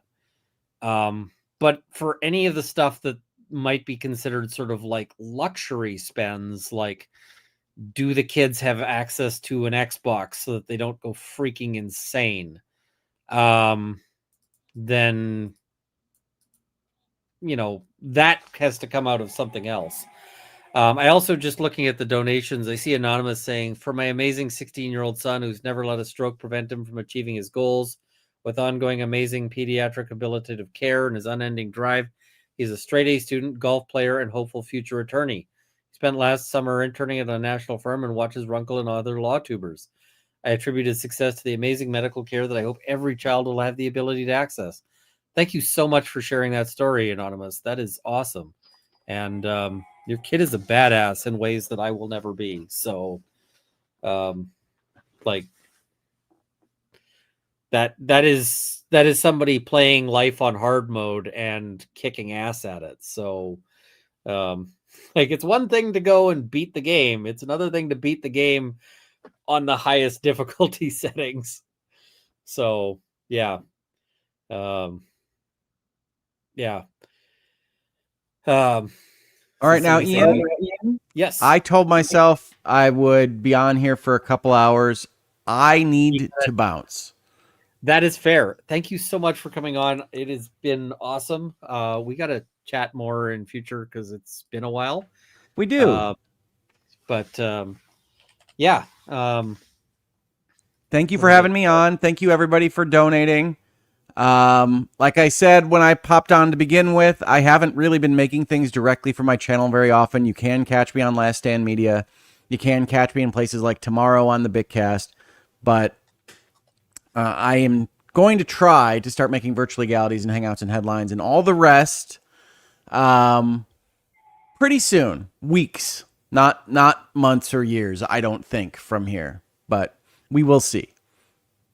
That is awesome. I'm very much hopeful that we can get another Lawyers and Dragons going, and also I think that would be awesome too. Thank you so much, and I will see you next time, Ian. See you next time. All right. Let's see. I'm just going to do the tweaky thing here and do that. There we go. Oh, I paused that mid. Like, what is my build now?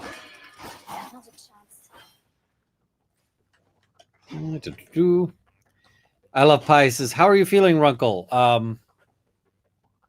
Punchy.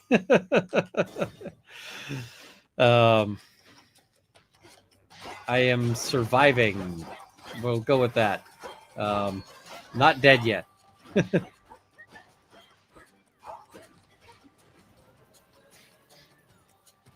We'll see how that holds up over the course of the evening, but I suspect it's going to be a rough day. Let's go with that. And, you know, I'm going to do what I can.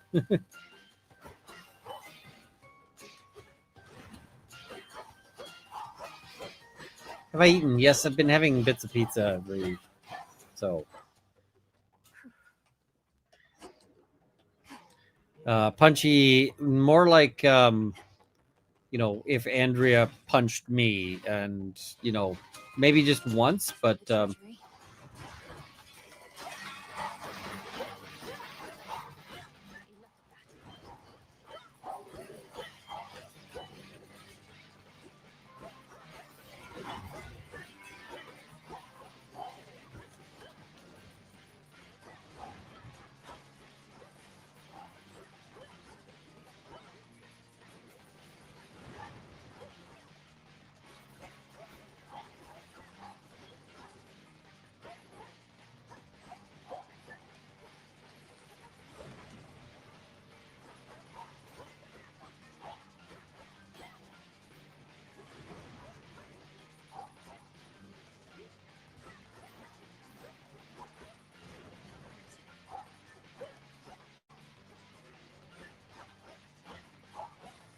All right, I think I've got this thing. Any chance we'll see Andrea join? I hope, but I don't know. Do I have natural light coming in my office? No. That's a good idea. In the name of Hades. Let me arrange for some natural light.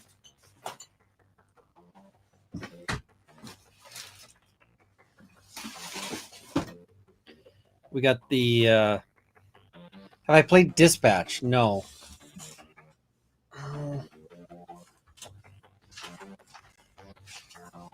I know this isn't the best way to open a curtain, but it's the way I've got without getting up. All right, specials can do that. Also inflict glow.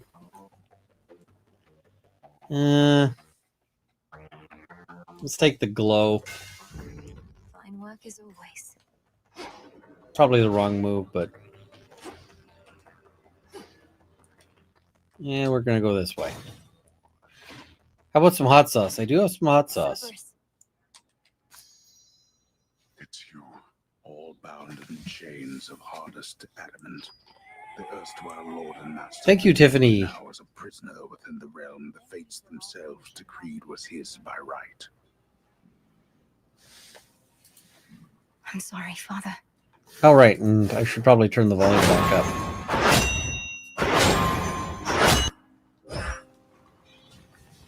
I know not how you withstood the Titan if truly you confronted him. Quickly now, tell me about this. Have you been? Are you well? Thank you, Penny. Am I well? All my life I've been preparing for this moment, to bring the usurper of the House of Hades to justice. So, I'll have to get back to you, depending on how it goes.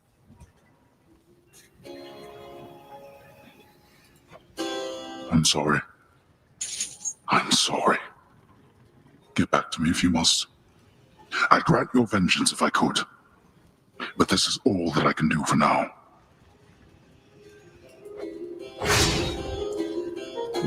Let's see. We're going to try this one. Then go. I shall return. Ferocious Cerberus, yet God.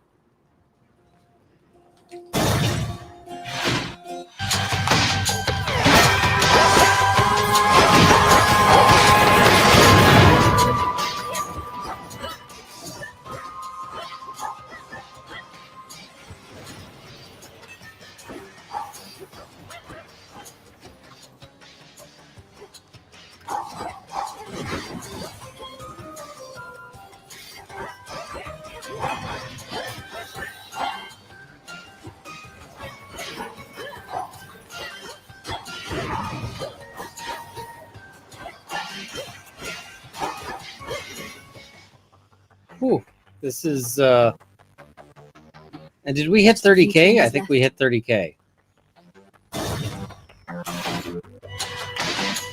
Bovine offense.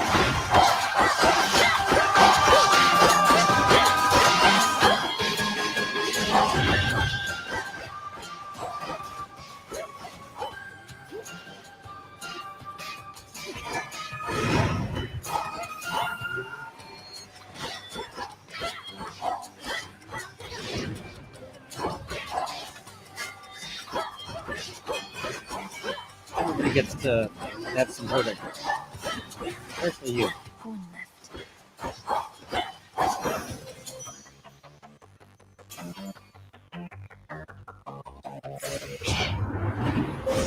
The path of stars.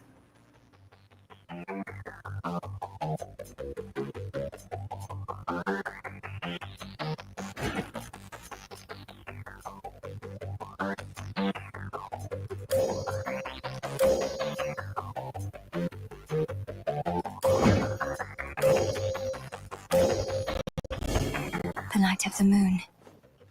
Shine ever brighter. All right, here we go.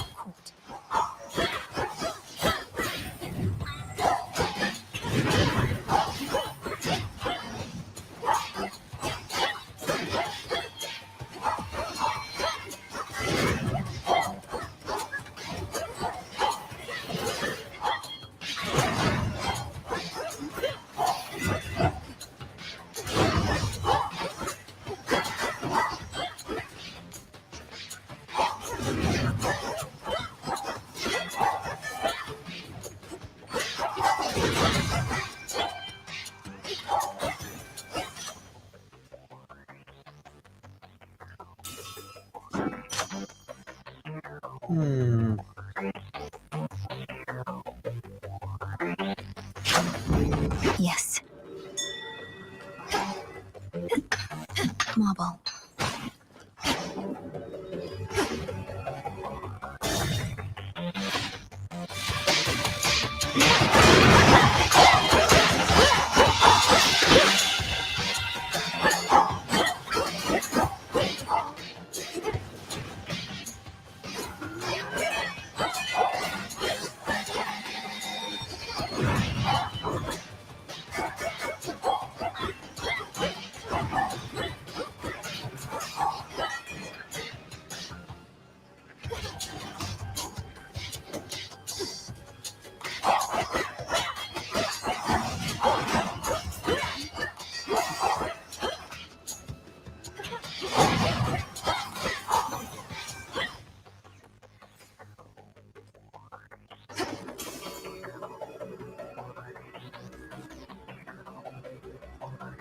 All right.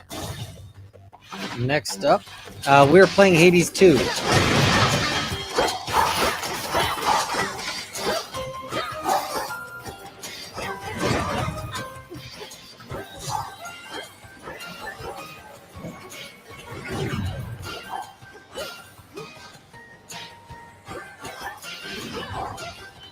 Ow. Oof. Just got rocked.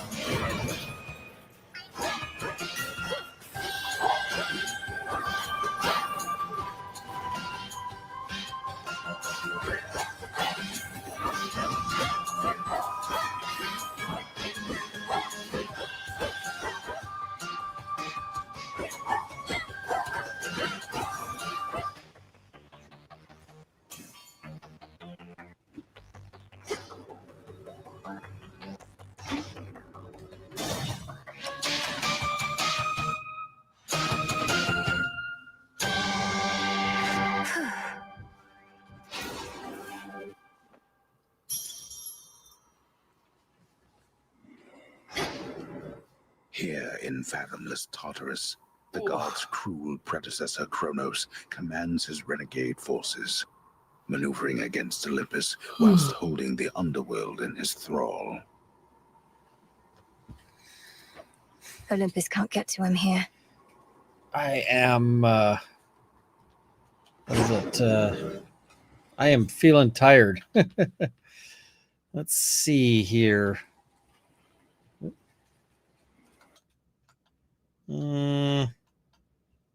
Where is the? All right. Just trying to switch over to this. There. Trying to. Oh, thank you, Hopeful. Glad to support such a worthy cause on behalf of Ian Runkle. It is really just on behalf of getting it done there. Ian gonna need a nap soon. You're not wrong. What is this game? This is Hades 2. Hades 2 is the game. All right. Let's I'm just trying to juggle seeing where we're at. Let's see. I'm just trying to monitor our leaderboard. We're at number 12, but we are within 1,000 of number 11. So we are crawling on up there. How many platforms is Ian streaming on? YouTube, and Twitter. So One way in.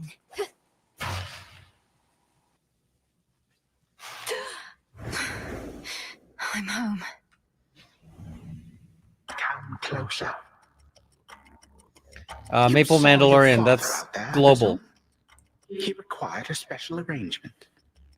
For eons, he had incarcerated countless souls within this place, not to mention me. Firebirds, it's a good idea, but it's not necessary. Accordingly. You couch it in morality when vengeance is reason enough. Though since you've reasoned it all out, By what right did you take the other members of my family?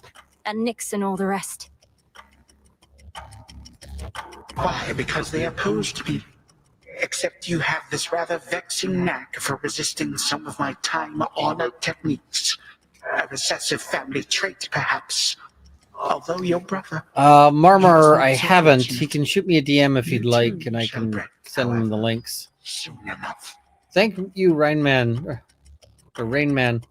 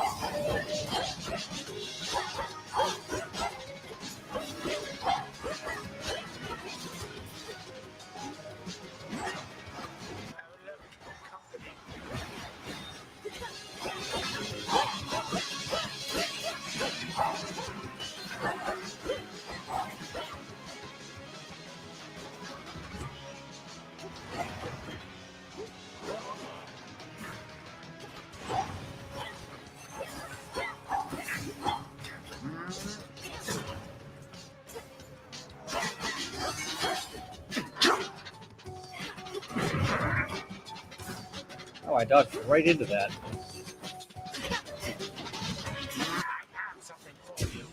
And that.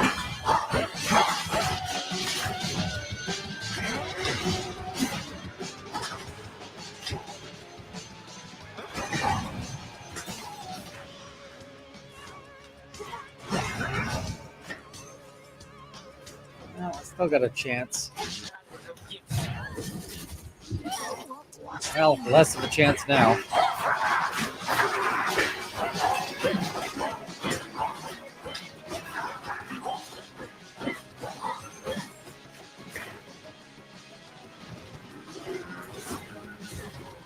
Ah, I'm so out of practice with this.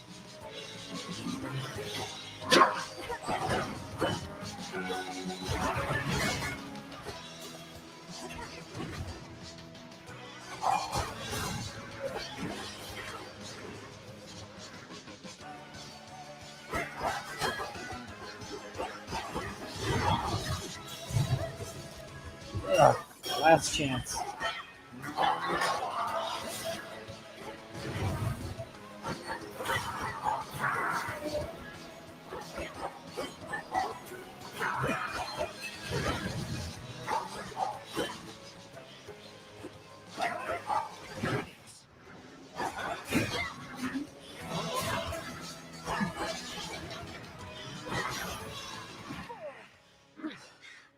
This audience has lasted long enough.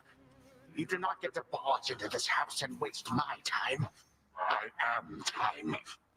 And I can make your every moment hell. 3, 2, 1.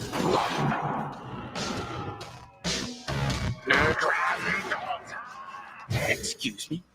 Time does not stop at your behest. This It is only fun. stops at mine.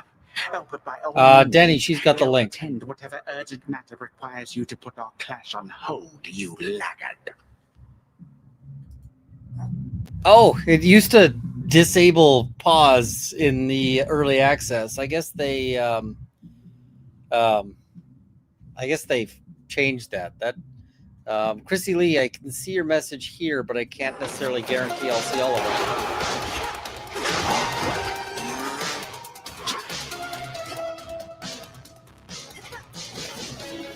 That was really aimed.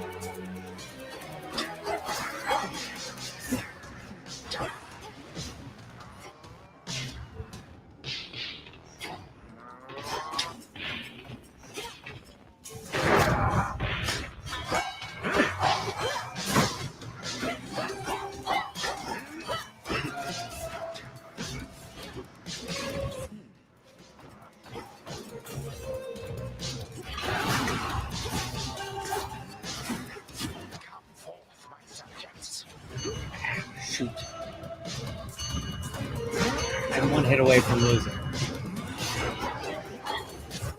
And there it is. What did you expect would change this time? Getting closer. What? Where? Father? Lord Hades, You have your orders. Now return to Shadow. And take care of her. For all of us.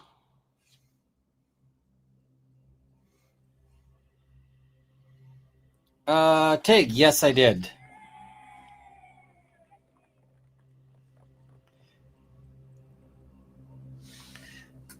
No harm shall come to young Malinois, my lord. In this, at least, I shall not fail you. Farewell. Goodbye, daughter.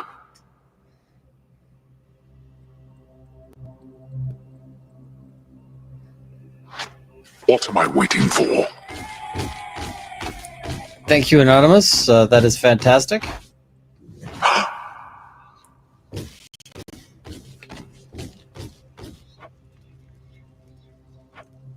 Nix. Nix. Nix. Answer me. Blast.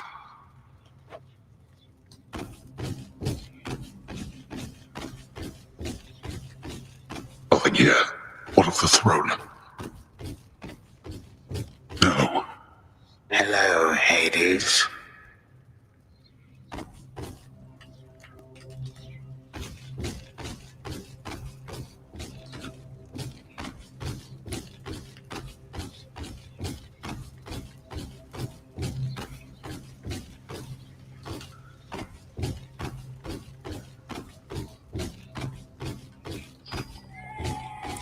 Oh, thank you, Jordan. Ah, there you are, my son. Grown a full beard and a broad frame, I see. And now you have a family of your own. How full of life they are, despite the dour environs. Greetings, Father. I was not expecting your arrival. You must forgive us that the house was unprepared for guests. To what do we owe the pleasure of your company? Oh, you know, for one thing, I was in the area. You might recall the time you, Zeus, and the rest of you little brats cut me to ribbons. Sprinkled all my bits all throughout Tartarus. Father, that was a war you started and you know it. Thank you, M169. It's very, very appreciated. But how can this be? I thought that you were gone. Do not sound so disappointed. It is I who should be disappointed here, not you. You thought I was gone. I was. But it turns out spite is a powerful motivator. Blood sacrifices. Thank you, also Cade. help. Much appreciated. What do you intend to do? And what have you done to the others? To my family? Your cries fall on deaf ears. Fear not, my son. I have not eaten them or anything. I have merely set them aside. They stand imprisoned in a moment that shall never pass.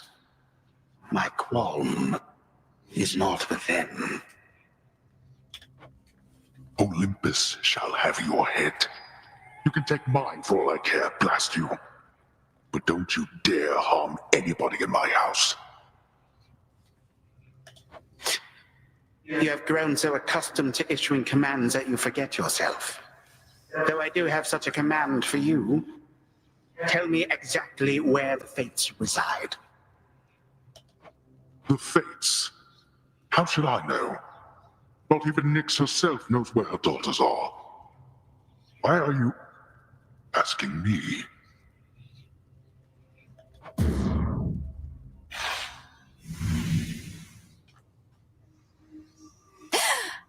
Father.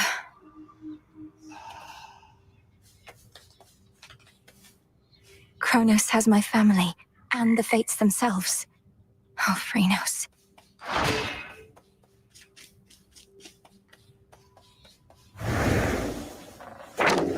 Will this truly come to pass? Whatever ails you, your amphibious companion shall listen. You've much to learn yet from that book. The underworld is your home, and you its protector.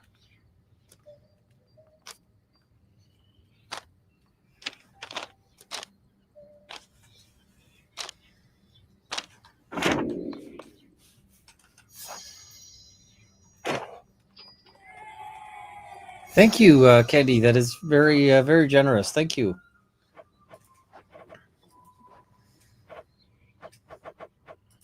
It's me.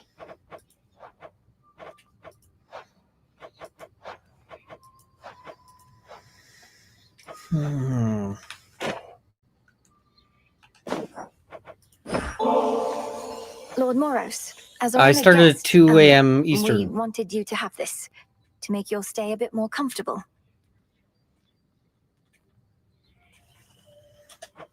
The nectar of the gods. Thank you, Princess. I've not received an offering before, though I do like to come prepared. So here, from me to you. How thoughtful. I accept. My task began immediately following reports that Kronos found a way to gain the upper hand against Olympus. We just didn't know which sort of way. But now I think I do. Your sisters, the three fates. He got them, didn't he? Is that why you're here? You ask while making clear to me that you already know. I ought to have been there when it happened. Perhaps the fates knew I lacked the strength to protect them, so they protected me. How did he find them? What does he want from them? I don't know how he found them. Few beings with knowledge of their whereabouts exist. As to what he wants from them, and this is a conjecture of my own, surely he'll try to influence their weavings from here on. Oh. The widely hated, feared embodiment of doom goes wherever the ever-weaving fates decide, and none but they can anticipate his arrival. He sure knows how to make an entrance. Princess? The rivers overflowed back there.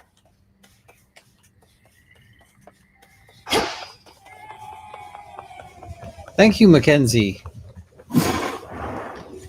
I need to make my own way to the surface. Crispy, it's going to be difficult. I'm just going to tell you straight up. I need pure shadow to permeate the surface wards. So what if... don't have enough?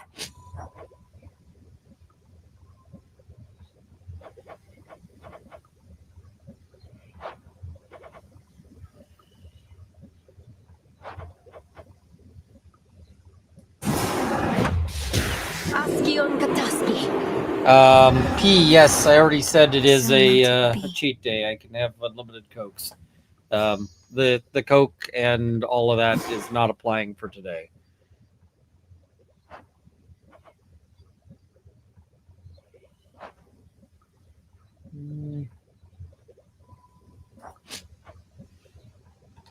So that needs 30 Psyche. Just checking up on you. One, please.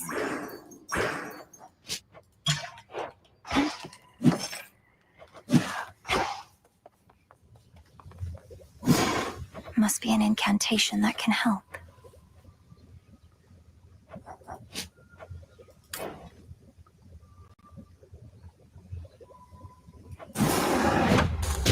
Essences of shadow to the surface rise. This'll take a little while.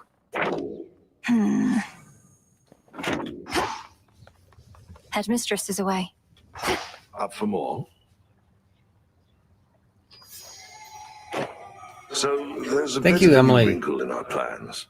We've been able to verify some of the details that Master Hermie suggested to you about what's on the surface. SWFL, no drinking goals. I'll drink if I want, but I don't feel like alcohol right now. When I'm tired, I'm just like, nope. Please tell me what you may. And if you think it wise for me to deviate from my objective to address whatever's going on up there. The forces of Kronos gather to sail on Olympus through a channel cut across the land. You're poised to disrupt the enemy ranks from within. Aid Olympus, and your chances against Kronos may improve. The warded pathway leading up should drop me right into the heart of our foe's forward garrison. It seems so reckless. Elfwiggins, I don't drink water. Risk. Try again.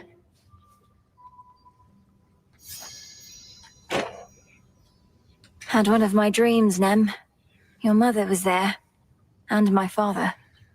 He showed concern for her. She was under the Titan's spell. Mother Nyx made a mistake in trusting Hades with so much of the underworld. This realm was never his by right, not till the fates decided otherwise. Mother worked hard. They were probably just trying to send her help. Auntie Faye, I am seeing you. You're saying the fates granted my father authority over the realm of the dead just to give Nyx a hand with all her responsibilities? That's right. Huh.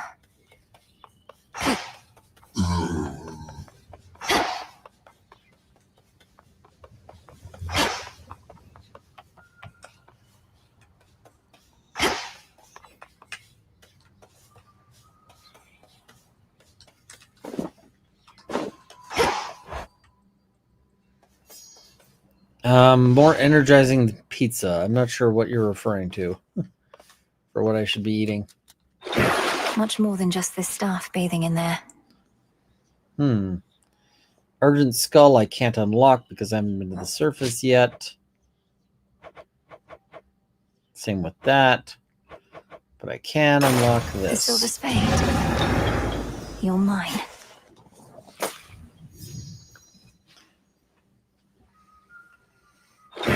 Another artifact of night within the pool.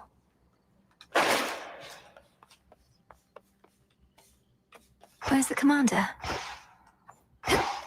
Within the haunted crossroads resides Shade. You all right, Homer?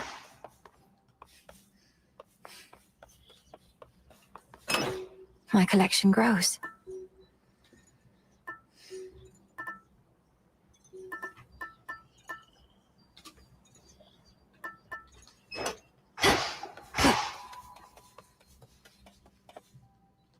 I'll make this count. SWFL I cannot Headmistress, guide me. go outside and shoot anything.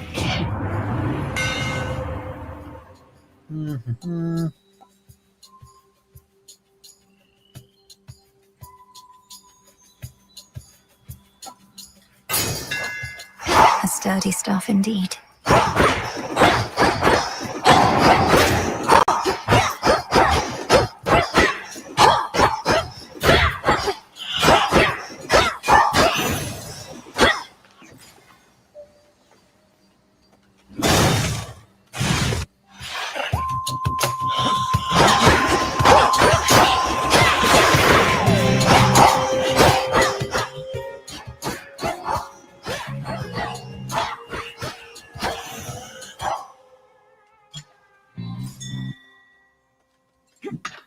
Silver.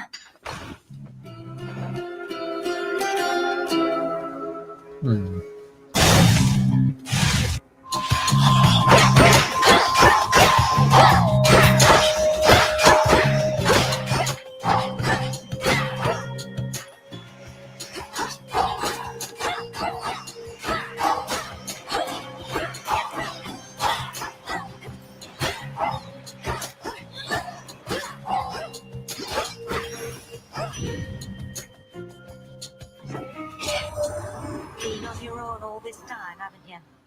Well, might be you better off. Wish I never knew my blasted dad and mum. They taught me nothing I couldn't have learned better on my own.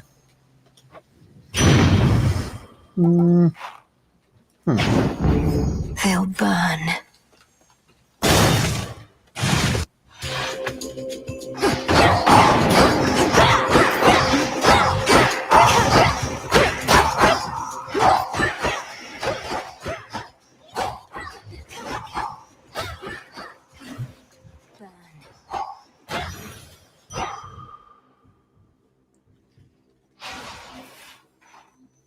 It's not time to switch streams. We've got hours left on that.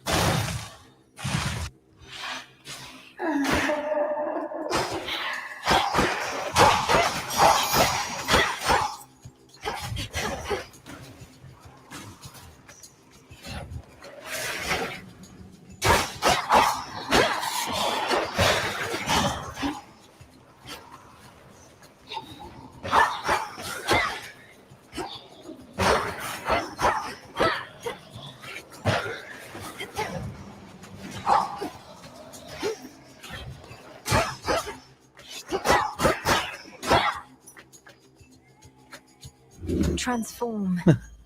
Thank you, Denver Airport Authority.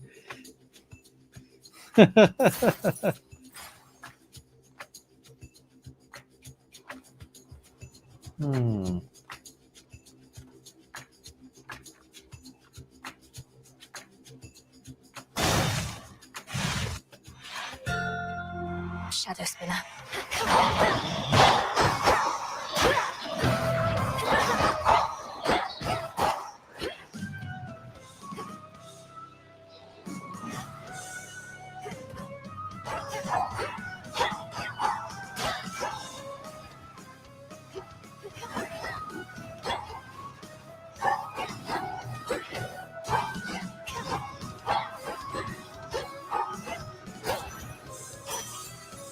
Such rage it must have felt.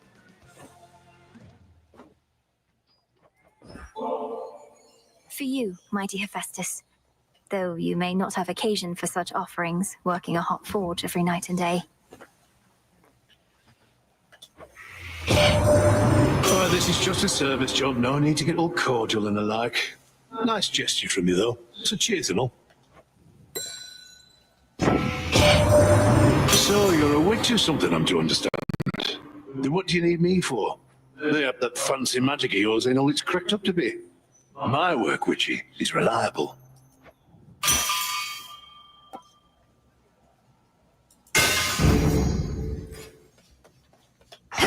What's the weather like up here? Cool, but not snow. Oh, little fly, come sit and rest. Is it truly you? Carefully. Found it.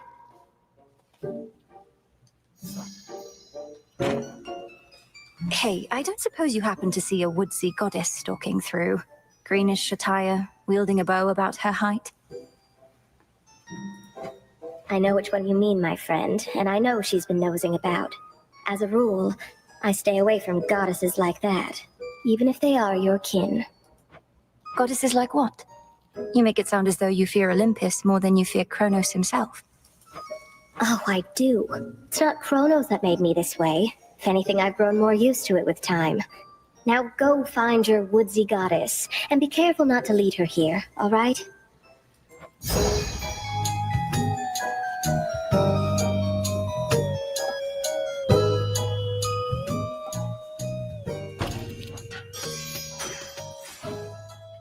Fate fabric.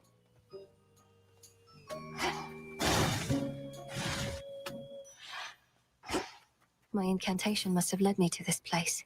Deep in the endless woods of... Not thirsty, but hey.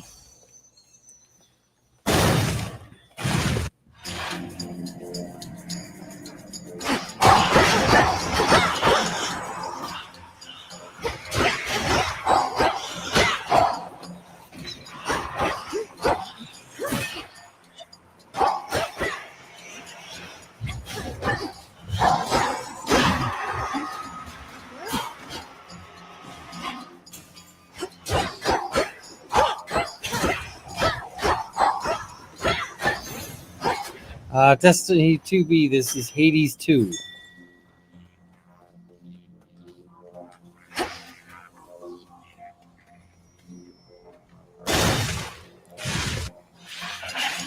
Wastrels.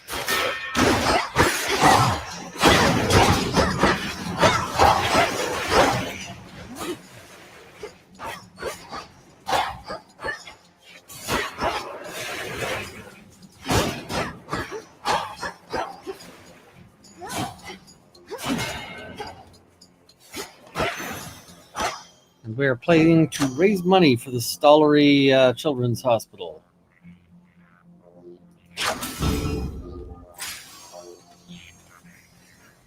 So we're going to keep playing until until 24 hours.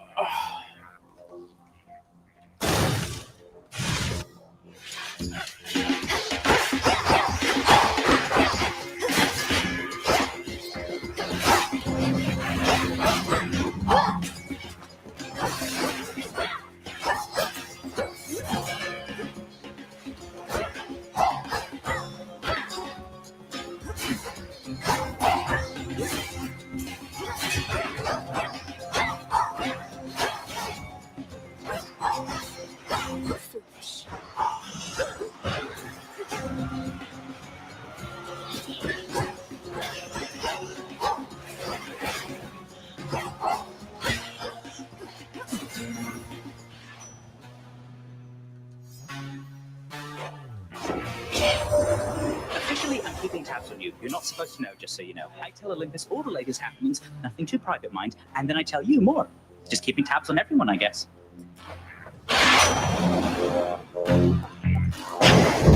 About that.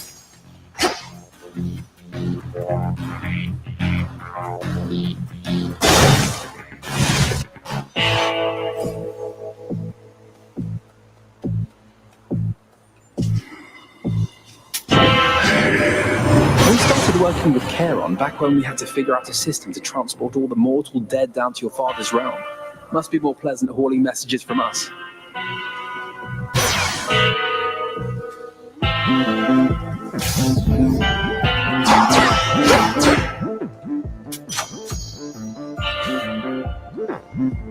You know already, don't you, my lord? Nikki, About the three Hades fates. 2. That Kronos has your sisters in his thrall. Lord Moros is safe with us, at least.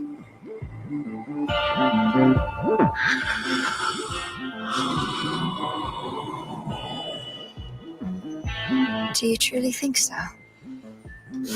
Seeing somebody saying that the pin to donate is not there.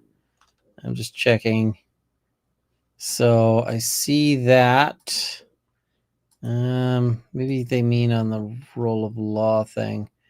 Actually, they have links. They can pop in when they want, sort of as they want. And let me just...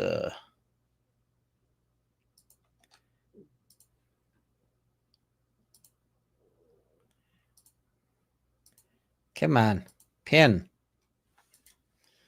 Why is it not pinning?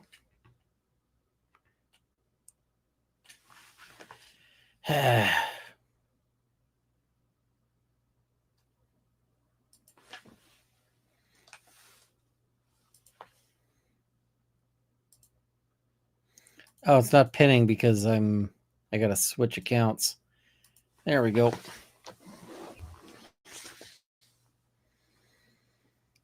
There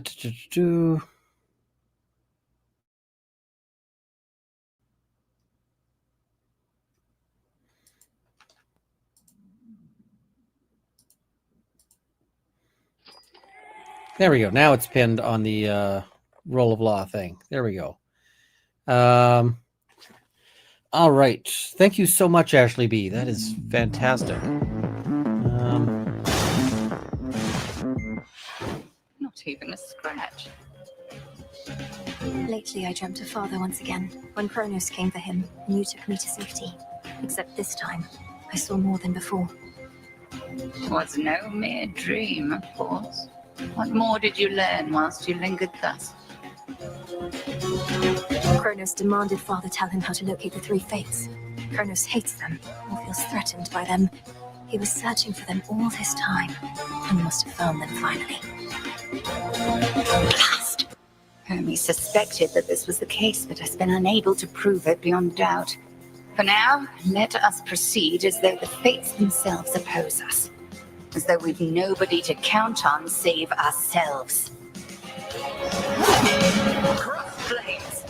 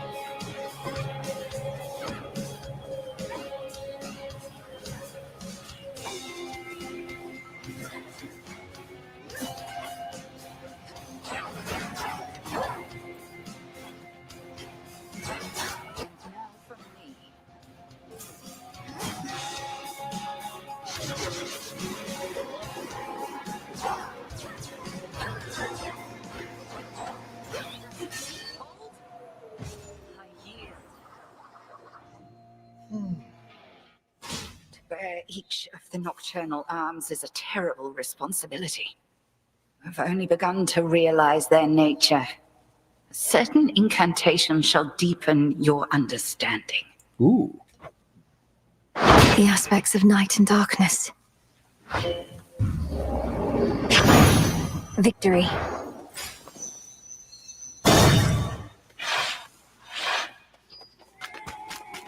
Thank you so much, Susan Schaefer. That's very generous of you. Greetings, little one. Which rock did you crawl out from under, hmm? My forces, they are terribly confused. They have no idea where you live. So I thought I would attempt asking you nicely here. I live in your nightmares, Titan. I thrive on them. I'll see you dead, and then destroyed. However long it takes. However long it takes. You speak of inevitability, little one. A subject on which I happen to be the expert. As to whomever sent you after me, I shall fight them. We'll see.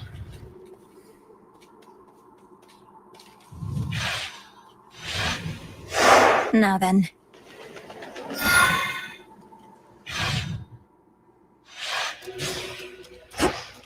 There's that rancid scent. All right, I'm going to take a brief pause. So give me a second here. So we're just going to put on Feeding the Ducks. We're going to do this. And I'll see you guys in a minute.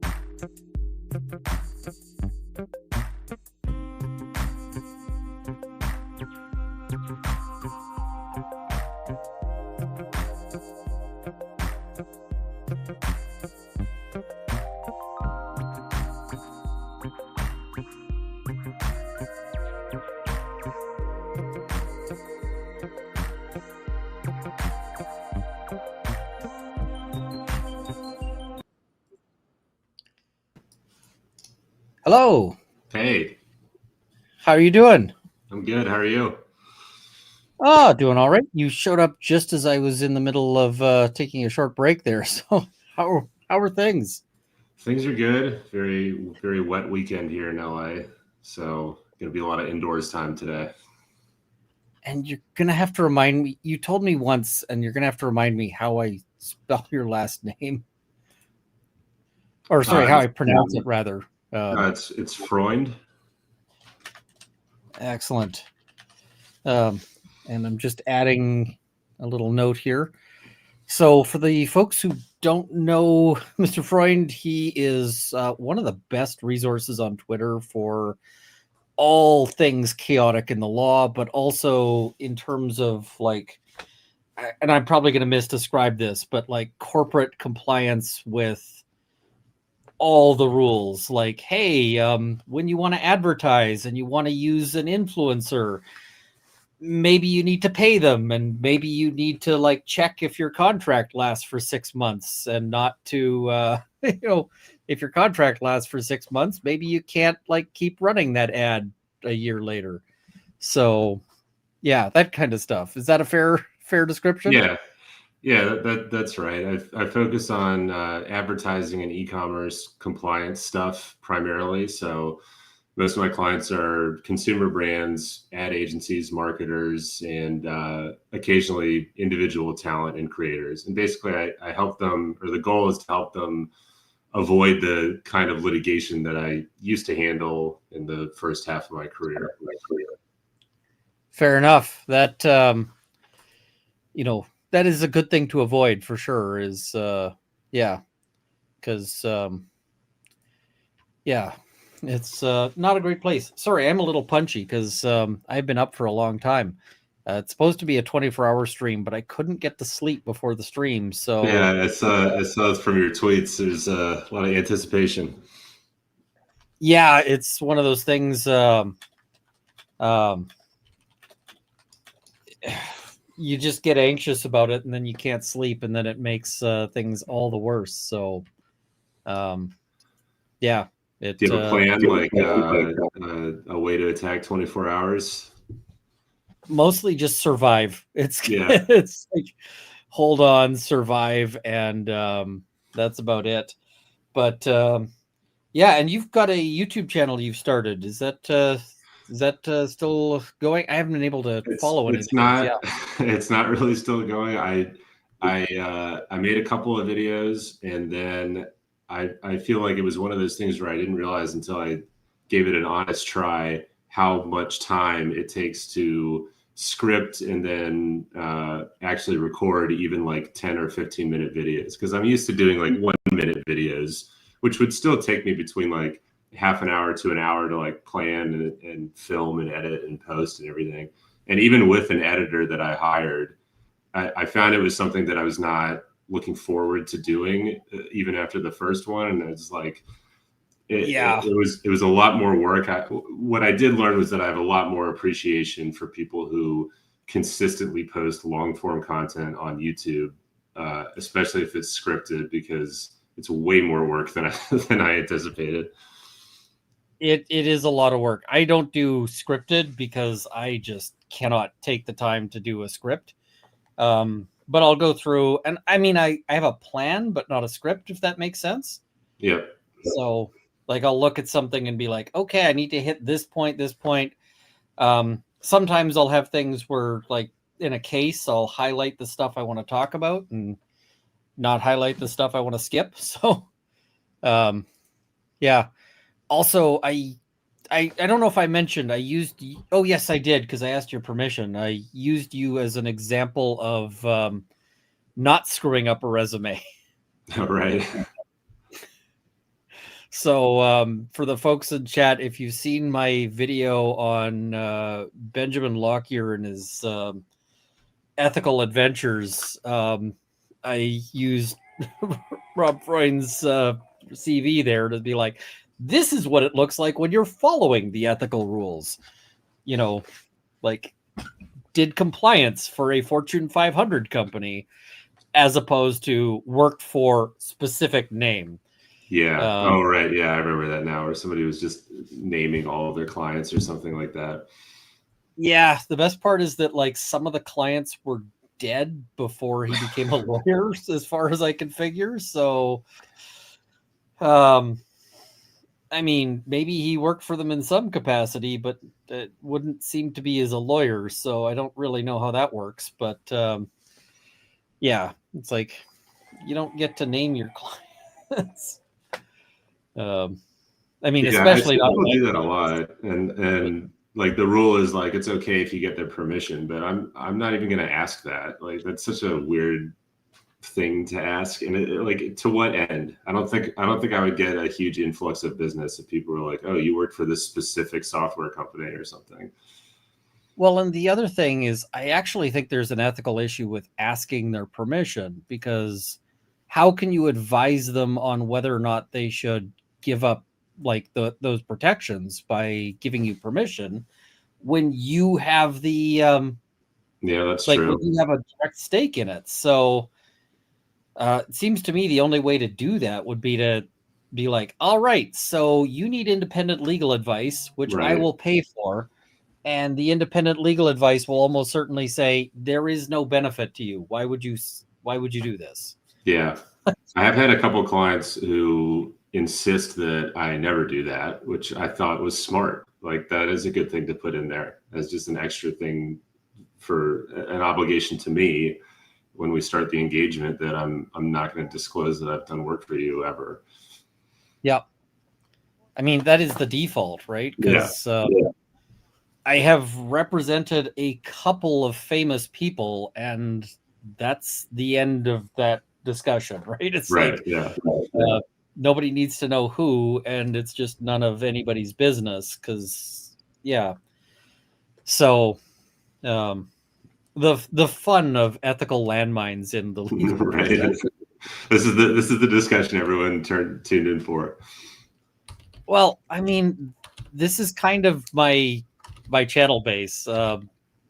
Somebody was like, "What is your what is your genre?" And I'm like, long and wordy, and Yeah. like technical sometimes about various things. So, yeah, I sort of discuss all sorts of hey, here's this case. Here are the fine technicalities as to why this matters. Yeah, I watched some of your videos to try to get inspired to make more. And while it was inspiring, I don't know how you do it. I mean, I'm watching you sit down for sometimes over an hour, multiple hours, just off the cuff, and it doesn't get into rambling, and you don't like trip yourself up. At least not from what I saw. And I was I'm like, I don't know if how you're this guy watching the does same this. videos I'm making. Maybe I got lucky with what I was sort of spot checking, but I was like, I don't know how he does it. I mean, sometimes if I get into rambling, sometimes I'll like be smart enough to make a note and like go back and cut things.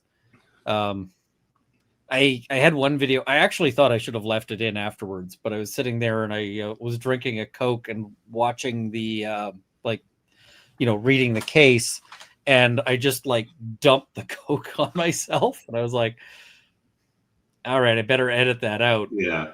And because I'd spilled like Coke all over myself, I was like an hour into the video, so I didn't want to start over, but I also didn't want to change shirts midway through a cut, so I had to like go down, put the shirt in the laundry, wash the shirt, dry the shirt, and then come back and be like, that's funny. I was like, I hope nobody notices that the shirt is cleaner halfway through.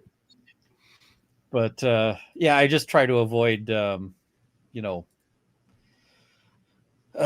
avoid moments of too much rambling, but a lot of it just comes down to sort of having some thoughts about what you're planning on doing. Yeah. So, but all that to say, the YouTube project is on pause for now, indefinitely after that experience. I think it's still, if I committed to it and went all in on it, so to speak, I'm sure it would pay off pretty well. Just got other stuff going on for the time being. Yeah, and this is the thing, is it's hard to maintain it because it does take a lot of work, and it is very it is very difficult to keep that going, because it's a lot of work, and if you don't love it, what else you're gonna hate your life trying to do it. Right. So, and I sort of got a preview of that, but the people out there who are consistently putting in the work on YouTube, I feel like everybody should probably try to make a video once, and then you're going to appreciate the creators that you already like a lot more. At least I do. Because I feel like now, anytime I watch long form video, I'm thinking about what went into making it from a different angle, and it helps me enjoy it more. It's kind of like if you start learning about how to make music, then music you listen to is impressive from another angle. I feel that way with YouTube now after having tried it. Yeah, it's both tougher and easier than I thought it would be, if that makes sense. Yeah.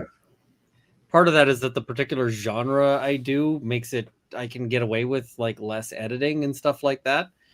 I mean, I suspect that if I wanted to start making, hojillions of dollars at it, which is probably not a viable goal in any event, but that I'd need like an editing team. But for most of my stuff, I just talk at a camera, which is a good thing. So yeah.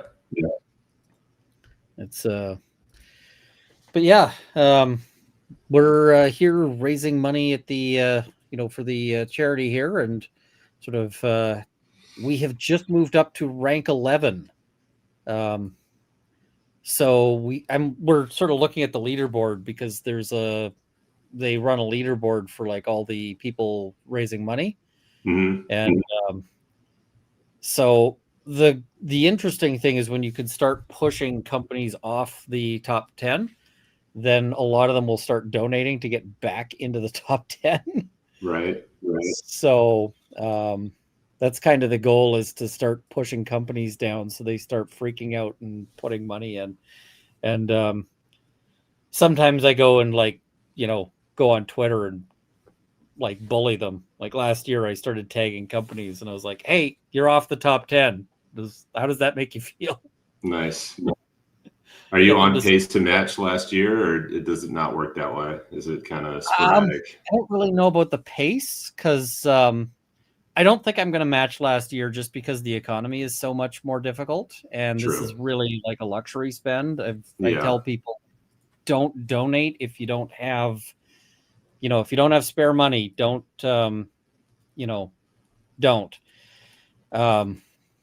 Because if anybody is like choosing between this and rent and is choosing to donate, then they are making the wrong decision. Yeah. And so I just, but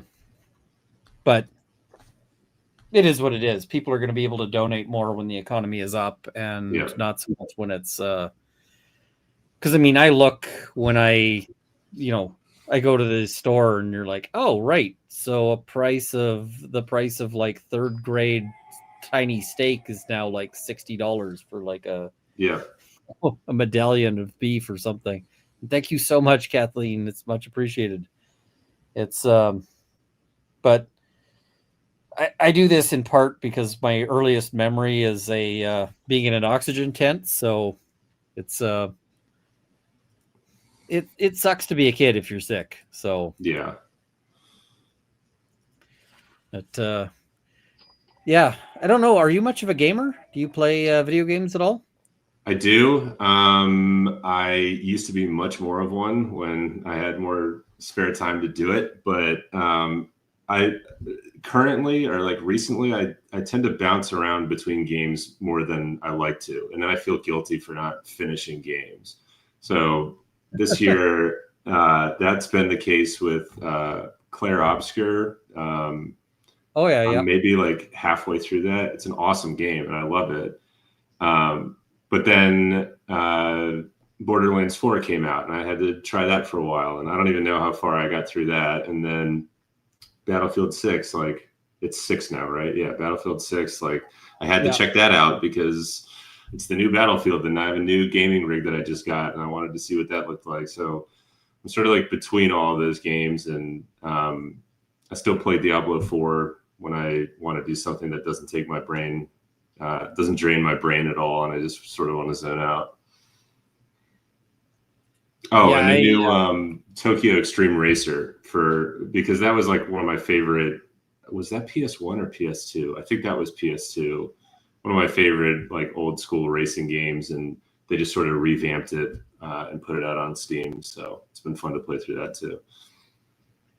I've been playing Hades 2 mostly through this stream because I'm a big fan of, Hades 1 and Hades 2, both of which I've managed to get all the achievements for, which wow, is not always easy. Yeah, I played a bit of Hades 1 and got frustrated, and then abandoned it. It's very much a like you will die a lot in that game. You will lose a lot in that game. Yeah, I like Claire Obscure because it's like I always get frustrated and rage quit the Souls games. Like there was a period of time where I would try each one that came out, and then like the most recent one was Elden Ring. And I guess I'm just not as good at video games as I thought I was my whole life because I was just getting pummeled and then I'd stop playing it. But Claire Obscure has like enough of a challenge with like timing mechanics in battle where it kind of feels like I'm good at gaming, but it's not so punishing that I personally want to give up. So it's been a good middle ground there. Yeah, I don't do the Souls games either. I haven't played Elden Ring, but a lot of that is just like, all right, that's just too much stress for what I want to be taking having a break there. So yeah, I would finish I'd maybe beat one of the first challenging enemies, and it would take me maybe over an hour. And rather than feeling like I accomplished something, I would just reflect on how much time it took me to get there. And I'd think, well, what have I really got? What do I have to show for this day I've spent trying to beat these things? Yeah, some of those games is just like, and for a while I sort of moved away from gaming because I was like, at the end of playing games for however many hours, what have I got? Yeah. And I sort of looked back and I was like, well, I have that I had fun. So there's that. And at least with, or in addition with Claire Obscure, the story is legitimately good. And I'm not usually somebody that gets sucked into video game stories that often, but it's just, for me, this one really checks all the boxes. Yeah, I like a good story myself, so I find it hard to play games that have no story. Like if it's just go out there and fight things, I'm like, okay, but why though? Yeah. It is not my favorite when they just have. I mean, there are exceptions, but I do like the story. So I usually play RimWorld when I just want something that is completely mindless, though. It's a pretty solid. RimWorld is great because if you set it on normal speed, the game takes forever. Mm-hmm. And it's what I call sort of a nudge game, which is that the game sort of proceeds on its own, and every once in a while you have to do something with it. So I sort of, as an attention deficit person, will have the game running and like a legal filing that I'm working on. Oh, nice. It's like, all right, the game there is enough of a distraction so that I don't go looking for other distractions. Makes sense. Otherwise, my brain will just manifest distractions until I sort of have to keep a game or keep something to keep my brain on a leash. Yeah, so, it's a good idea, actually. Yeah, the attention deficit management is a whole, is a whole project. So I got to ask, how do you find all the stuff on Twitter that you post? Because you have some of the most entertaining cases that you find. Yeah, so it's Twitter works for me and is nice because it's not really any extra work. Like the things that I choose to put on Twitter are things that I've read through just as part of what I do throughout the day anyway. So I'll have like keyword alerts set up on Lexis, Google Alerts, the service called law.com Radar. And it's for keywords that come up in cases that I need to pay attention to for my clients. So like if there's a lot of cases, I don't tweet about them as much, but that are filed against businesses for like fake discounts. And there's probably going to be a lot of that around Black Friday. Basically, like the premise is you can't run a discount or a sale forever. If something's always on sale, it's never really on sale. There are laws that are really specific about the window of time you're allowed to continuously advertise something as being marked down. Like, was $100 now 80? If it's been longer than 3 months in California, you don't get to say it was $100 anymore. And it was 80 because you've just been selling it for 80 for 3 months. Right. And there's a lot of class actions about that. So the phrase former price is something that I have a Lexis alert set up for. And so anytime anything is filed with that phrase appearing in it, I get a notification. There's a summary. I can usually tell from the summary if it's something that I need to like click through or want to click through and read, if there's something like novel in there. But I also have that set up for like broader terms like e-commerce or likeness for like publicity rights cases, artificial intelligence. And looking through those and clicking through is where sometimes there will be something that either makes me laugh or I think that's interesting, and that will become a tweet. And it's like, I've already read it. Now I just summarize what I just read essentially and put it on Twitter, and people tend to like it. Yeah, it's useful. And I mean, and some of the cases are also just hilarious. Some of the AI cases, I've started a sequence of, I call it the robot lawyer sequence, or robot lawyer segment, where it's just like, all right, let's cover the latest screw up with AI. And yeah, there's just so many, and it's not slowing down. It's like it's accelerating. Like the ones I share on Twitter is like a fifth of the ones that I look through every day.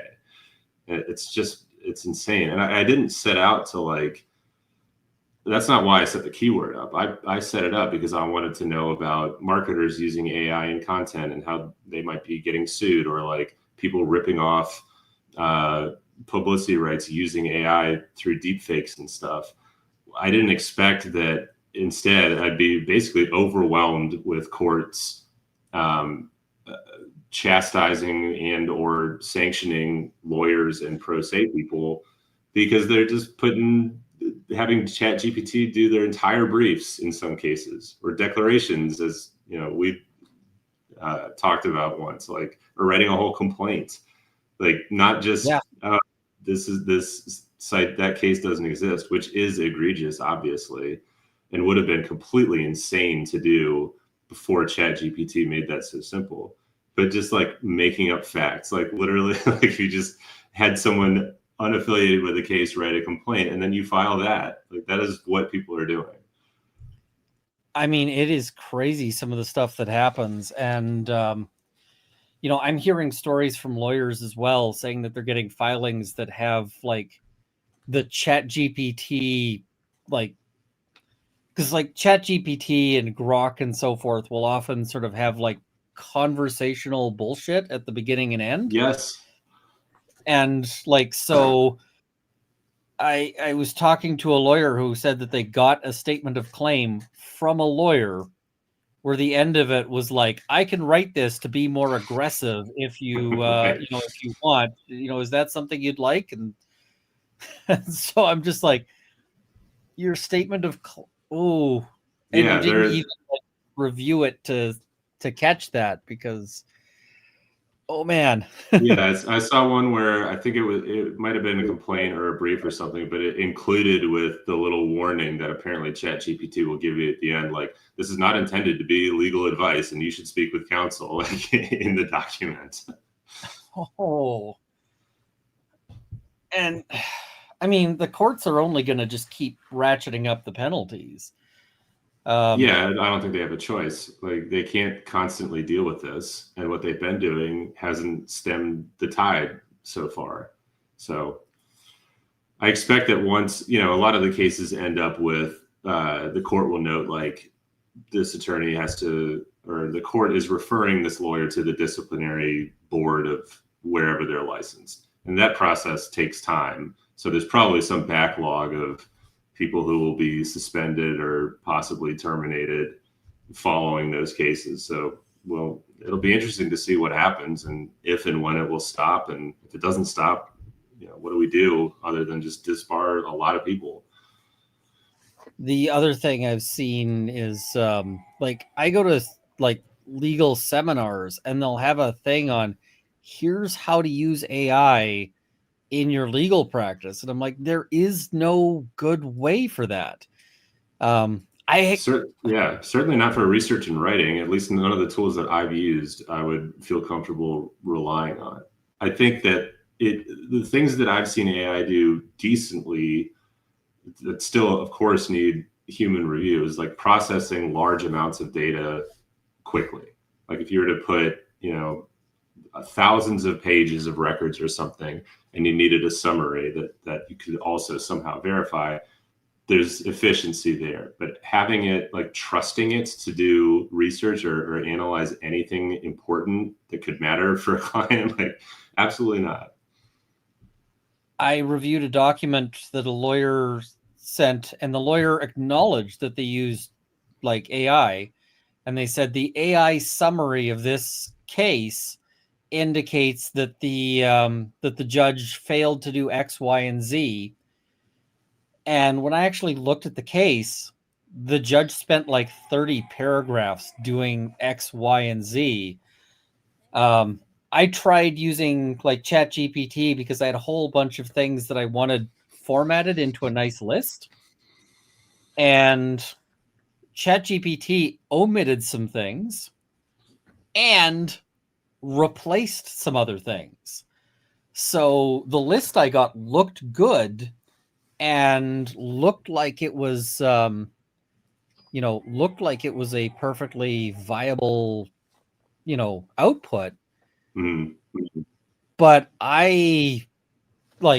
if I hadn't checked it and if I hadn't been doing this as a test of the output, you could easily submit that to a court and just get hammered. And then you're sitting there having to explain, well, my thing is wrong because I didn't it makes no sense to me. So it's that's been my experience too. Like I've used a tool that's designed to be used by lawyers, focusing on transactional stuff. Yeah. And from time to time, I'll use it to do like a final proofread of something, because sometimes it is better at catching like grammatical things, or maybe there will be a suggestion for how I word something that I will agree is tighter in some way. But the times where I've tried to ask it, like, what's missing from this contract, it'll be like, you don't have indemnification or something, and it's like obviously right there. It's just and then you'll say like, it's section 8, and it'll say, you're absolutely right, I apologize for that mistake. Like fundamental problems. If you had an associate who behaved like that, you would fire them so absolutely fast. Yeah. I would be concerned for them. I would think there's something going on with them that like needs attention like outside of the office. Yeah, it's like, is there a drug issue? Like, we'll put you into the treatment program. Right, We're there's not a looking to hotline. fire you. And especially if they did things like where you confront them and then they immediately are like, oh, whoops, my bad. And you're just like, how? Yeah, no explanation. Just like, oh, yeah. Good catch. Well, and I get people now arguing with me with, like, I'll go online and talk about something and they'll be like, no, Grok says, I'm just like, yeah. And it's especially bad with Canadian law, because Grok doesn't know Canadian law worth a damn. Yeah, people will post like screenshots of, well, ChatGPT says this. It's like, sometimes there's wrong information on the internet, and ChatGPT will read that and then tell it back to you. Like, not everything that it crawls is correct, turns out. Yeah, and I mean, the worst part is going to be when ChatGPT outputs start feeding into ChatGPT inputs, because like the number of web pages that are supposedly authoritative that are clearly generated with AI, and I'm like, yeah, I was thinking about that with the courts. Like, there have been a couple cases where judges have incorporated hallucinated cases that were initially submitted in a brief, and then they make their way into an order. And if another court didn't catch that, then you would have lawyers citing real cases that cite fake cases that are now part of the body of law. And like, there's at that point, what can you do? Like, then you just lose common law, basically. Yeah, and I mean, it's becoming a real problem. I shouldn't have to check a judge's work in their like in their decision to be like, are these cases real? So, and hello, we've got Melinda from the Stollery, so that is good to see you. Good morning, good to see you too. And I've got my Stollery bear. I love it. So Melinda does like I don't know what your job title is, but sort of like, I guess, YouTuber handling and like Extra Life handling for the Stollery. Yeah, so my official title is Development Officer for National Partnerships. So I work with many partners under the Children's Miracle Network umbrella, and Extra Life falls under that umbrella, as you are aware, Ian, and maybe some of the people on the call are aware.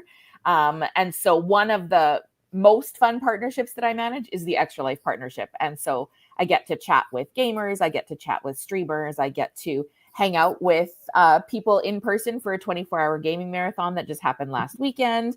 And those kinds of things, get to pop into people's chats and streams and just check on them and just thank them so much for raising so much money for the Stollery and making a difference in the lives of kids right in your own backyard, as you are from Edmonton. So, and that is that's like the West Edmonton Mall. What is it? Chaos that you were talking about. Yeah, exactly. So we show up there on the Saturday morning, early morning. Our guild shows up at 4:00 in the morning to start setting everything up. The West Edmonton Mall employees have been setting up all through the night. And then we host a live event from the ice starting from 11:00 in the morning. We have our opening ceremony through to 11:00 that Sunday morning. And so this year it was November 8th to 9th. Sometimes it's the first weekend of November. Normally we try and do it on the time change because then it's actually a 25-hour marathon rather than a 24-hour marathon. But this is the way that it happened this year. So that's that is amazing because yeah, I actually thought you were going to end up in Salt Lake City as well. So it was interesting because originally I had planned to be there. But then, of course, as you and I have had chatted at length about, they planned it on game day. And so because I am the staff contact point for game day here in Edmonton, I couldn't not be physically present at the event. And so my feedback has also been, if you're going to do Unlocked and would like to have us there, could you please do it not on game day? Yeah, I expressed that very strongly because I would very much like to be able to, I like when we can drop in and, hassle people and be like, hey, you, the person who is, struggling along, let's, let's help out. Yeah, exactly. How was Unlocked? Unlocked was a bit, a bit crazy, and it's kind of a weird mix of like a get to know them and a mix of what do you call it, and also them like trying to develop some more information, right? Because so that it's a fun little weirdness, but yeah, we were just mostly talking about lawyers using AI. Yes, I popped into the conversation and I was like, oh, this is a very interesting topic that I know nothing about, that I'm quite interested in. So I imagine there's going to be problems with doctors using AI too. And I feel like we are literally just on the cusp of some serious repercussions if we don't figure out how to put in some sort of governance for it within many professions and across organizations and things like that. It's crazy how good it is already, and it hasn't really been in development for that long. And how you can very quickly get duped. And so I think it's fascinating. Like, I literally popped in as you were talking about not having to, police the judges, and hopefully you wouldn't have to check their work and things like that. But it's rapidly, I think, becoming a serious issue. Yeah, it's very good at doing impressions of being an expert. So if you are not an expert, you can't tell, which is why you hire the expert in the first place. Exactly. But it's getting even worse when experts use it and then sort of pass it through. And I can see it being even worse for like the medical profession, because like if I'm a lawyer and I use it to generate a brief, then the other side gets to check it. And if I'm a judge and I use it to generate a decision, then the other side, or then both sides will look at it and have a look. Yeah. A doctor might just be like, all right, I consulted ChatGPT, give this guy 20 units of whatever the heck. And, then when the patient dies, they're like, why'd you do that? Professional judgment. Like, That's a good point. Like, the adversarial process brings a lot of this to light. But even with that, there's still so many problematic cases that I literally can't tweet about it all day if I wanted to. Right. Yes. It's interesting because I'm also looking at the chat on your Extra Life page, Ian, and someone brought up a really good point about how, like, within the medical community anyways, and law as well. Here, there's just another one that popped up. As you're serving families, both in the medical community and the law community, families are getting wrong information because they're using this and they're actually getting the law wrong, and they're getting, medical, from our point of view, medical recommendations incorrect. But I mean, I think that's been a problem since Dr. Google came onto the scene anyways, but it's even worse now because everything actually looks factual. Yeah, I saw there was something was misreported that ChatGPT was no longer going to be offering legal or medical advice. Turns out, like, that headline wasn't true. It was just somebody found GPT's terms of service. But some of the comments I saw that stuck out to me were people saying things like, well, rather than go to an oncologist and pay a bunch of money, ChatGPT found the cure for, like, my condition. Yeah. And it's like, I hope that is true for that person, but it could very easily not be true. And it's like the idea that you would not see somebody when you have that kind of condition and instead say, well, ChatGPT says this protocol will fix me, is really dangerous. I mean, hopefully the cancer diagnosis was also a ChatGPT hallucination. Right, and the hallucinations could cancel out. But I mean, I've already put into my retainer agreement that I will not review ChatGPT or other LLM output, because you get clients who come to you and they're like, so ChatGPT says you're doing this wrong. And I'm like, retainer agreement says don't bring me your garbage, right? Yes, for sure.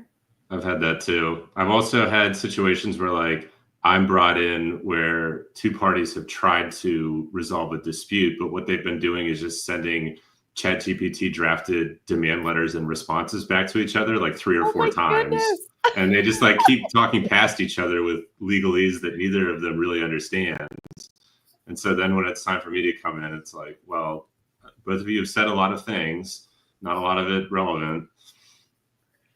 Yes. And some of those things that they might have said might actually end up being binding in some fashion. Yeah, they contain admissions that you would never want to put out there, even if they're, especially if they're true.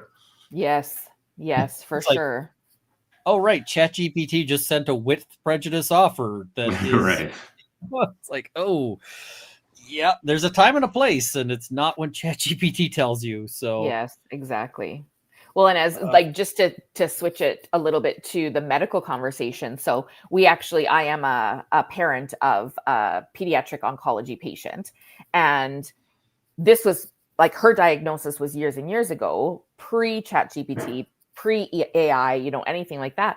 And even at that point, we were having people sending us information. Oh, I read somewhere on this corner of the internet that this specific plant will help, you know, get rid of her, you know, brain tumor and things like that, right? And I mean, we tried to be gracious because people were just trying to care about us and love us and care for our daughter as well. But I'd be like, you do know that, like, we are in the care of like the best professionals in the world when it comes to pediatric oncology, and turmeric was one of the ones that kept coming up a lot. And I believe in lots of the properties, healing properties of turmeric. It doesn't, you know, cure a brain tumor. And so thank you so much for being so kind and like wanting to find all this. But again, now when things literally are coming out and nobody's fact checking anything anymore, they see one thing that comes across their screen and I'm like, oh, it must be true. So this must be whatever. And then the terrifying part is that we do have families who are just choosing not to seek care. Right. And so and GPT doesn't just present it to you as like an objective result. It confirms whatever you're saying and says, you're absolutely right. Exactly. This is a great idea. So exactly. Yeah. Yep. What, you know, ChatGPT, is there a, you know, is there a natural cure for cancer? And it'll be like, yes, you can use like, you know, floor sweepings or whatever. Yes, totally. Yep, exactly. I had the weird experience, like when I had my appendix out, I went in with, you know, appendicitis and they confirmed it. And then they had like the doctor there going, so you've got two options and I recommend the surgery. And I'm like, cool, let's do the surgery. And she's like, okay, but like, you know, and I'm like, one of us went to med school. It's not me. Yes. You know, if you're saying we should do the surgery, then let's do the surgery. And she's like, yes. I normally have to spend like an hour talking people out of the stupid option. I'm like, no, let's skip that. Like, I'm in pain right now. We could just do like, you got a pocket knife? Let's get this done. But you know, so many people have this like adversarial relationship with medicine and the law.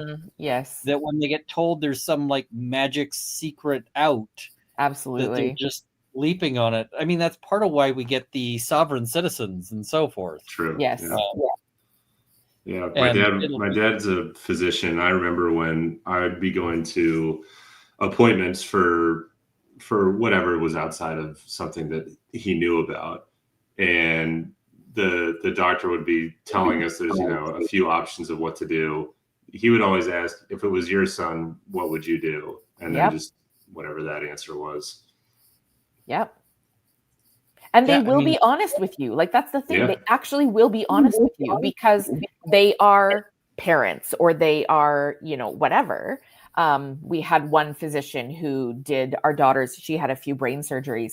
And he said to me, I will treat her as if she is my own child. And that like literally just waylaid any fears that I had at that point, right? Because obviously he is not, you know, perfect and infallible and, you know, things happen and whatever. But knowing that he was going to care for my child the way that he would care for his own was all that I needed, right? So yeah, your dad's brilliant. What would you do if it was your kid? So. And we're even seeing things like there was that one case where somebody brought in like an AI video that was what? Oh my God. Somebody produced a video that was like a guy arguing the case, and it was like a video produced with an AI script to be like a fake video lawyer. Oh my goodness. And the court got, you know, let him get like 5 minutes into it before they were like, what is this? Like, they're like, no, you cannot use this. Yes. And then the guy is just absolutely wrecked because his whole plan was to have the video play. Right. The argument. He's got no backup plan. Oh my goodness. So, I mean, I don't know. We'll see. It's going to be interesting, but yeah, I'm terrified by that future. Yes, So- absolutely.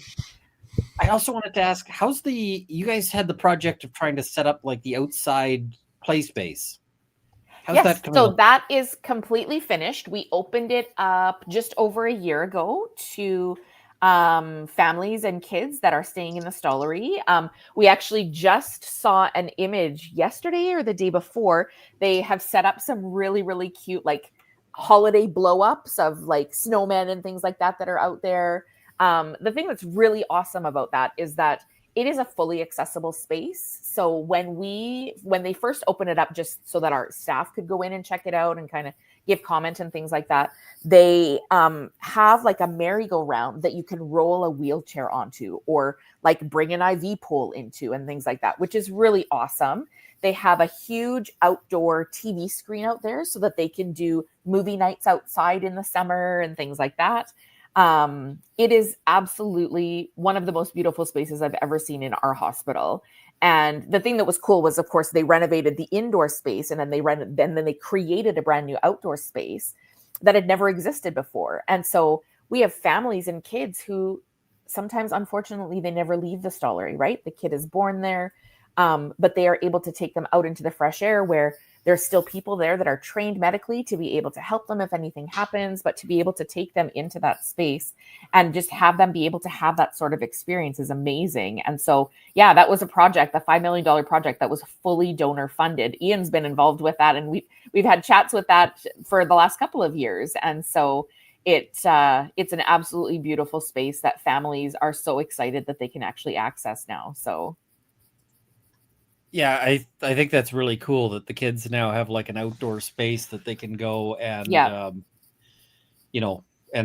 and play in, even if they've got like, when you can't send them to the playground because they've got whatever medical issues, it's like, all right. Yeah. Well, the thing that's really cool about it too is that like when we were creating it, they had parents come in for consultation. They had medical practitioners come in for consultation. They had child life specialists come in for consultation. And the thing that's really cool about it, because like everything, of course, you have to worry about infectious control, right? But the thing that's really amazing about this playground equipment is that it's all fully able to be sanitized. The way that it's created and things like that, they can literally go out there, fully sanitize everything. And so they make it as accessible and safe for the families as possible so that those kiddos and those families that are staying in there for extended periods of time have the peace of mind knowing that they're not putting themselves into harm's way by participating in the play that is literally going to heal them faster and get them home quicker. So. Yeah, I think that is, incredibly cool that's, ongoing. And I see people in the chat asking, what's your next big project? So right now we are pushing very, very hard to actually build a standalone children's hospital. So we have not kicked off that campaign right now. We are lobbying government officials and things like that, really hoping within the next, hopefully, few weeks to a month to actually just be able to announce that project will be starting. As I'm sure you're all aware, that'll be at least a 5 to 7 to 10 year project because you can't build a hospital in a day. But that is something that we have been advocating for the last few years. And we are closer than ever before to having government sign on to support that, as well as we have supporters that are waiting in the wings going, how can we help you once you sign on that dotted line? We're here to support. We're here to fundraise. We're here to advocate. We're here to use our voices. Lots of our families have been coming with us to like what we call Stollery Day at the Ledge, and they join us in the legislature and they share their stories and talk about the need that we have for a standalone children's hospital. As Ian, you recall when we were there on our tour a few years ago, we are drastically out of space, and the space that we have does not match the talent that we have within those walls. And so that's one thing that's really awesome. The other thing that I think is really cool that we're currently funding and will continuously fund is about a year and a half, possibly 2 years ago, we were able to open up space that is a 24/7 mental health support space.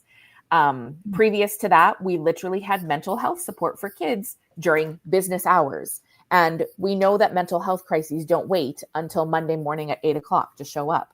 And so we now are able, through donor dollars, to fund 24/7 mental health care that is accessible from within our emergency department, so that kids that are coming in that have maybe physical as well as mental health struggles are able to get the help and the care that they need to be able to support both of those parts of their healing. And so that is something that is an ongoing project that we have right now that we were able to start about 2 years ago. So. Oh my gosh, I see that.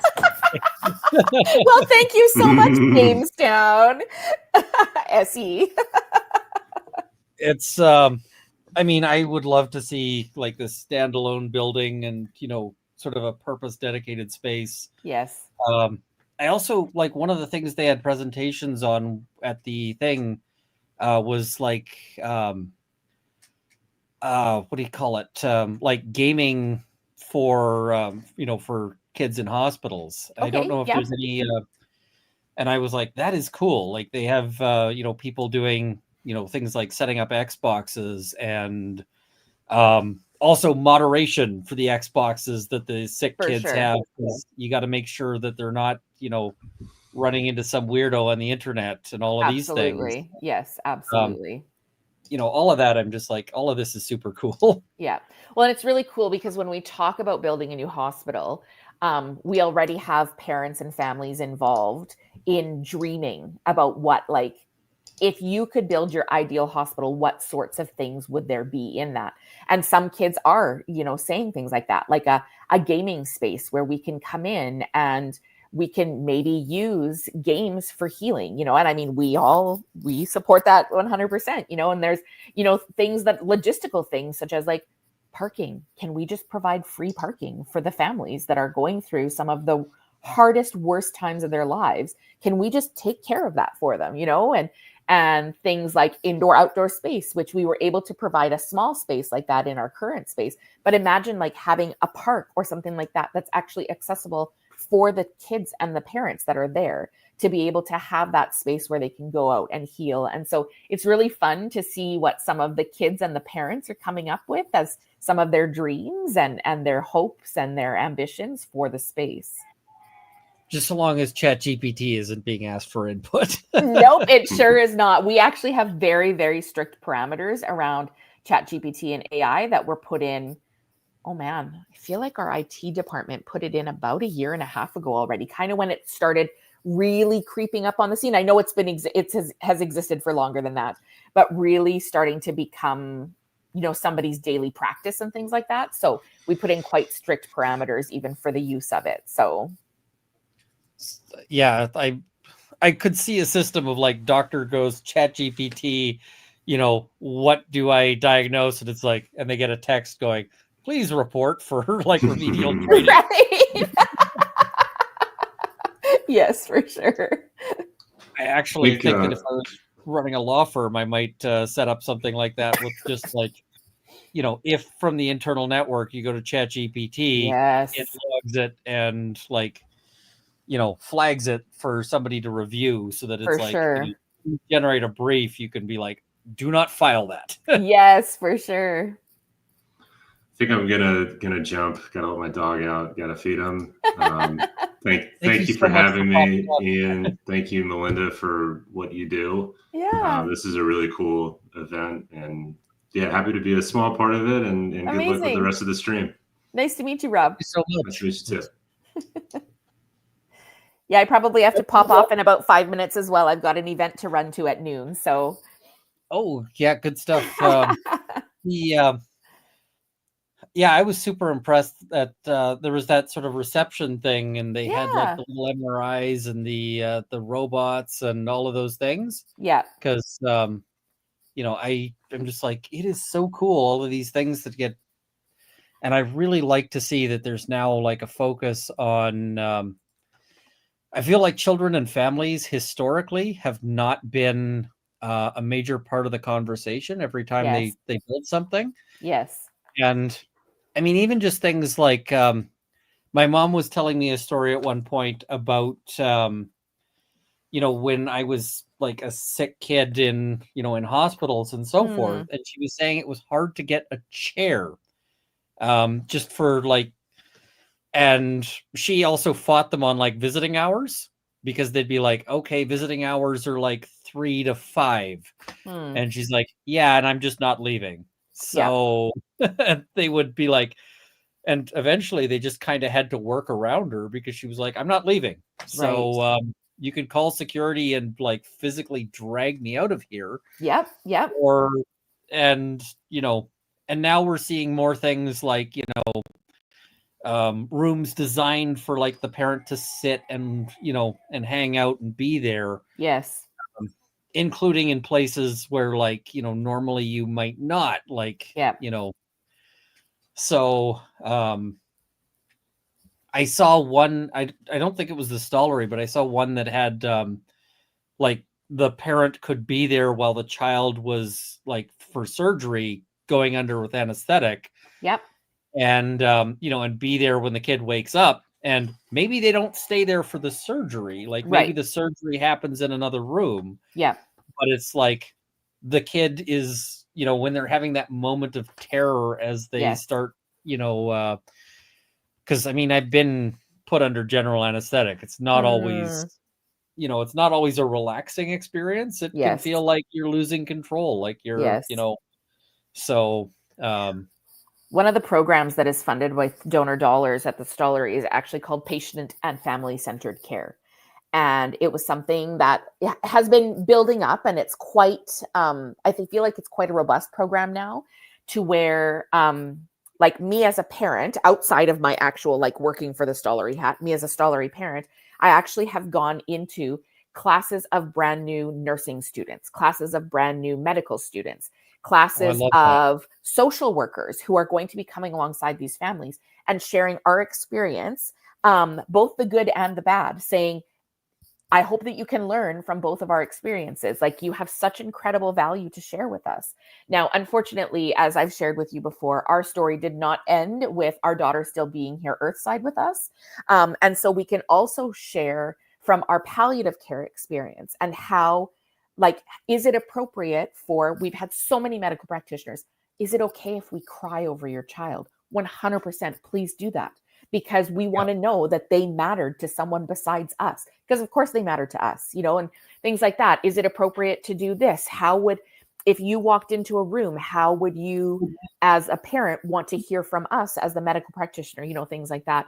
As well as, one of the really, really cool things about this program is a peer support program where upon the request of like maybe a family that's going through the situation currently, they can actually ask a child life worker and a patient family centered care employee to have someone like me or like our family come alongside them to answer some of those questions that maybe they don't trust the doctor to give them a truthful answer, right? But you are a parent who has walked this journey. You're going to be honest with me because you know what's coming on the other side.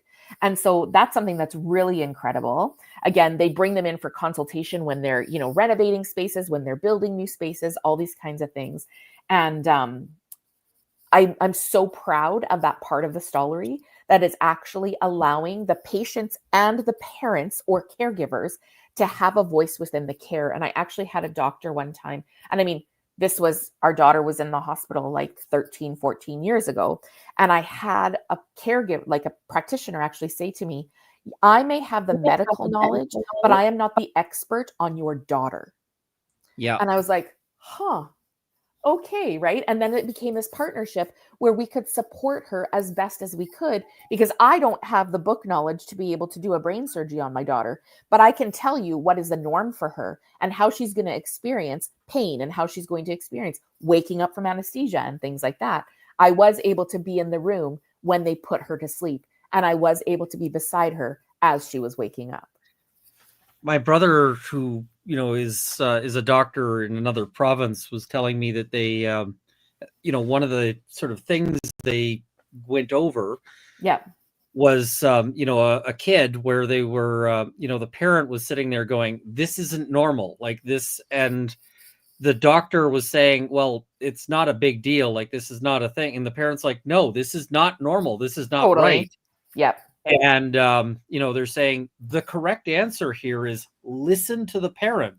Absolutely. Because something that has changed that you might not think is a change. Like maybe, you know, maybe the parent is saying, this kid is way too calm. This kid is like, you know, I have an anxious child. They're in the hospital and they've been anxious for the last 3 weeks and suddenly they're super calm. Yeah. That might actually be a real symptom. It might be like maybe there's a brain, you know, element to it. Maybe there's Totally. and you know, and he was saying like, you know, we need to like listen. And I mean, parents aren't always necessarily like the be all and end all either. You got to have some, you know, when the parent comes in and is like, hey, I've discovered this miracle drug called Laetrile. You might be like, or we could use medicine. Right. But, you know, it's still like some of these things, it is important to actually have the, you know, all of these things checked. Yeah. And I really love that. And so I don't know if you have been watching the chat, but a little bit, yeah. It's going by really fast, but I did see one question that I wanted to quickly answer before I have to hop off.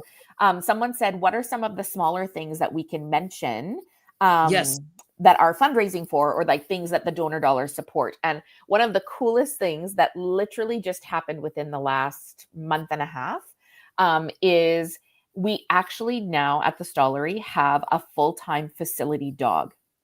And so we work with an organization called Dogs with Wings, and they train, oh my goodness, I'm blanking on the name of it. Do you have a picture of the facility dog? Oh my goodness. Okay, I will find one really quickly. I might just have to like show it on my camera because I'm not as tech savvy as some of the people that you have on your stream here, but I will find it. The dog's name is Pumbaa.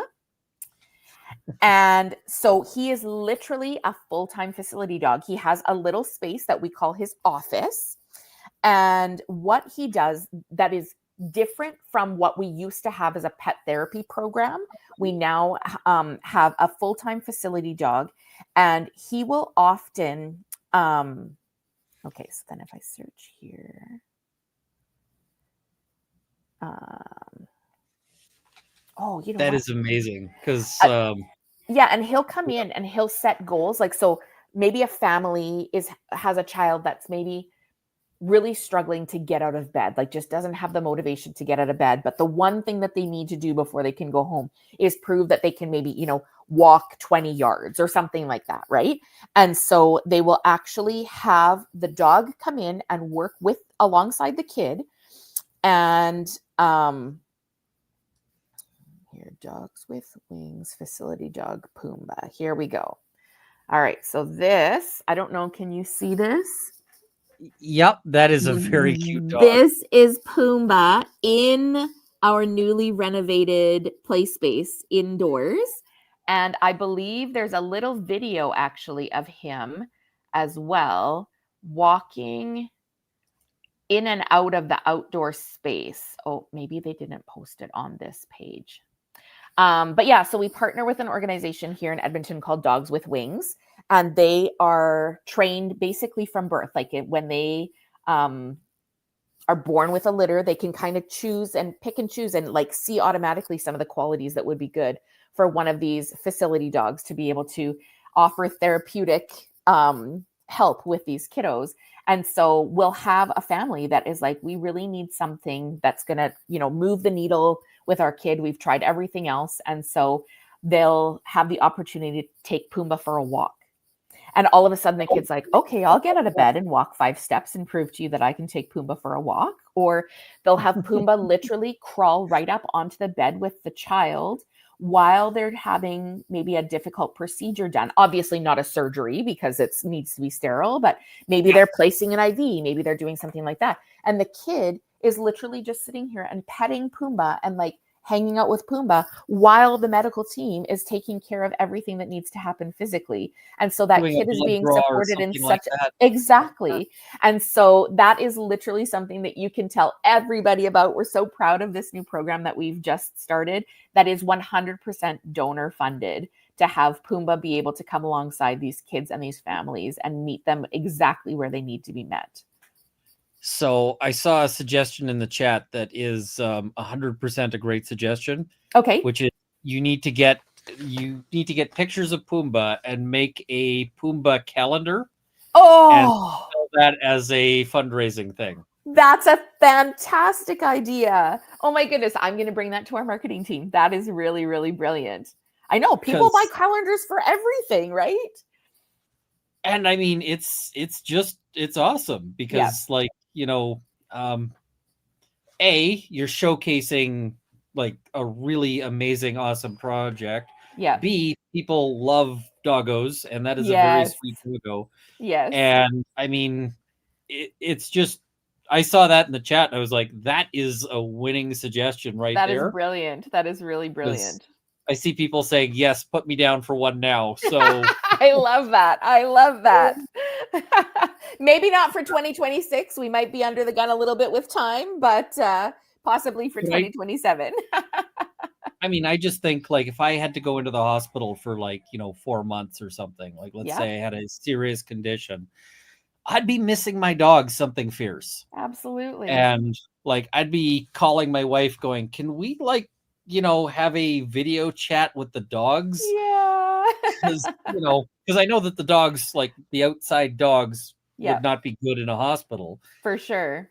But I'd be missing them something fierce. And if absolutely. So I love that. That is awesome. Yeah. So that's one of the cool programs that you can like literally tell everybody about. And then the robot that you mentioned, Ian, that we showcased at the ambassador's reception that you were at. So his name is literally Medi. The robot's name is Medi. And one of the really cool things that he does is he wanders through our emergency waiting area and he chit chats with the kids as they're waiting to actually just even see a practitioner to begin with. And the way that he interacts, of course, is very different than a human interaction because there's no judgment and there's no right? Like nobody is telling you that how you're responding is incorrect. And then he actually will like sing and he dances. And all of a sudden this kid who's maybe, really stressed out, really worried, maybe crying, maybe quite anxious, all of a sudden they're watching this little dancing robot on the floor of the emergency waiting room. And they're like, oh, that's really, and then all of a sudden the distraction and then the pain level just lowers just a little bit and the anxiety level lowers just a little bit. And that is, again, a program that is 100% donor funded is this little Medi robot. And I believe we now have 3 Medi robots that can be used in different areas. So that is super awesome. What is it? It's funny because, it's just such a great sort of project. And it just seems like things are getting better and better. Absolutely. And I just, it's one of those things where I look at this and I'm like, yes, this is what I want to be raising money for because it is so, it's such a good cause. And, at the end of the day, we are creeping up on $40,000. I see that. I don't think we're going to get to the 100,000 we got last year, but I might be wrong. But we're creeping up on $40,000. And, when I think about that, this has real measurable outcomes in the sense of what does it cost to get a trained dog? Well, 40,000 is probably in the ballpark because, dogs are super expensive. Thank you so much, Leanne. You're so welcome. I just, also noticed in the chat, someone also asked for a picture of Medi. And so here is, I don't know if you can see that. Can you see Medi there? I think so. I might also, where did I put my phone? I might have a picture of Medi on this thing that I might be able to send. With you at the reception?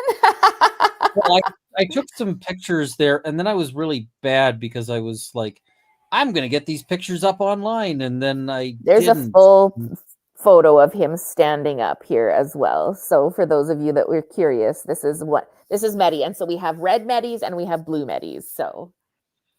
All right. It looks like I have a couple of things. I'm going to send those to myself. Awesome. So that I can try to bring those in because,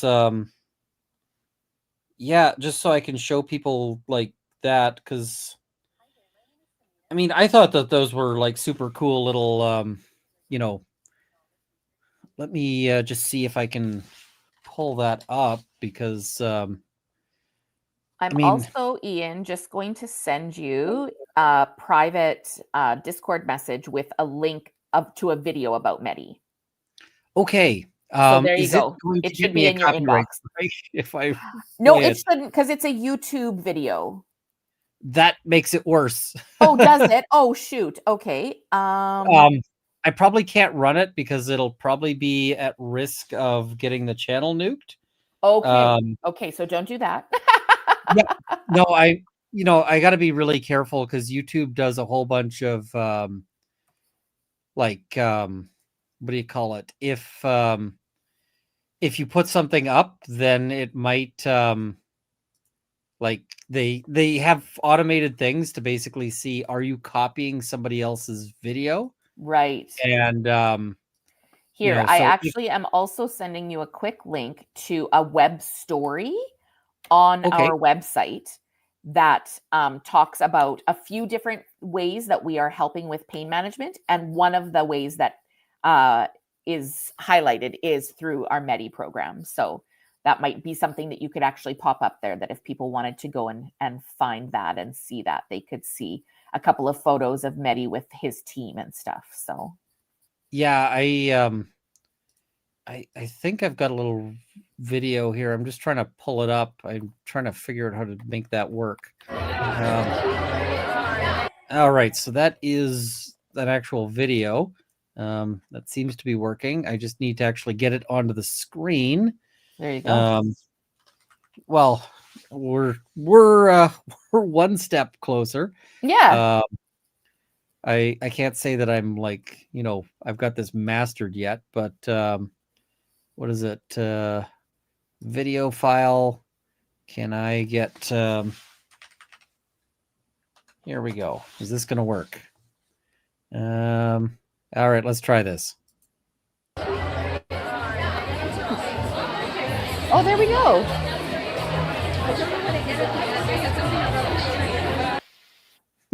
It's a short Yeah. video, but you can He's see pretty cute. So that Awesome. I'm just like, that is super, super awesome. Yeah, So it's really, really cool. Alrighty, well, it was great to chat with you and to hopefully answer some of the questions of the people that are in your stream. And thanks again so much for doing what you do for the Stollery. It was so great to have you representing us down at Unlocked, and I can't wait to hear more about that as well. And good luck with the rest of your stream. You're not even halfway there, and you are raising money hand over fist. So you're doing an incredible job.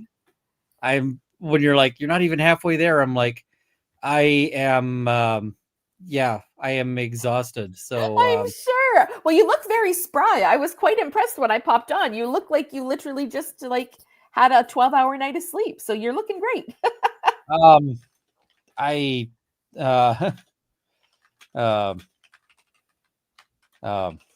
Yeah, I'm feeling it. Let's put it that way, because I tried to get some sleep. Yes.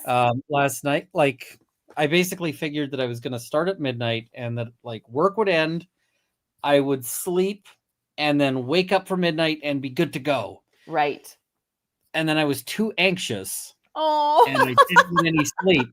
Yes. So I'm just like, yeah. Might be time for jumping jacks. Runkle hasn't had a 12-hour night of sleep since anesthesia. It's not wrong. Yes. Awesome. Well, thank you so much for having me, and thank you. Good luck with the rest of your stream, and I'm sure that I will be in touch very soon.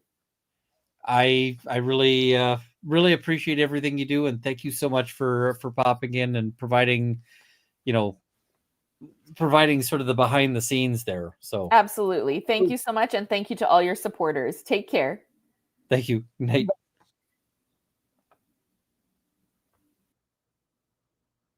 I say good night even though it's like 11 a.m. because to me it feels like good night. So that is awesome. Yeah. All right. Let's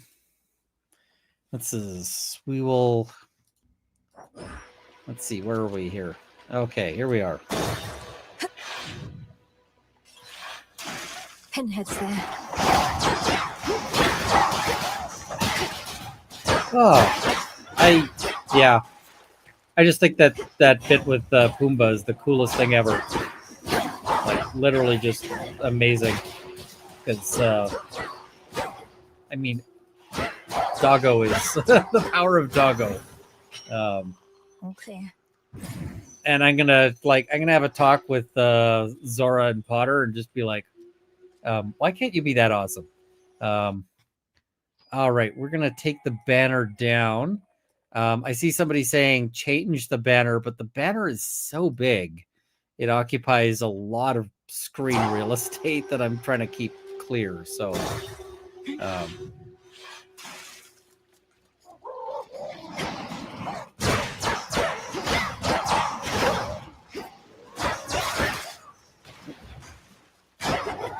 and I think this is a Twitter message that I have to respond to. Give me 1 second.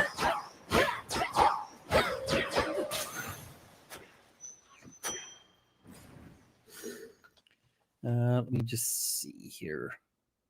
Sorry, I'm just juggling all the things here.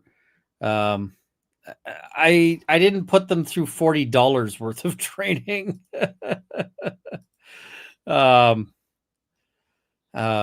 Yeah, they are not well trained dogs.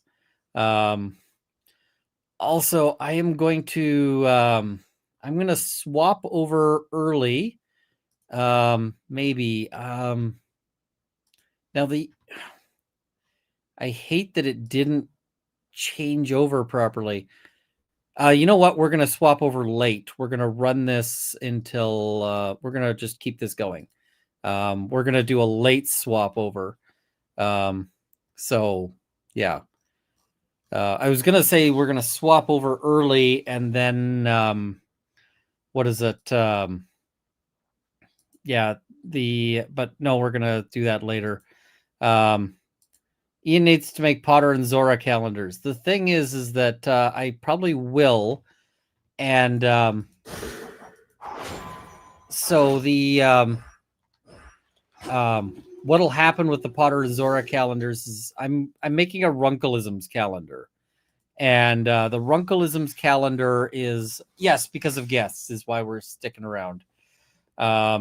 So I just got to send a message here. So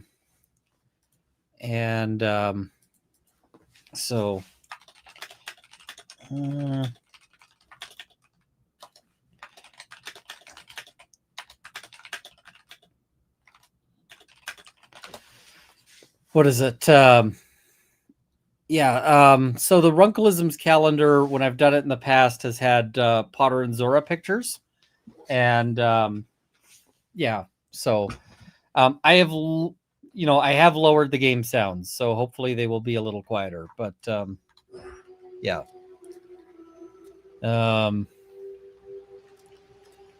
All right, we're gonna go. Yes, there'll be 2026 calendars. I gotta make them, but that's the plan. So I'm thinking like I will go through the donor list, and if you donated, you'll get a calendar. It may suck for me to send them all out, but don't do Potter and Zora that way. Okay. It is I.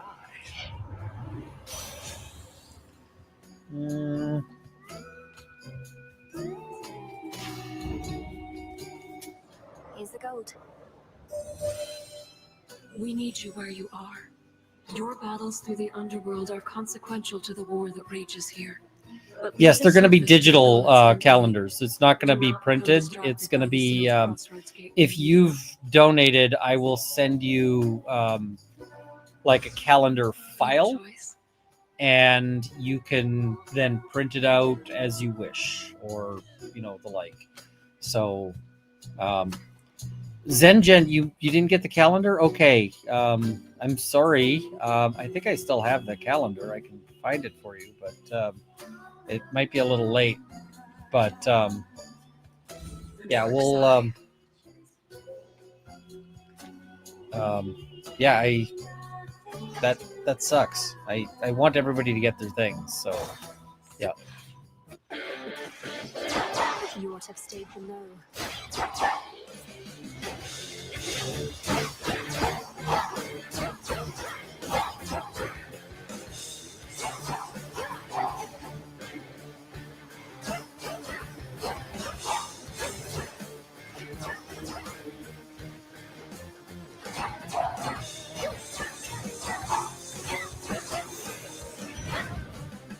With you, servant. Olympus, I accept this message. Legally Blonde. I'm sorry. Yeah. Ooh. Yeah, we'll do that. Too good a boon to miss. We're going to talk to Narcissus. That's her. Don't worry, man. This won't take long. This won't take long at all. The mirror sheen of the standing waters all about revealed to denizens of Oceanus their full selves, to their horror or to their delight. Scarlet Baker Girl, I expect Rob will be coming. He's just juggling life. So. This is not a good view. There. Yeah.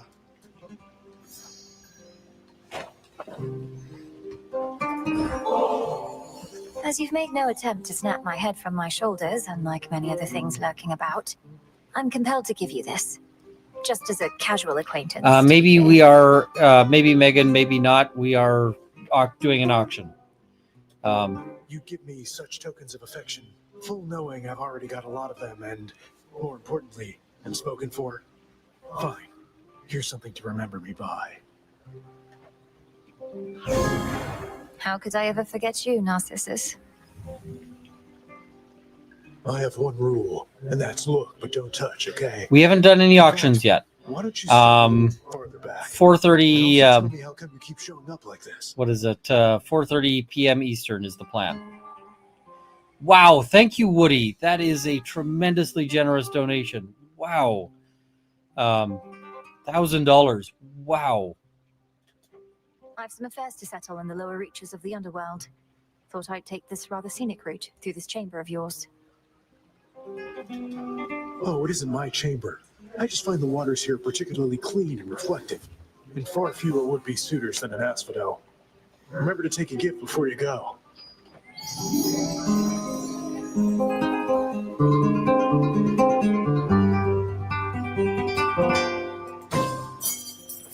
Regards. Mine. Let's see. There was something I was about to do. What was I going to do? Oh, yeah. I'm just going to check where that puts us.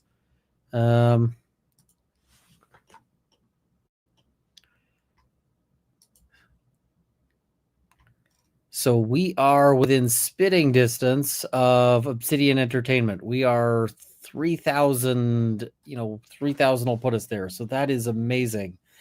So that is, we are number 11 worldwide. I'm just checking Canada. Canada, I'm pretty sure we're second.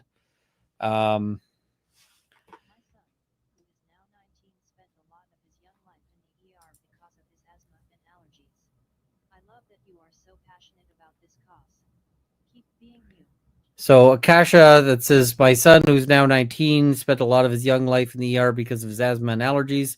I love that you're so passionate about this cause. Keep being you. I mean, that's basically what I did. I spent a ton of time in the ER because of, asthma and allergies. So, yes. And thank you, Masterful Melon, as well. So in terms of the top, the top in Canada, I am currently 10,000 shy of the number one. Number one is somebody from Quebec. I don't know much about them. I'm just gonna give them a little Google and find out who this person is. They are a Quebecois YouTuber, and so yeah, they They are a Quebecois YouTuber who gets some tremendously huge views. So good for them. We still want to beat them though. Ali Brassard is the name. ALYBRASSARD. So yeah. We appreciate what they're doing, and we're still gonna try to beat them.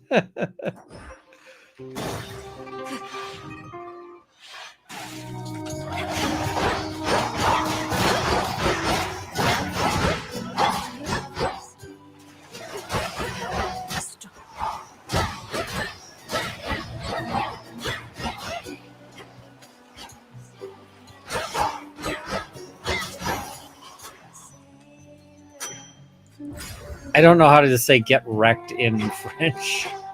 At least not like properly idiomatic. Don't look down.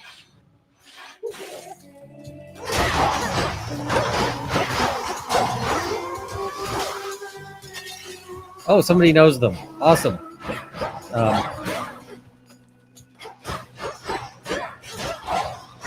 Tell them we appreciate everything they do, and also get wrecked.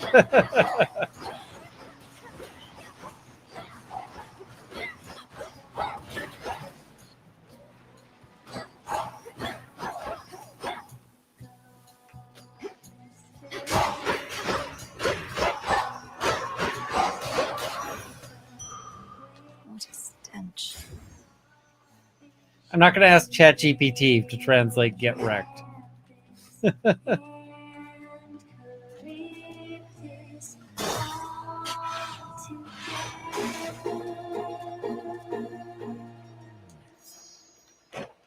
the name of Hades.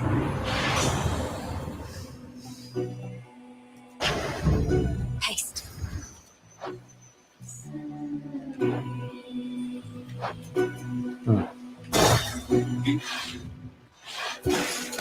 Oh, what is she wearing? Skilla, I've noticed your song I Am Gonna Claw may be inspired by true events. Is trying to drown me not sufficiently entertaining that I must also be the subject of your ridicule? Oh, how can you be so egotistical even? I had that song worked out since way before you showed up. Any and all similarity is entirely coincidence. Come on, insulting my hair and attire, making claims that I'm obsessed with you. But if I'm not the subject of the song, who was, pray tell?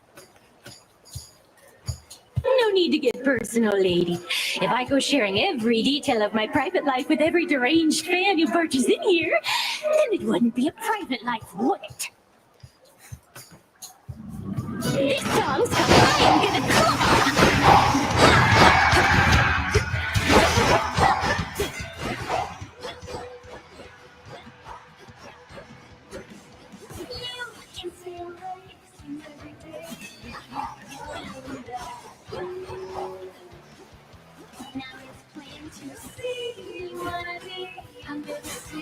with your favorite siren. He's obsessed with me. For it, I would treat you if I were you. Too bad you must I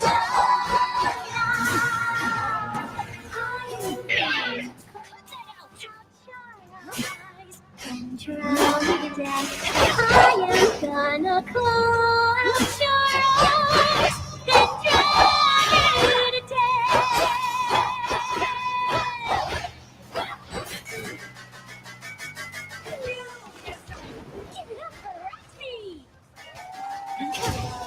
My outfit.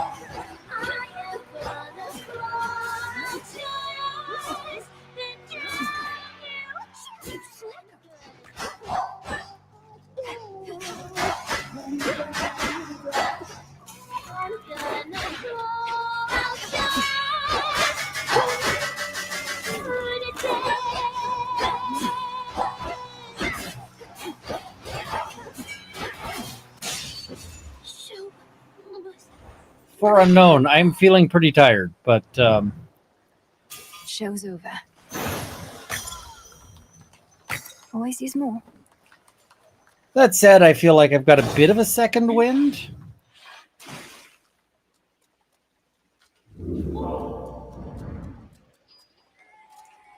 Thank you, Anonymous. Had to dry off.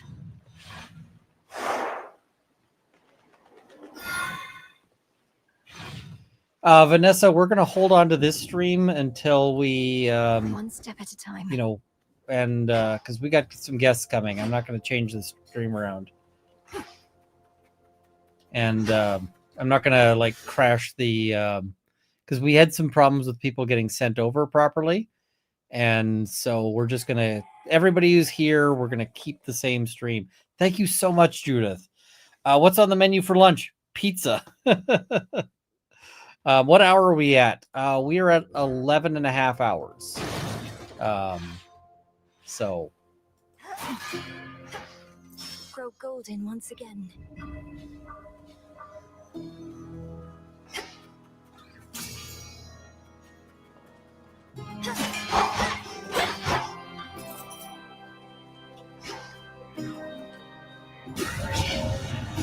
Smackers.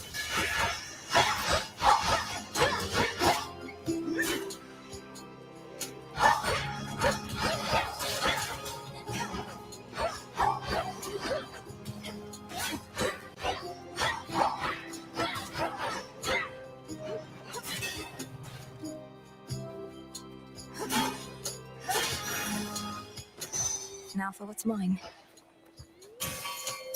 Now.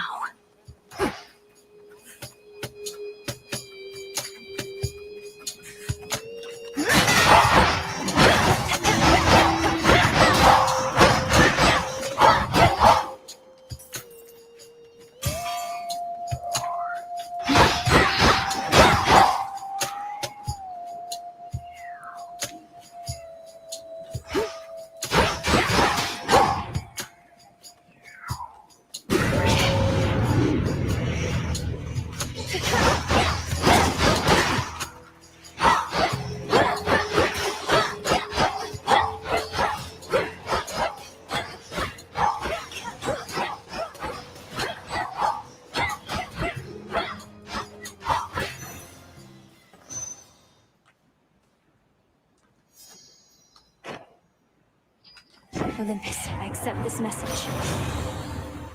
Thank you, Carla. It says, thank you, Rocco, for leading this fundraiser for such an amazing organization. Children represent innocence, strength, and hope. You're not wrong. Hey, Glare, good to see you. So, yeah. Sure.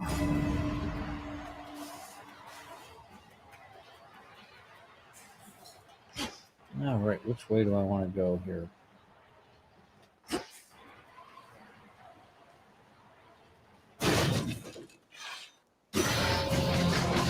Out of the way, Phantom.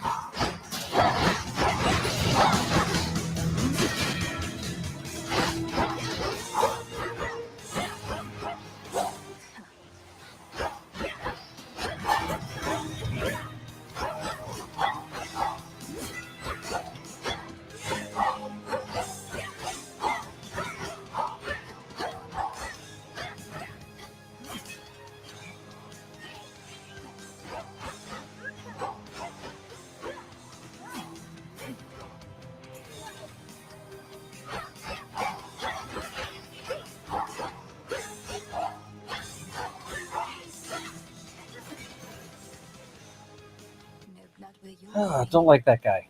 Glass rock. Thank you, Velo. Olympus, I accept this message.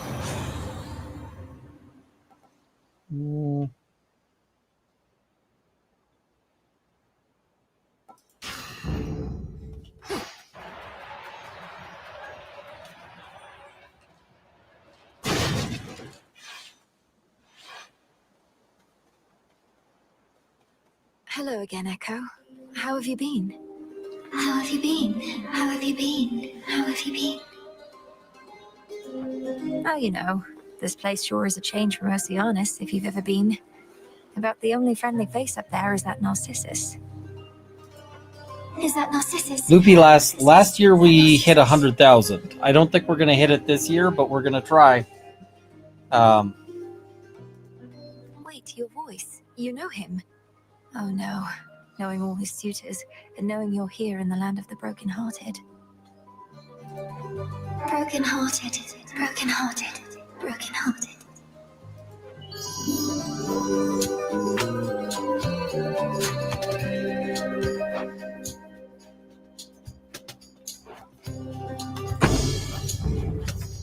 Please take care.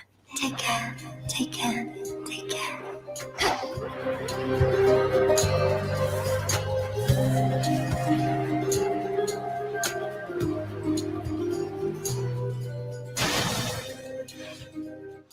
Follow the golden petal path.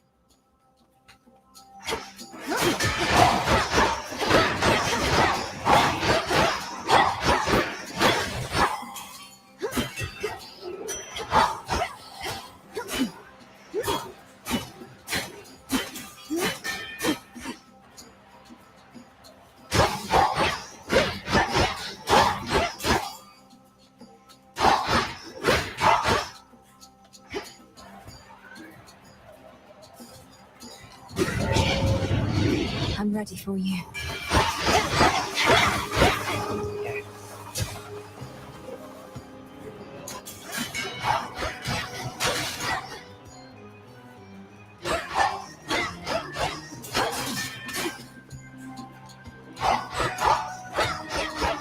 This is Hades 2, not Zelda. Where was I? I don't know if they have any similarities, because I haven't played a Zelda in a while.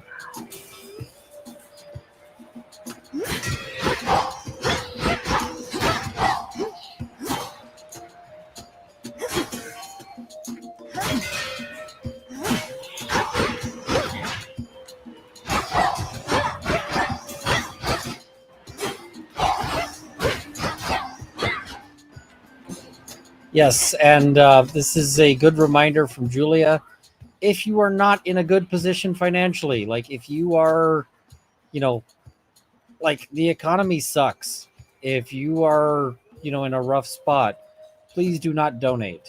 The donations should be for, like, this is a luxury spend, not a, so I will not shame you for not donating unless, like, you're sitting on a, giant pile of money or something. And I have no way to know if you're sitting on a giant pile of money unless you tell me. So,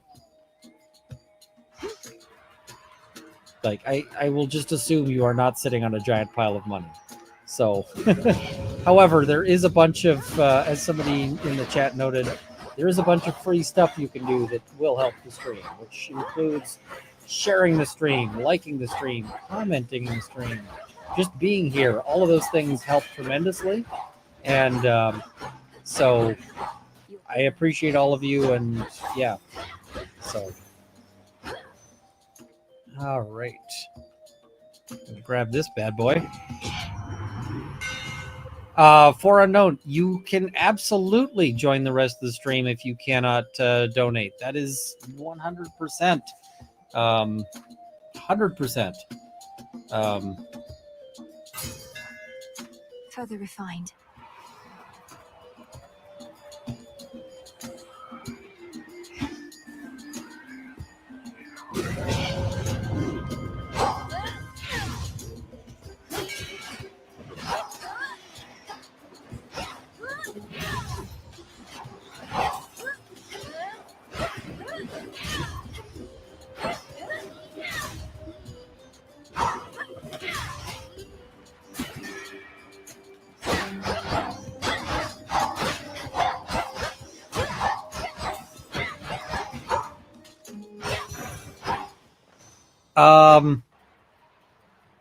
When I see somebody says that's not the Obsidian on the leaderboard, I kind of think it is. Obsidian Entertainment. They make a variety of things. They make The Outer Worlds 2, they make Grounded 2, they make Avowed, Tyranny, Pillars of Eternity, so Fallout New Vegas. That Obsidian is who is ahead of me on the leaderboard. That's who we're fighting right now. And by fighting, I mean to the death. We are getting real close to knocking them down. So, yeah.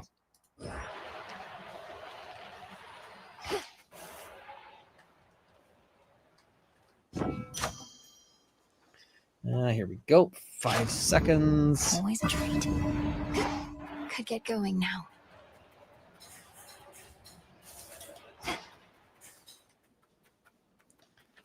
Oh, once we beat them, I am going to go on Twitter and I'm going to chirp them.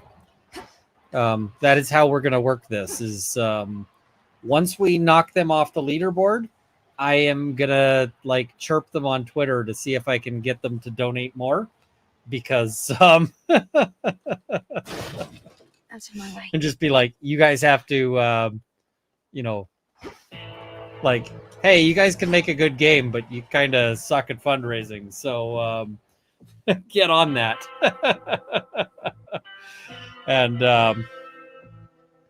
actually, just give me a second. I'm going to check because I'm betting. So when I go to their fundraising page, they have 38,000. Let's see. You can look at their donations. Actually, they might be a fairly this might be a fairly organic donation. So, or for fairly organic thing. So good for them. I'm just looking to see. They don't have a sort for the donations. Like when you look at their donations, you can't like sort them. But let's see. Yeah,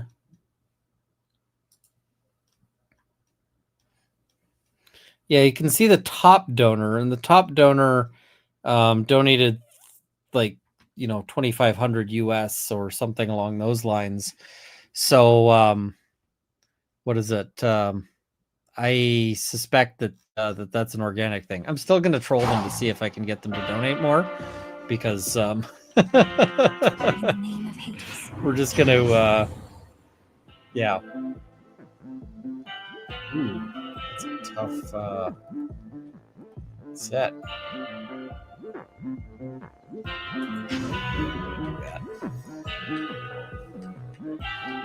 All is possible.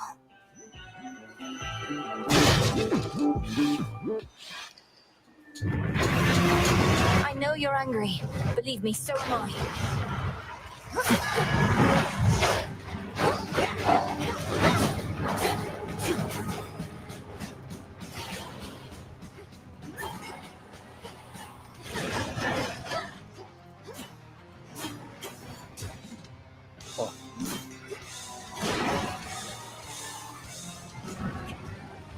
How is this thing rocking me when I'm able to keep a distance like this?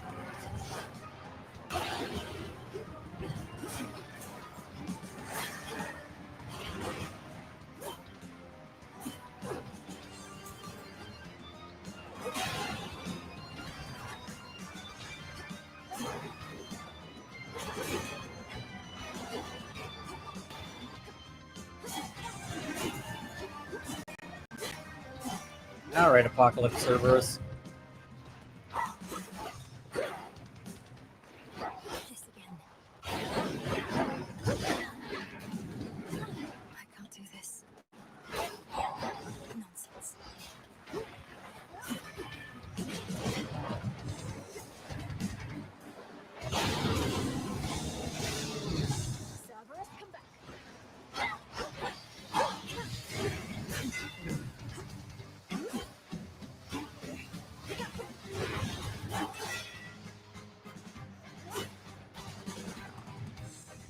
All right, good dog.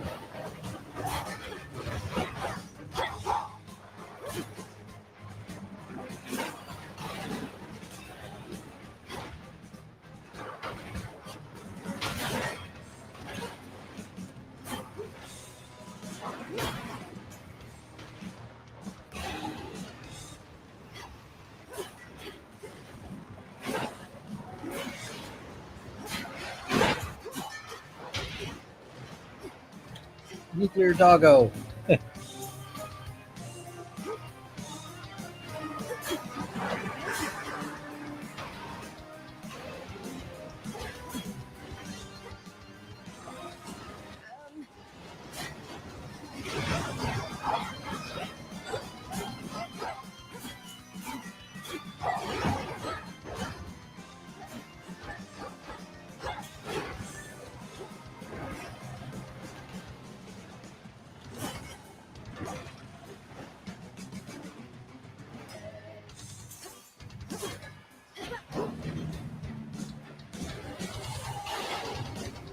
Spirits of despair, be gone.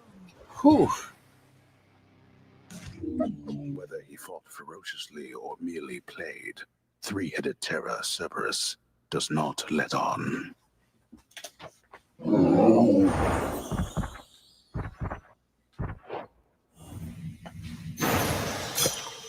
Return now to your master and abode.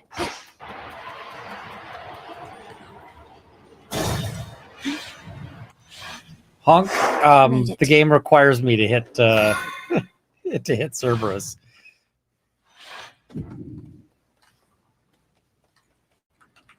Legions loyal to the Titan of Time yet guard the underworld's major passageways, but remain unaware of certain secret methods of descending deep into the realm. Secrets of the unseen. One last drop. Honk says that this is a bad game. Find a new one. You made it. Oh. Eris. This isn't working. Why won't you stop? What's it gonna take, huh? See you later. Curses. Got it. All right, so this is Should be a designed clear to path to the prevent house. me from.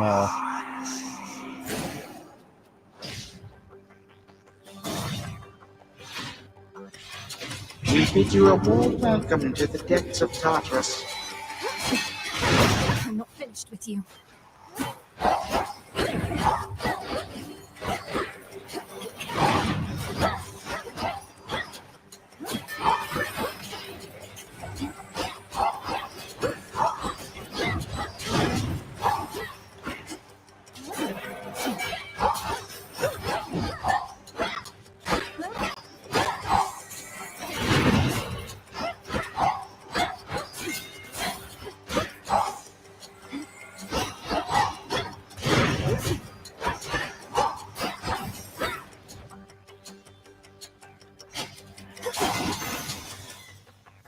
Four chambers to go.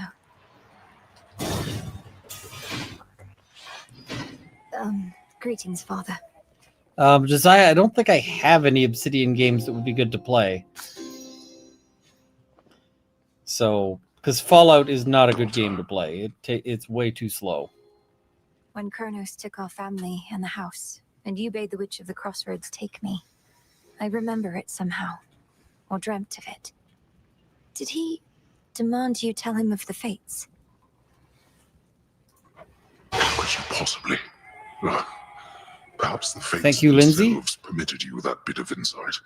My father sought them, but I revealed nothing. Couldn't have even if I so desired, for no one knows where those three are save them. Wait, you never told Kronos how to find the fates? Then how did he? Because he's captured them. Not long ago, perhaps, but nonetheless, I'm certain of it. What? No. But if this is true, then my father's plan for conquest Thank you, Lauren. is That's very closer to generous. Thank fruition you. than I thought. If not even they could stop him. Daughter, what chance do you have? We've every chance in the world.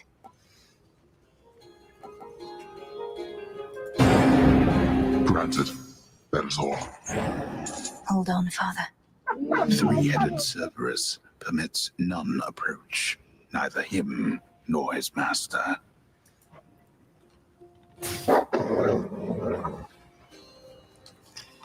Now, I don't know why, but the readout and the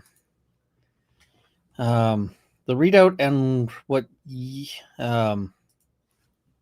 Extra Life show are different numbers, because the readout here shows 40,000, Extra Life shows 37,000. I don't know why there's that discrepancy.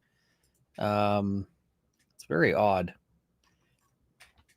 because we'll have to see. But got it worked. Did not show up as my username though. Good luck to hitting 100,000. Thank you so much. So I don't know why there's that. It's not a USA versus Canada. Am I going to have guests? Yes, we are expecting some imminently. And yeah, it might be, what is it? Might be, yeah.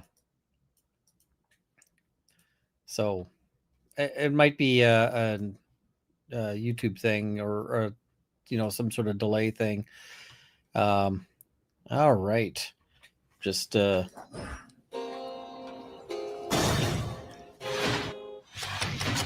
hope it's a delay and that we're over, because that would be amazing.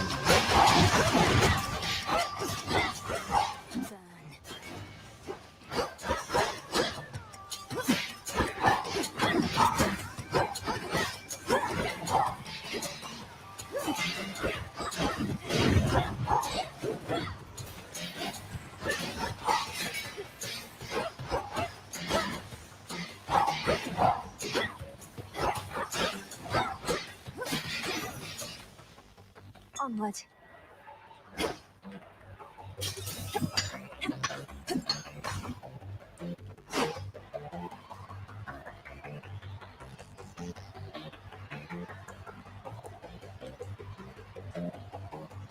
All right.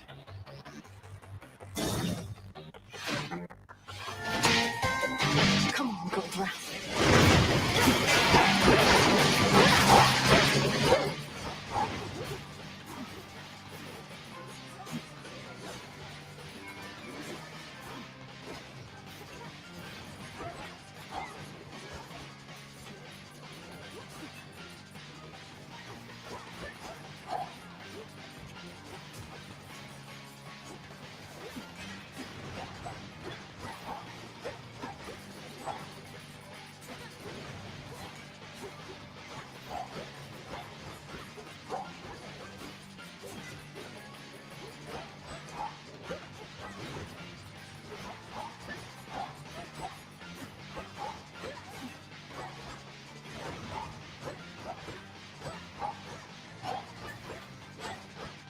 Barely survived this one. Who needs gold anyway? Let's just see here. I suspect that speed run where the guy did it on the first run is why they no longer or why they have the like that the penalty things there, where you get the curse to start. On my authority.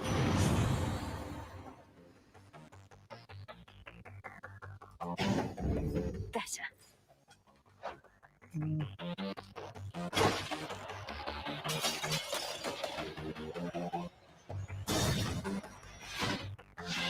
Delphana, no, we're going to change streams afterwards, because we're going to lose a bunch of people if we change streams now, and I don't want to, I don't want to ditch people.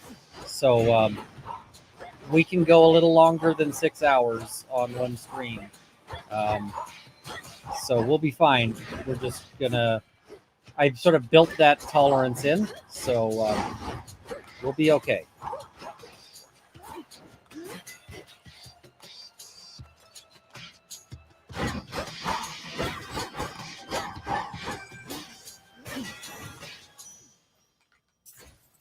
He'll send more and more foes the longer I stay. How far from place 10 am I?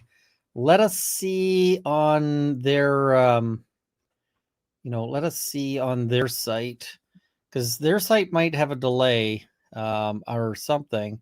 So on Extra Life, I'm showing as 37,531, and they are at 38,678. So according to the Extra Life site, I am, I'm basically 1,000 and a little bit.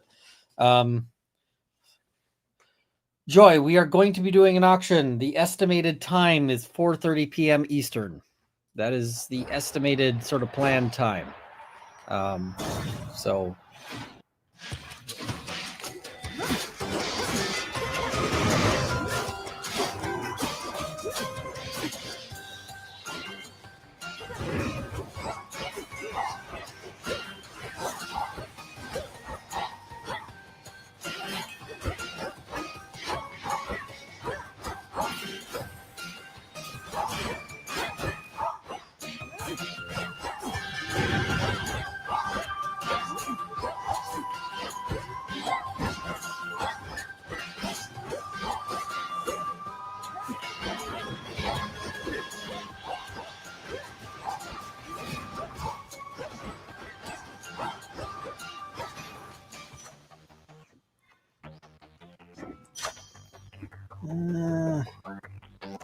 okay, I guess they wouldn't give me the option I wanted there.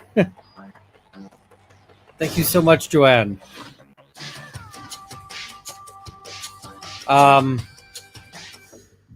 Heaven Takes All Dogs. You've got to follow the link that's in the description. You'll have, there's a donation link at the top of the chat. It is not the same as yep. Whoop. And we are 1 second here. I am just going to pull that up and then, hello, how are you? Man. Good to see you. It's been a bit. Hopefully life is treating you well in the aftermath of the chaos. It's been excellent. Life is fantastic. I'm a fortunate person. How about yourself? I mean, this is kind of my favorite thing to do all year. So I'm tired, but I'm feeling pretty good. That's sort of where, yeah, this is, I'm where I should be is kind of my feeling. So that's, and you're going to have to forgive me as well. I'm a little punchy because I was supposed to, my plan was finish work Friday, sleep until midnight, and then start streaming. And what actually happened was finish work, go to bed, be too anxious to get to sleep, and then start streaming. And so I'm already kind of running for a while on no sleep, and it's going to be an adventure. But that's part of what this is all about is the fun of people going, wow, he's really tired. He's still going. So what is sleep? That is fair. You're kind of the man known for not doing that. So I don't know how you do it, to be honest. Like that, I am super impressed with your ability to operate with little sleep, and B, like your workout schedule, your work schedule. Just like, I don't know. I kind of feel like if you cut yourself on something, it'll just be steel underneath. No, I can assure you that somewhere in the recesses of my musculoskeletal system, there is human blood. Fair. So yeah, I'm just I don't know if you'll permit me to ask a bit of an odd question, but I'm curious. Have you followed the Kelsey Fitzsimmons matter at all? I have not. Okay, because that one is one. I don't know what it is about the Canton area, but they seem to have like nonstop weird things going on. Yep. And it's the most bizarre thing I've ever seen, because they have story after story coming out of that area. And it's like the media has finally caught wind that maybe something is wrong with that department. But we've also seen there was an officer who was arrested for like solicitation in a school parking lot. Oh dear. And it's got to be interesting also watching the aftermath of the Proctor texts from a distance. Yeah, it's interesting, but it's also a combination of unsettling and frustrating that those weren't produced in the Yeah. Karen Reed trial. It just add that to the mountainous stack of irregularities in that case, and fortunately, because of the just excellent team we had, we were able to overcome that in many others. But there is endemic, long-standing, and almost cultural rot throughout that system. And I hope, for the benefit of the citizens who are the victims of all of that, that they get to the bottom of it, get it cleansed out. I can tell you that I just saw endlessly great people in that area, day after day after day. They deserve much, much better. And I'm confident they're going to get much better, but they're going to have to stay on it to get that.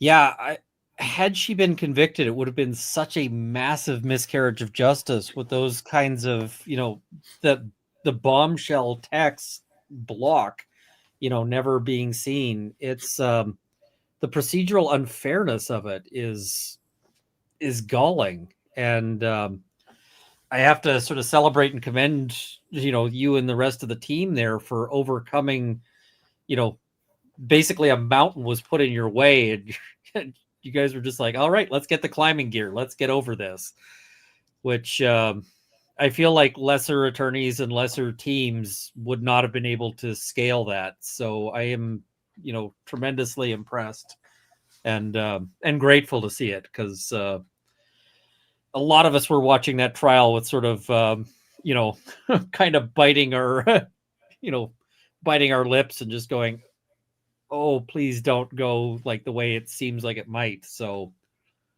I think I sort of speak for everyone in the chat that, we're tremendously grateful for that, because it was such a shocking scenario. Yeah, well, we were definitely dogged in our pursuit of justice. There were many factors that contributed to the doggedness.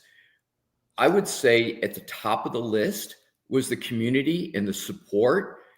As I'm sure you know, Ian, and many people perhaps in your chat, there were folks lined up along our route to get to the courthouse every day, every morning, no matter what the weather, cheering, and they had signs.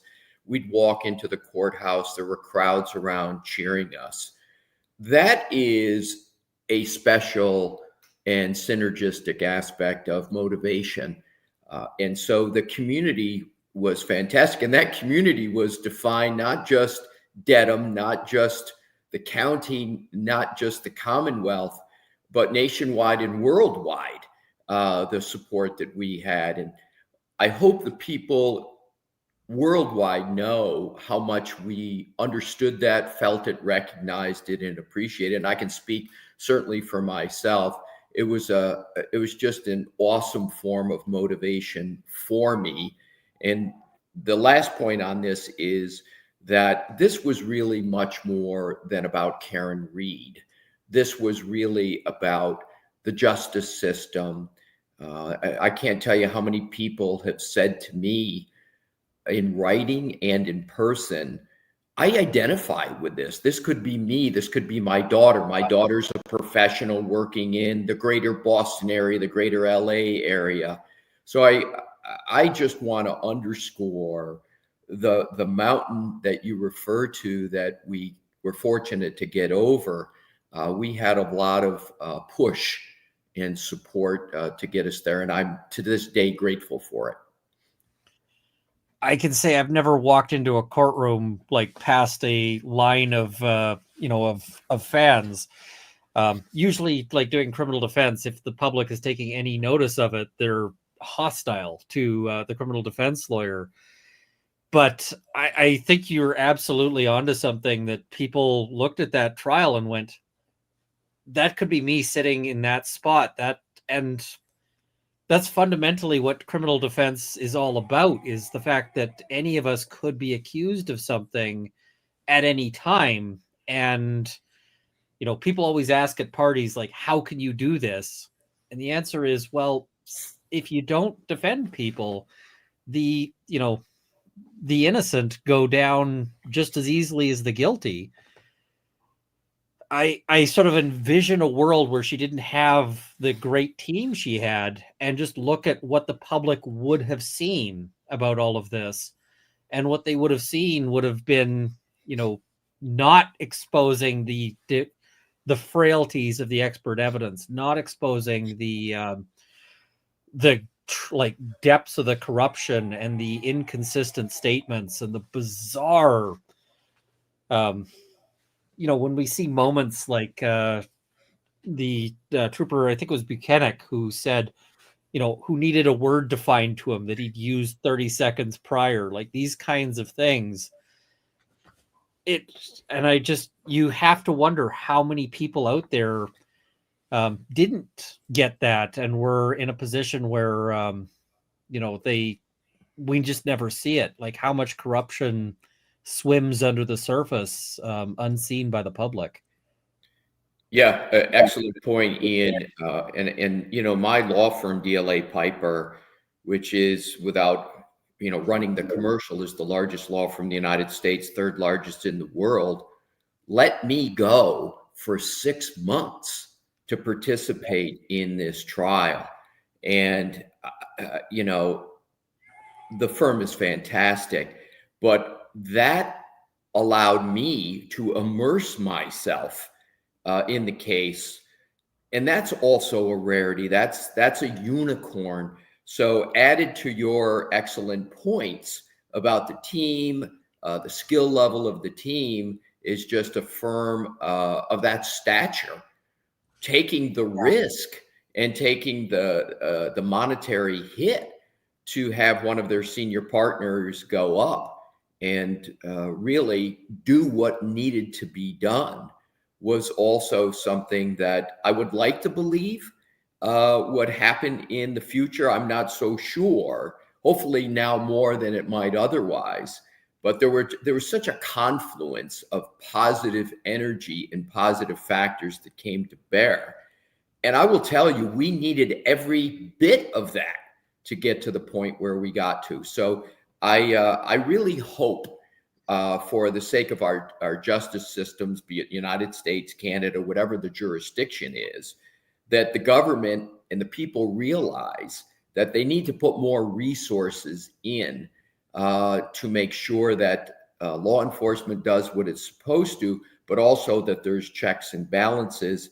And I tip my hat to you, Ian. It's one of the many reasons why David and I chose you and your channel to go to first for this, because of your just fabulous and generous pro bono work and other work, that the public needs to continue to be educated on these types of issues so that people do get fair representation, because unfortunately these misdeeds happen more than we'd like to see.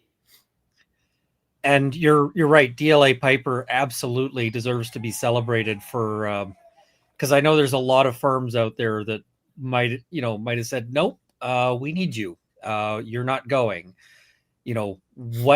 How does this help our bottom line? As opposed to, does this, and I suspect that conversation, if I can sort of guess, probably was, does this matter to you? Okay, we're going to let you do it. We're going to support you. And you can correct me if I'm wrong on that, but that is amazing, and we need more of that. But they pretty much have to be the biggest law firm in order to support that, because a 3-man firm can't do it. They just, but our system really can't run on the goodness of firms and the kindness of people, because frankly there often isn't enough to go around. So it's I'm just like, just by sort of the skin of the the nails there, does this all work out? But yeah, your DLA Piper definitely goes on the list of heroes in this one. And I saw somebody in the chat asking something that I've been wondering as well, which is how goes the podcast? Yeah, I'm hopeful. My brother David Yannetti, brother-in-law's David Yannetti, is going to be around soon. But David's rowing the biggest oar in that. The podcast is going to happen. I have to raise my hand for a good share of the delay. My caseload has been enormous. I'm still playing catch up, believe it or not, from the Karen Reed trial. So I will say this just to give some evidence of the reality. We have the name of the podcast. We have the logo of the podcast. We've had a variety of calls. There have been several other podcasters that have been incredibly generous with their time, giving us suggestions. We're distilling all of that. I don't want to give any more in a date or a month, but it's going to be a reality. And we were just talking to some of the team members of the podcast. So I appreciate greatly everybody's patience. We want to do it right. We want to get off on the right foot. And someday we want to be able to get to the talent and skill level of Ian Runkle. Well, I'm happy to help out anyway, but any way I can. But I feel like you over. I'm sitting there eagerly anticipating because I'm like, I want to see this. I want to watch this because there were several points in that trial where I was sitting there and I've got two sets of notes. And one set of notes is I'm going to talk about these things post trial in my sort of recap. And the other set of notes is this is stuff I need to learn because you learn by watching people who are better than you. And it is, and I was sitting there going, and there were points where I was like, I don't even understand what happened in this cross. I need to break it down and try to figure out what the strategy was, because this worked brilliantly. And I'm like, I've got to take this clock apart so that I can try to rebuild it in my own practice because, I'm forgetting his name. I think it was the other, like the second wolf, that was, Dr. Isaac Wolf, the neurosurgeon from Miami. Is that who you're referring to? Yes. After the interview, I was like, I had not fully grasped that cross-examination, and I went back and I rewatched it and went, I like this. It's beautiful to watch, and it's one of those things that as a lawyer, I just go, I need to sort of be able to replicate this because I'm guessing that guy has never had a cross-examination that rattled him like that. He's probably gone through a career of like 20 years of testifying in court and had never felt like he was on the defensive in all of that time. And you had him going, like, he didn't see it coming. He didn't, and it was brilliant to watch. So that, I'm happy to help out any way you can, or any way I can rather, and let me know. But I feel that you bring something that is perhaps unique in the sort of the legal podcast sphere, because I wouldn't put myself at like the top of the game. I would put like Andrea Burkhart above me. I think she's brilliant. And you and Mr. Yannetti, I just look at and went, wow. So she had the right team, and yeah, I'm still figuring this out, to be perfectly honest, like the whole YouTubing podcasting thing. So Yeah, it's quite a labyrinth, and that's why we're taking some time here.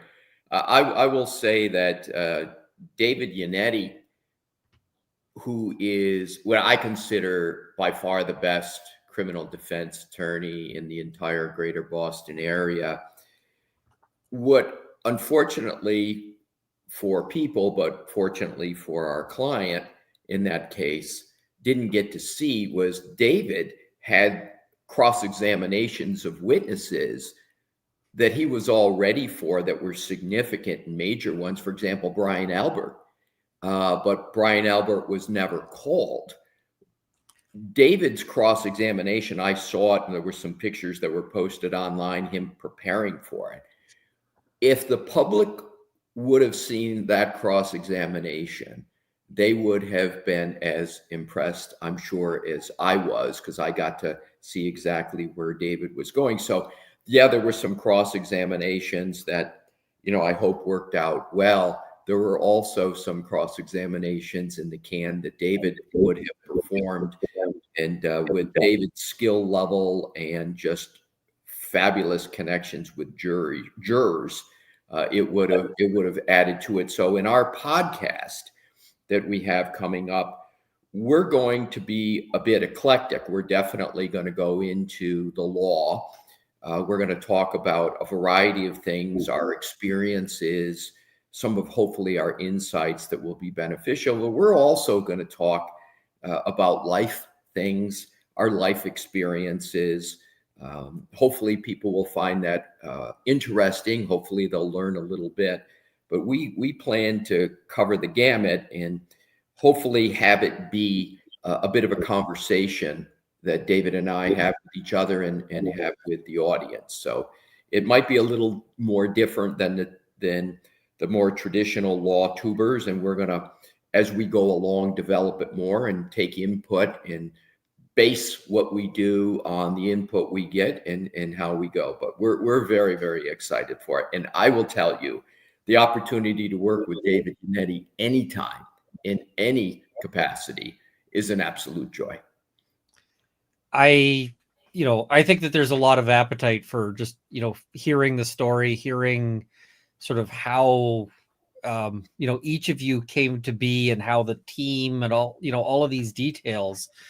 I think there's a lot of interest in that because, I understand you've got a sort of a very interesting background as opposed to there's a lot of lawyers who just sort of, went to university for however many years, got a bachelor of whatever, and then law school, and then that's it. And you've got a whole sort of range of boxing and, the science background and all of these details that are really different and unique. And, I think that that's part of being a good lawyer too, is that, the best lawyers I know are people who had some experiences outside of law school. And so I think that's important for people to sort of hear and know. So I'm eager. And somebody says they're not going to discuss current cases. No, they're not going to discuss current cases. Lawyers are always limited as to what we can discuss about cases. So I've had the joys of walking out of a courtroom and a reporter says, can you tell me about what just happened in there? No. Well, it's a public proceeding. Okay. That's neat. Order the transcript. Have a great day. So yes, there's a lot of they probably meant other people's current cases. So yeah, I guess that's an interest. What do you sort of read legal news, or is it just case law that might be useful? What how much do you follow sort of the legal weirdness that goes on? So there's really a bifurcation to the answer, which will be short. I am very much immersed, of course, in many cases that I handle. And so factually, the law, and I have some teams that work with me at my law firm on it. That's bucket one. Bucket two is, like everybody else in the world, there are cases that catch my attention, catch my eye, and the degree to which I dig into them varies based upon a whole host of factors.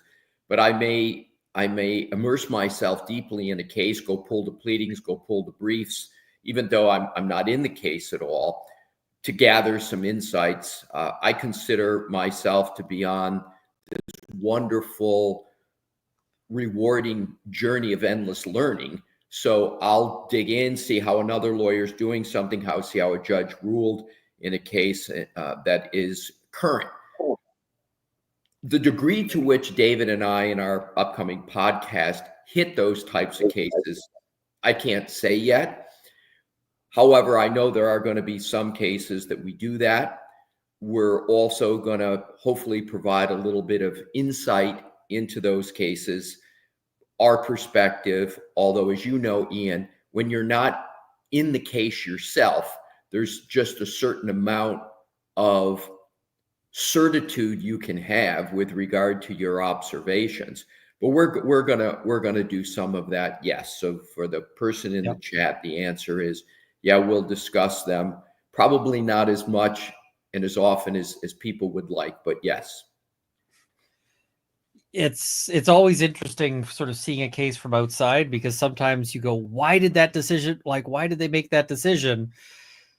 And from inside, it might be obvious. Like, inside it might be okay. And I mean, there were moments like that in the Karen Reed trial where it was like, why didn't they bring this witness forward or that witness forward? And then later it's like, oh, right, that's why this would have been a giant disaster, or this was part of some other larger strategy. So I appreciate that, because sometimes I feel it's tough when you're watching a lawyer argue something, and especially with like less of a team, because I've had moments when I watched other trials, and you just get to that point where you're going, is this some genius strategy that I don't know, or is this lawyer making a terrible blunder? And so that's always a fun moment, but it's hard to sometimes give grace to lawyers when you're like, I would do this differently with the knowledge I don't have. So I had a question, and now I'm blanking on it because I'm tired. Oh, somebody's saying I should tell you about Janet. That's a whole story that, yes, I've got somebody who's accused me or has pulled a stalking no contact order because she didn't like my coverage for a state I've never been in. That's the sort of extent that they, I'm learning new and exciting things about that, but the joys of sort of legal warfare. Did you see? I assume you saw that Kelly Dever, I forget which one she likes. I assume you saw that she's out of the department there. She's gone. I sure did. And I assume that's a decision you support. Yeah, she should have never been in the first instance, and secondly, given what the whole world saw and what she attempted to do, the exit stage left, in my judgment, couldn't have come soon enough.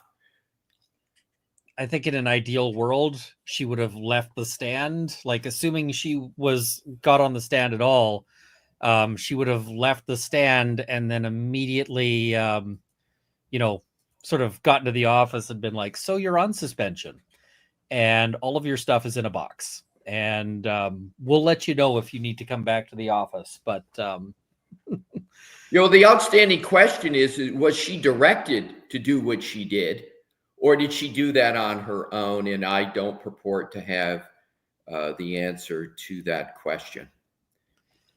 I mean, I have my theories on it, but I can't say that I have, certain knowledge and so forth. And the sad thing is, had she just been honest, it would have been a very different, different situation, because in my estimation, I don't. It's hard to imagine a more combative and sort of textbook example of a poor witness than she was. So, and she wasn't the only one in that trial that fits that description. oh, I was stunned at times. I actually I was asked to assist with teaching some community peace officers here in Alberta. And as part of that, I was sort of teaching them the legal aspects of, like, here's how you make sure you follow people's constitutional rights, and here's what you can do. But we had a segment on testifying in court, and I played some segments of the Karen Reid trial, and I basically asked a room full of aspiring peace officers, do you want to be this person? Like, does this seem like something you want to be? And when they were watching Deaver, I could see them shaking their head. I could see them sort of the expressions of disgust. And similarly with like Buchanan and his evasive, and it was just like, you need to, if you don't want to look like this, you need to tell the truth. Even if the truth feels like it's awful, just tell the truth. And so, I mean, that trial has already been educational for other would-be police officers, and I hope that they take away from that. Really, the important message was, if you don't want to get destroyed by a defense lawyer one day, you have to be honest. And so I guess that's another sort of aspect that the team has really helped illustrate. And so I appreciate the heck out of it. Now, I'm very much blanking because my brain is is sort of operating on caffeine. How many hours have you been going, Ian? So we've been going about 12 hours of this, but the last time I got actual sleep would have been, the morning of the 14th. So by the end of this, I'm going to be just, running on caffeine, and that's it.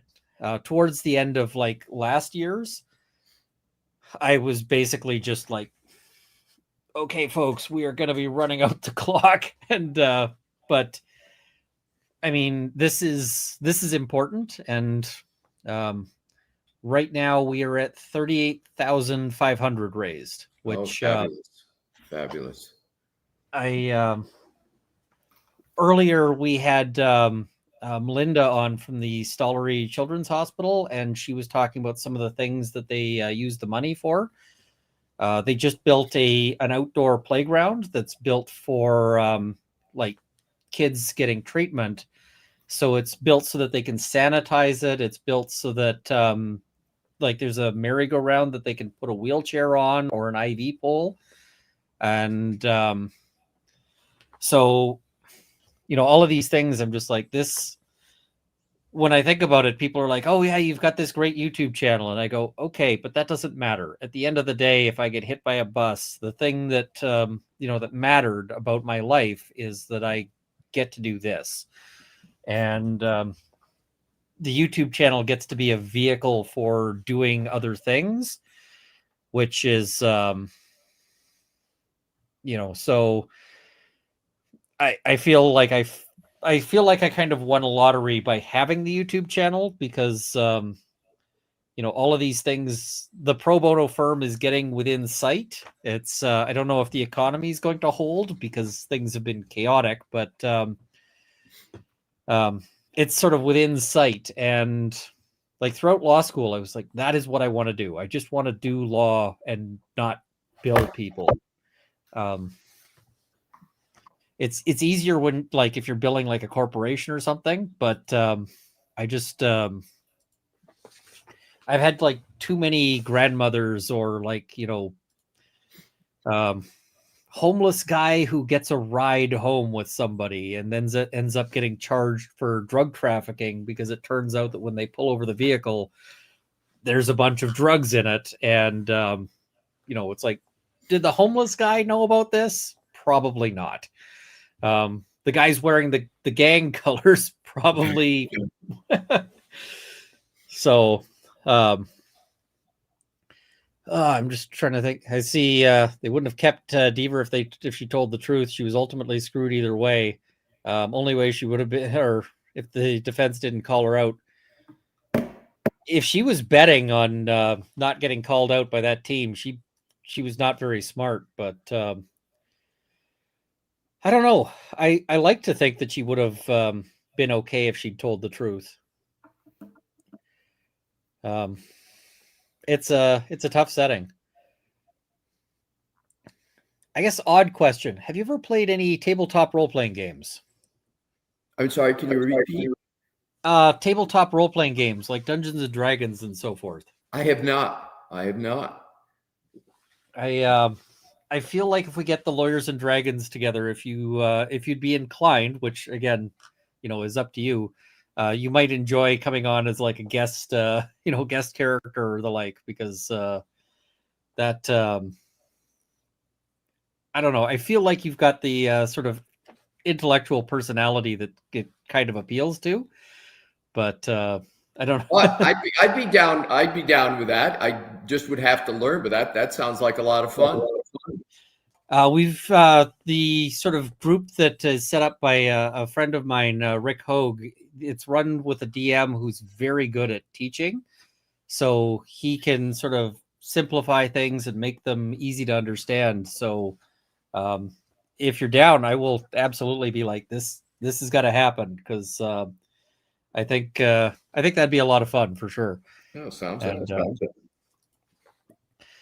And I'm just if you get a moment, or when you get your podcast up and running, assuming it's still going, I'd recommend having a look at the Kelsey Fitzsimmons trial. And especially there's an audio recording of the of this proceeding. She gets denied bail midway through asking for a variation of her bail conditions.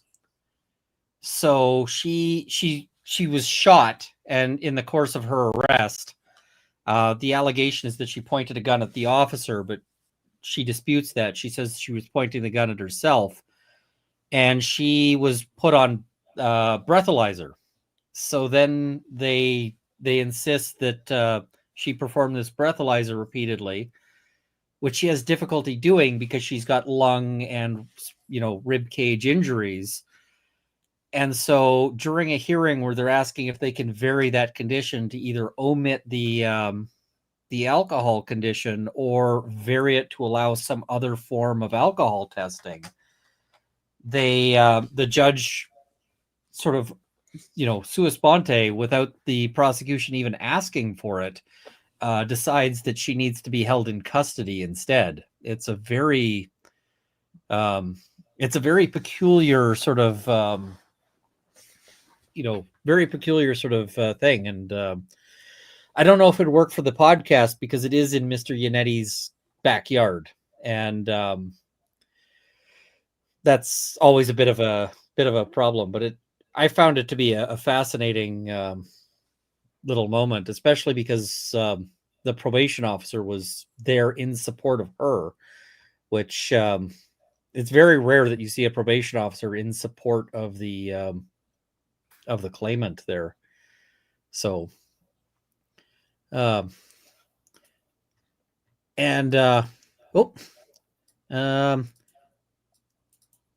Mr. Yannetti,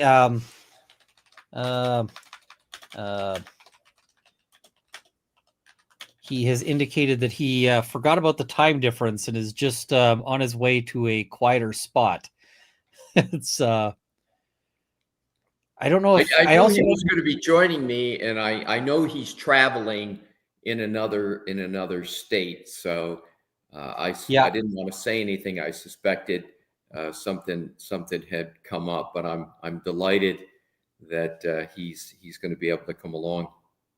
He just sent a message saying, I missed the time difference. And it's like, okay, excellent. So I don't know if he mentioned he had a proposal, and I'll put you on the spot a little bit. He had the proposal. I think somebody else messaged him with the idea of offering up a tie for, we do a charity auction with this. And so a lot of the items are sort of fan contributed items. There's like, this is a little glass felting project that one person contributed, and there's quilts and various other things. Normally, I'm more on the ball and I have leather work, but that's sort of something we always do as well. So if you'd be inclined, I'm sure people would love to, love to. If not, all good as well. But so. Yeah, David, I'm going to leave it to David to announce what we would like to offer in further support of your wonderful efforts here with regard to the charity. So when he comes on, I will just tell you, I'm aware of it. David and I discussed it. And good stuff. Totally down with it. Yeah. And did you see that Burgess formed his own company? I did not. I did not see that. He named it Phoenix Forensics. I thought that was very fitting, because he certainly went down in flames. That cross-examination had a very distinct plan. However, once I got into it, I just was marveling at how much more there was to be gleaned and brought to light. And also, and I know you know this as an attorney, Ian, seldom from an evidentiary perspective, and specifically authentication and admissibility, can you get in that much evidence through the opposing expert.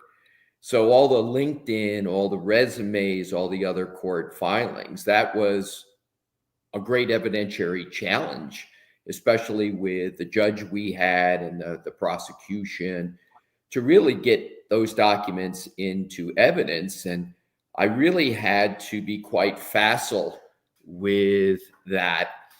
I think I know evidence pretty well. I taught it in law school. However, there were a lot of obstructions that were being put in the way of doing that.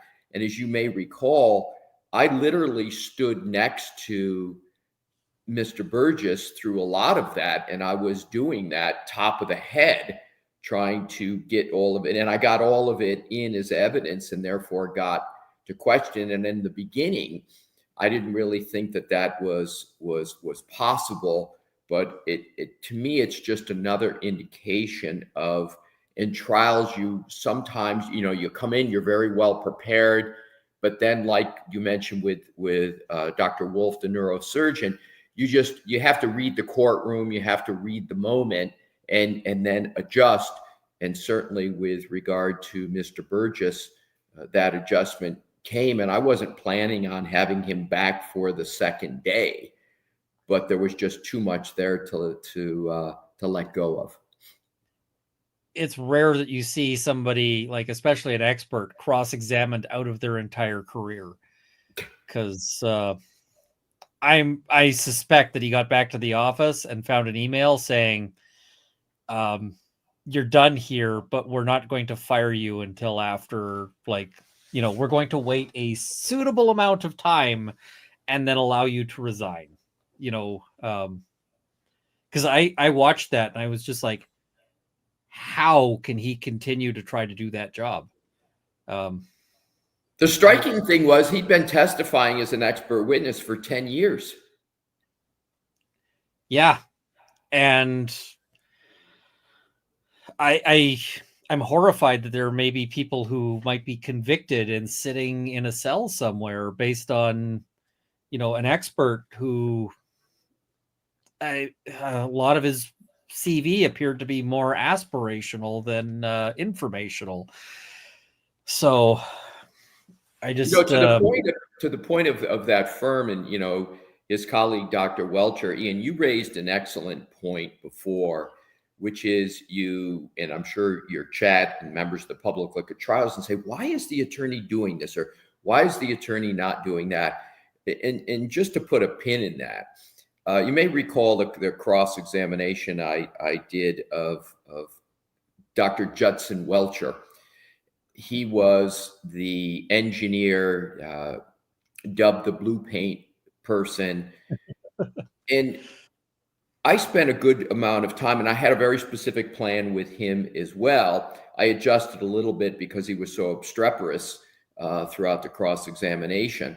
However, what I wanted to do, a significant part, certainly not the driving part, was to set up our ARCA experts. So when our ARCA experts testified, I had planted all the seeds through, or many seeds through Dr. Welcher. And I did go on, I do have a science background in physics. I took physics in college as well as in high school. And I enjoy physics and I enjoy chemistry. So Dr. Welcher had gone through 2 different analyses with regard to the head on the one hand, and then with the arms and the legs on the other. And with regard to the head, he did a Newton's first law, Newton's second law analysis, as he should have. But with regard to the legs, he didn't. And I know why he didn't do that. But I spent a lot of time going through what Newton's second law was and the formulas.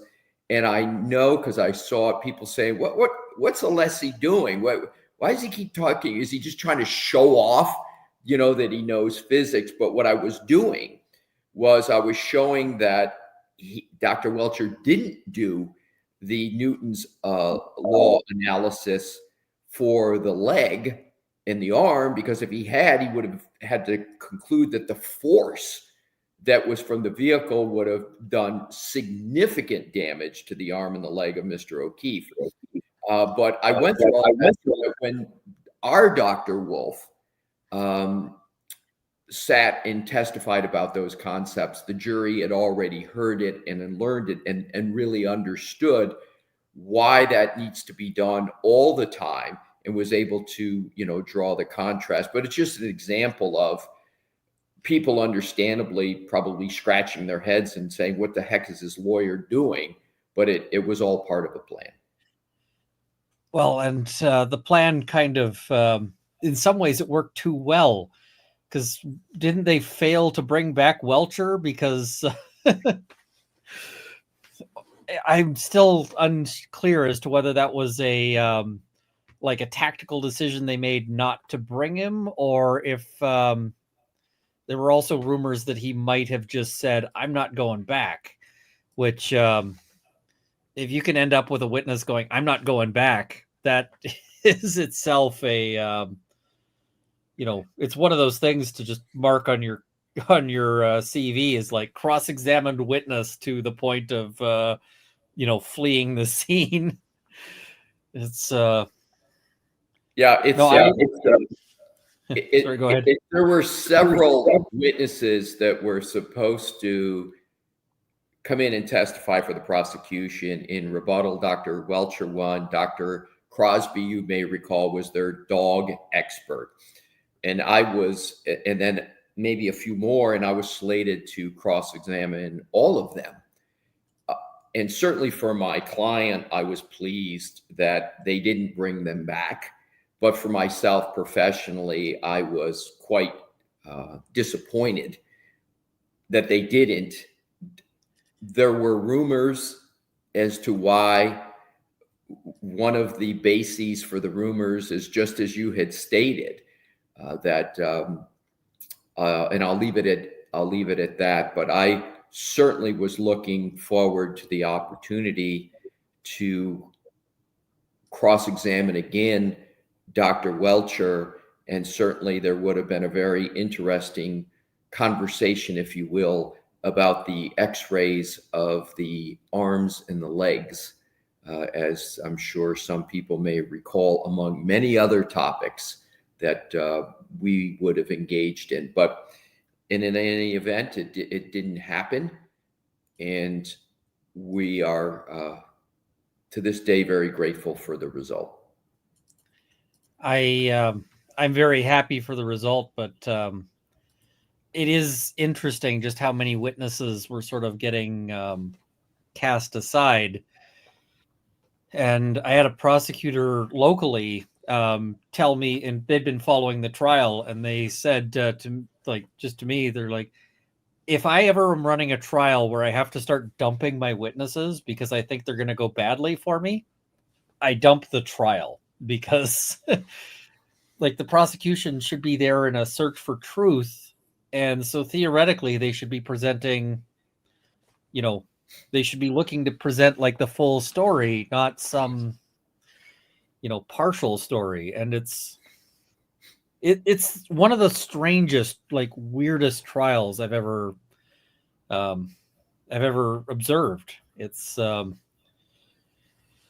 so like the disappearing Welcher and these sorts of details I just found to be very odd, I guess would be the way I'd put it. And I sort of know better than to ask you to comment on that, so that'll just be my sort of statement on that. I'm wondering, sort of without naming specifics, do you get people now who sort of approach you and, like clients going, hey, I saw you in the Karen Reed trial. Has it affected your practice going forward, or? Yeah, it has. I was very blessed before this to have a robust corporate litigation practice, significant companies that I do a whole host of litigation for, regulatory work, just a vast array of matters. And this was different than what I've usually done. However, since then, specifically to answer your question, I have been flooded with calls, requests for representation. Some are quite far afield from what I do, and I've had to decline them. And then some are close to what I do, and for the ones that I think I'm a match, I've accepted. But there's been enormous communication and mention of the Karen Reed trial. So yes, that new clients, and also really heartening existing clients, existing in-house counsel. I was just stunned at how many people were so deeply tuned in to the trial. So they were, I think some, while they know I spent a lot of time in courtrooms and trials, really had no idea that I would ever take on an alleged murder case. And so that caught their eye. And then to see me cross-examining data forensic people, criminologists, blood samples, was, I know because they've mentioned it to me, brought a bit of a smile to their face, because they see me in different areas of law. But yes, Ian, the mention of the Karen Reed trial continues to this day. And David and I, Yannetti, talk about this. One of the most heartening things, talk about mentions, is, and David much more so than me, but me to a greater extent, because David's in Massachusetts. I go back to Massachusetts quite a bit for a variety of reasons. But I can't go 15 feet in Massachusetts where someone's yelling my name. Alessi, is that you? And of course, I've lost my first name. I don't have a first name, and I'm fine with it because, and I kind of wondered why. And somebody said, well, you were just referred to as Mr. Alessi, right? And so, and I said, okay, that makes sense. But, they want a selfie. I can't remember the last time I bought a dinner in Massachusetts, and I begged the waitresses, and I come in, I say, I must pay for my dinner. It's great of people, but et cetera, et cetera. But it's just been, again, wonderful, the community that has been behind this. But yeah, the retrial is it. And I've got a couple other very prominent cases that I've got going on, prominent in the public, that are not at this level, but they're getting close. So it's wonderful. One of the wonderful joys of practicing law. I can't imagine a better advertisement than this trial in a lot of ways, because if somebody's ever sort of wondering, like, what sort of hey, do I want to hire this lawyer? It's just like, all right, you can go, you can watch, you can see what kind of cross-examination you get, and it's like, all right, yes, absolutely. But I can tell you, if you do want to pay for a dinner in Massachusetts, D&E Pizza will probably be happy to.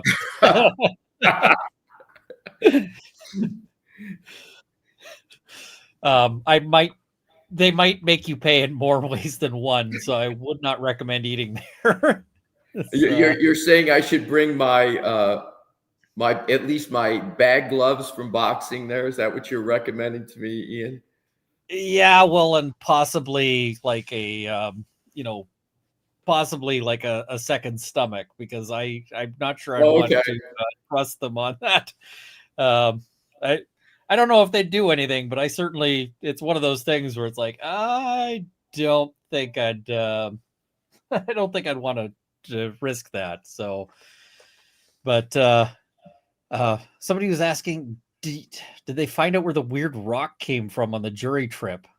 Do you remember the weird rock? Oh, I remember it well. It was a sort of like an in memoriam rock that was there. I do not know the answer to the question as to where the rock came from. It was very curious in many respects, including the timing that it appeared, and also what was written on it. And also, of course, it created the specter that somehow that rock was there before, playing, and then after the fact. And the concern on my part was someone's going to say, oh, well, maybe that's the sort of the jagged thing that caused the irregular wound that I kept pointing out through Dr. Scorti-Bello and through Dr. Wolf, the Dr. Wolf for the prosecution. So it was a troubling occurrence, no doubt. And this was all before I was going to be doing the cross-examination of Drs. Wolf and Scorti-Bello, the medical examiner. So I was keen on making sure that the judge, which she fortunately agreed to do, gave a very clear instruction to the jurors that rock wasn't there on January 29th of the date in question of the incident. So don't know where it came from, but it was quite curious indeed. As I recall, that was one of the moments when I think Mr. Brennan, was quite reasonable in agreeing that the rock was not present, if I recall correctly, because I was like, all right, good for him. He was quite combative on some things, but at least I thought that one he was like, all right, reasonable not to fight that one. Yeah, I'm not sure he had a choice. We had so many before and afters of the scene, but you are correct. There was not a contest over that issue. I see somebody who's saying, what is it? Have you considered teaching law? You mentioned that you taught law in the past. Are you still teaching law, or? No, I taught law school for 5 years. I certainly would, subject to my schedule and workload, because I taught, it was 5 years. It is, to any lawyer out there, it is just a tremendous experience. And talk about needing to be on your toes. You need to be on your toes when you're teaching law school. Bright people, young, enthusiastic, energetic. And I certainly, in a heartbeat, would consider doing that again. I taught a firearms and weapons law course, and I'm hopeful that I'll be able to do so again, because you're quite right. If you think you know something, teach it, and you will probably find out that there is more to learn, because you'll get some bright student who says, "But what about this?" And you stop and go,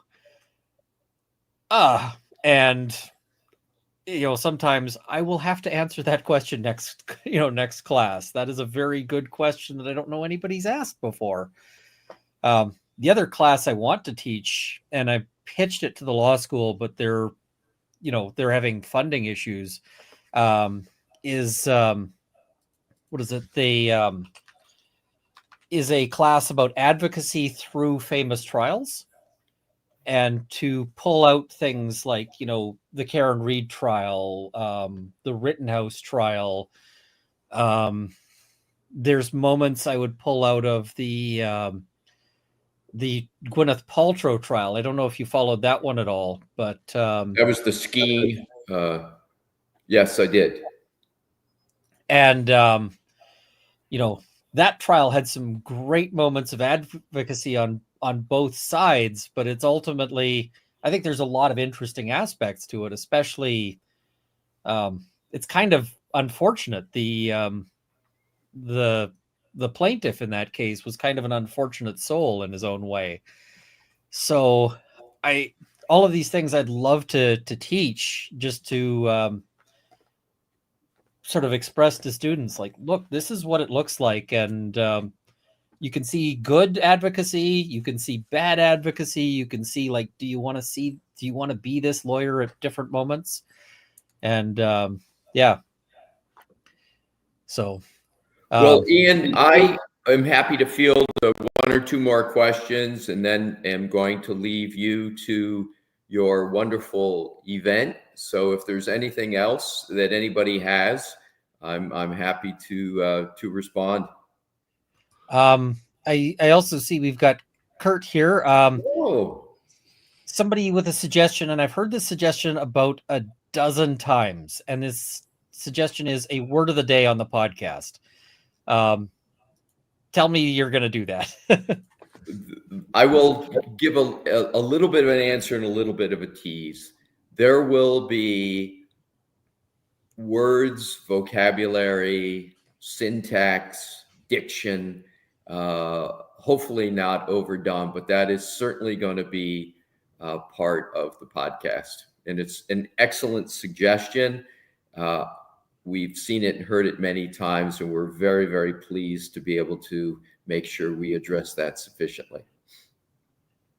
Do you ever worry that, because you've got quite a large vocabulary, do you ever worry about having to, like, sort of dumb things down for a jury? Has that ever been a concern? It's always a thought for every jury as to how you're going to communicate and how you think you best can not only communicate, but connect, and ultimately, and most important of all, give them the information they need to make the best decision that they can make. Because my experience is jurors take their job tremendously seriously. They do a great job. They want to do what's right.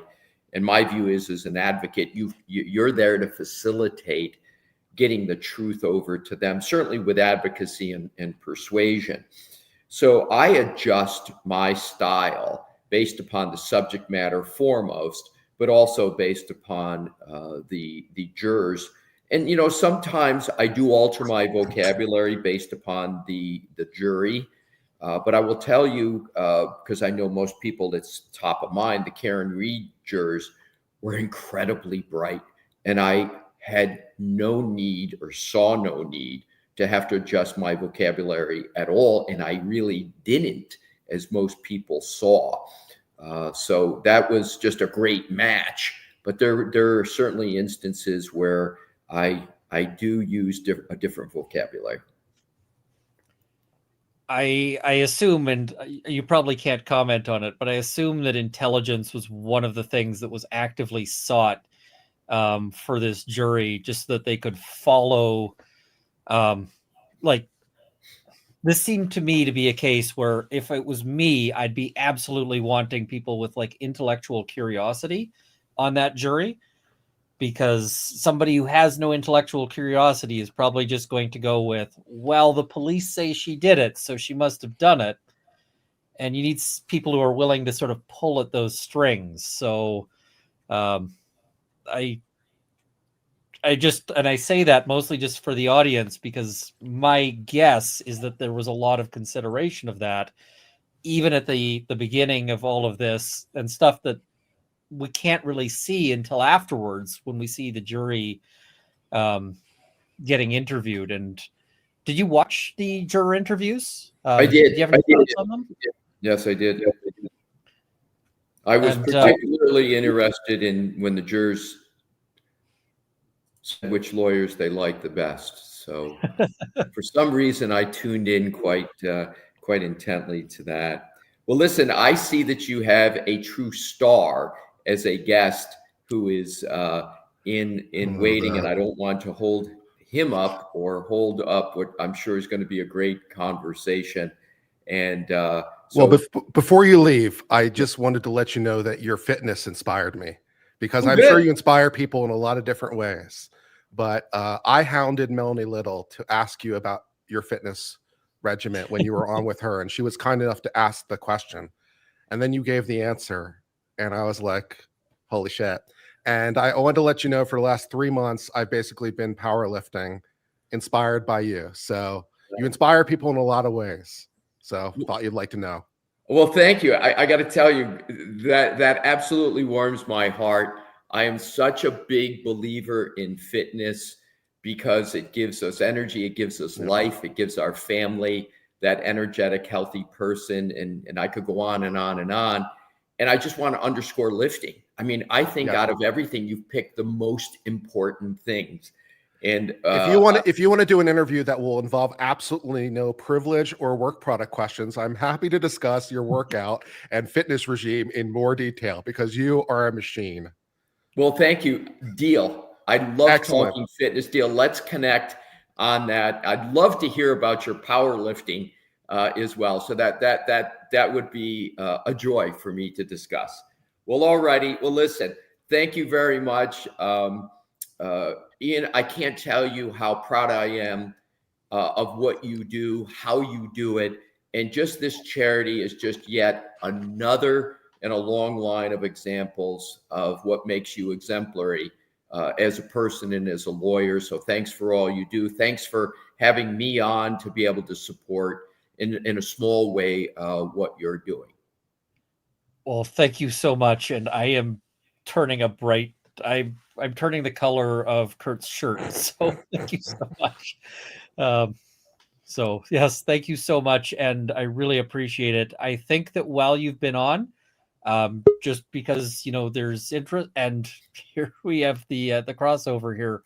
I think there's been about 10,000 in donations in that time. So we're up to 41,000. So thank you. It's really a help, and as I said, I'm blushing terribly. And hello, David. How are you doing? Ian, how are you? My apologies for being such a knucklehead. Bob, I'm sorry. I didn't take into account the fact that I'm in New Orleans and there's an hour time difference. So I thought I was right on time, and I'm an hour late. Well, David, I was just leaving, but I want to say that there's been a lot of apparent interest in our upcoming podcast.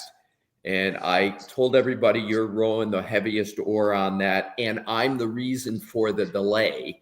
So I just want to let you know that. And I would have, of course, loved to have had conversations with you on this particular show. But I also want to say that while I seldom like to come in second place, and I seldom like to be a runner-up in anything, I remain still delighted that I am the runner-up to who has now appeared, the sexiest man alive, David Yannetti.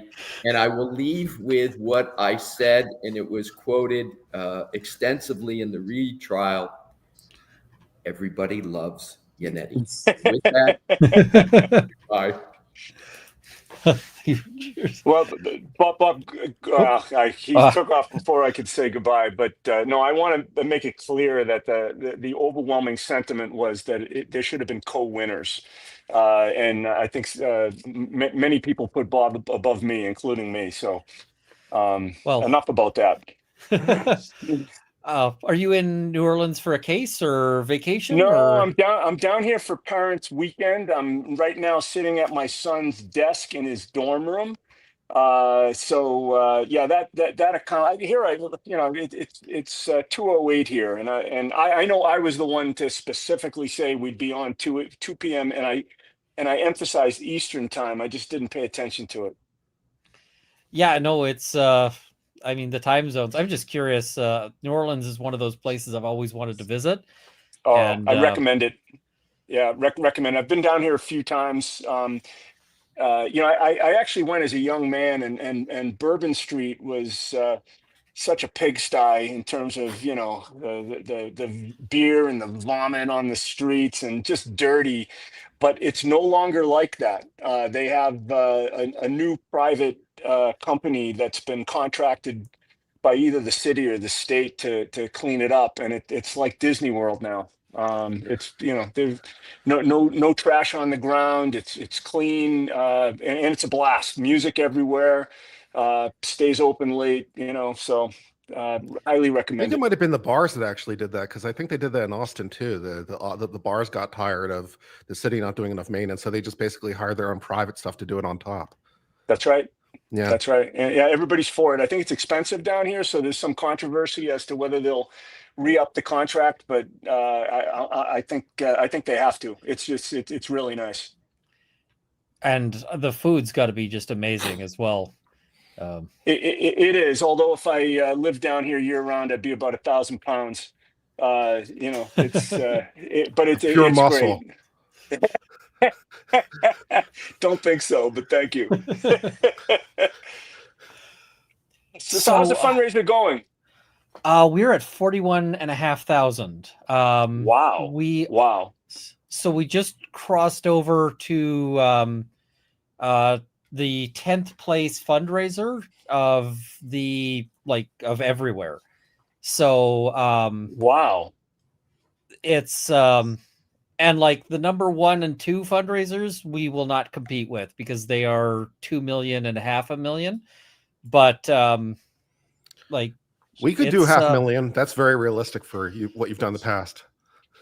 No, last year I did 100,000, and I don't think. I mean, the economy is difficult right now, so, and I very much tell people, like, if you're in financial difficulty, please do not donate, because it's a luxury thing. It's not a, don't skip rent, don't skip meals. Like, make sure you're good first.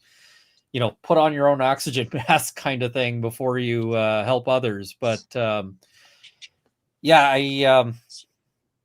it's just amazing, and it's amazing to be able to do that. So we had Melinda from the Stollery on earlier talking about some of the things they do with the money, which includes they've built a like a play space for sick children, so that they can disinfect. And hey, we've got Bob here as well. Hey, now a real celebrity's on the Zoom. I love this. Yeah, sure, Dave. The sexiest lawyer in all of the world. Please, I'll never live it down.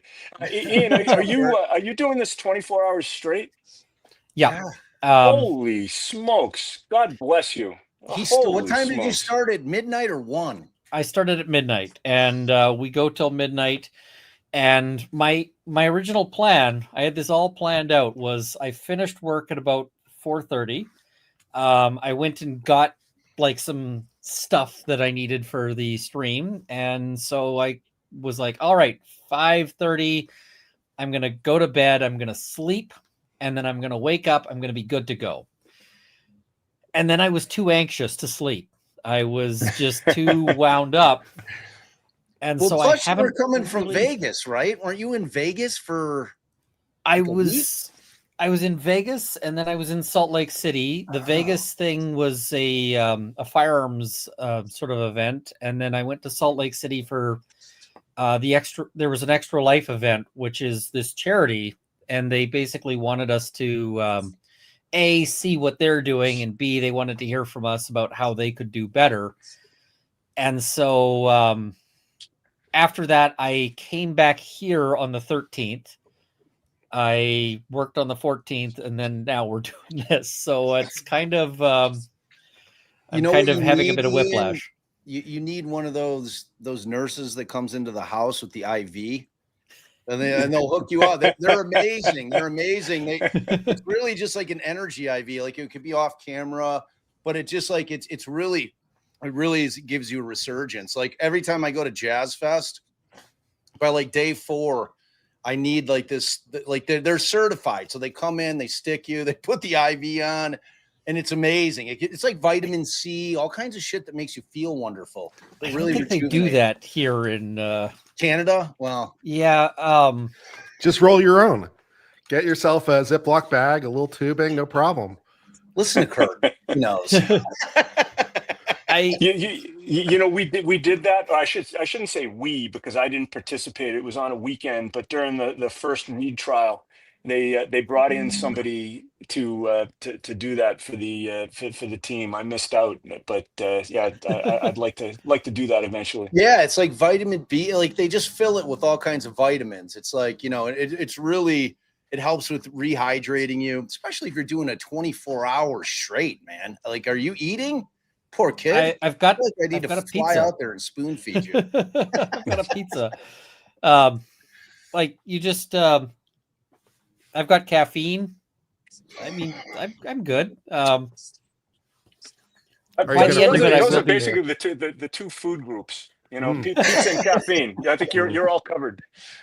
By the end of it, I will be pretty ragged. You're over the 50-yard line now. I mean, you're more than halfway home, man. So it's like, you know, yeah. You look good. I mean, I can tell you, my brain is not operating at full capacity. I had moments when, you know, earlier with Mr. Alessi on, I was going, I had a question just a second ago, and now I'm just going to ramble because where did that question go? So I've, but I mean, the 24-hour aspect is part of what gets people interested and so forth. Because, you know, if I'm just like, hey, I'm going to do a 4-hour fundraiser, people are like, okay, cool, I can do that. But I will say staying up for like this kind of period was a lot easier in my 20s than it is in my mid 40s. You think? No kidding. It's like, hey, ooh, Ian, I don't know anything about this wonderful children's hospital that you're doing this for. Like, can you tell me a little bit about it? So this is the Stollery Children's Hospital. They are, if you need a transplant in Alberta or Northwest Territories, they're where you go. You get flown in. They are a fantastic facility, and they are doing as much as they can to try to make the medical care A, effective, but B, functional, like, or useful for kids, but in ways that because like one of my first memories is being in an oxygen tent. It's wow. You know, you're sitting there, you're in this green space and like a green tent, and it's sort of wet inside and you can't get out and you're trapped. Hey, how you doing? What's up, Mark? How are you guys? Nice to see you. Good. Oh, doing great. Hey, better now that you're here. Alive. David, Red Hot Chili Peppers, huh? I never would have guessed. It sounds like an amazing place. So obviously us here in the States, we don't have, you know, free medical care. Is that covered in Canada under like your kind of your system in terms of like like things that serious, like organ transplants and things like that? 100%. Wow. Wow. Like, my wife broke her leg when we left the hospital after surgery. The total bill was like $20. Wow. Same thing for having my appendix out. You know, go in, get surgery, same day, come out, and I had to pay like $20 for some antibiotics on the way out the door. That's amazing, man. That is amazing. And so, like, a friend of mine had, cancer treatment. Total bills were not much. I mean, I'm terrified when I go to the States because I'm like, if I get injured, how screwed am I? You got to buy that insurance, man. Like when you're traveling abroad. Oh, absolutely. That's I buy for real. travel insurance, but Yeah. you never actually know what insurance is going to cover until you're actually. Yeah, show me the there. insurance plan where I'll walk out of the hospital with a $20 bill. You show me that plan. We'll Yeah, talk. that does not exist in our country, dude. No, I had my dad's long time, like 30 years they dated, and they were in Mexico, and she was walking in the streets, I think, of Puerto Vallarta, and she fell and broke her leg and hip, I think, as well. It was pretty catastrophic. And and she had gotten the insurance. They flew her back. They grabbed her because they didn't have the capabilities in that particular hospital in Puerto Vallarta to be able to handle her injury. So they literally like medvaced her out back to the States in order to get the surgery done. But she had that insurance. Like it would have been, I can't even imagine what the cost of that would have been had she not had that insurance. Because I never get it. It's like I'm still under the delusion that I'm impervious to that kind of stuff. I'd never fall and break my leg in Mexico. Like, how could that possibly happen? Mark, what are you doing on a Saturday, man? I was up early doing a lot of work. Then food shopping and all that boring stuff. I've got Arizona State football on TV, and I see you repping. It's game day. And they're winning 22-10, and I was graciously invited for this wonderful cause. So thanks for having me. Nice to see all you guys, and you too. I hope raising lots of buku bucks for the Indeed. kids. Indeed. What's the count at right now, Ian? Let's see. It's just going to update in just a second there. It's sort of in the corner of the screen there, but $35. $35. Come on, dude. That's disappointing. Do better, people. Do better. We are at, according to the Extra Life webpage, $41,746. It's amazing. So, and it keeps going up. So that's awesome. That's amazing. Yeah, well, and thank you guys for coming on, because I can say I would not be able to raise as much money nearly if it's just me sitting here playing video games, because I don't know. That hair is probably worth $40,000. Like your flowing locks, man. if I sold it, for sure. You could always add to the auction a lock of your hair. That'd be good. That's right. Well, that might be reminds on me. his OnlyFans page. I don't know. We do have the auction coming up, sort of in the future here. So, David, you had something to throw in. So somebody suggested on that maybe Bob and I each donate a Reed trial worn necktie. Oh, nice.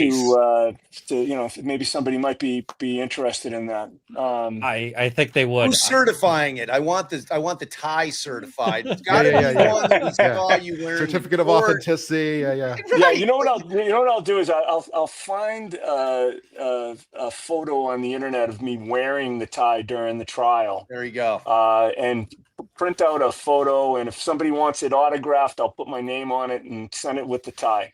I wanted to be the one that you wore when you argued the first motion to dismiss. That was my favorite performance in terms of I don't think we David can pick Yannetti going in specifics there. because you're going to pick like his favorite tie, and it'll be like Who's his lucky tie? I'm wearing my lucky For tie. charity. Yeah, you get to choose the tie. That's good. Yeah. So Yeah. I went to Italy a couple of years ago, and where were we? I think we were in Sorrento, and I stumbled upon this little clothing shop, and it was owned by this sort of elderly Italian couple.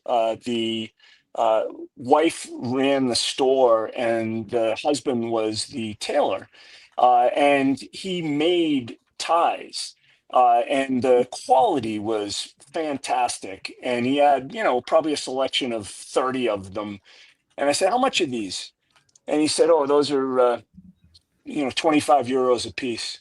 I said, 25 euros a piece? You pay like $175 in the States. So I got Pay like 50 at Men's Warehouse, dude. Oh, easy. And they were nice ties. And so I got like 15 of them. So I'll donate one of those. It'll be a nice tie. I love it. That's awesome. amazing.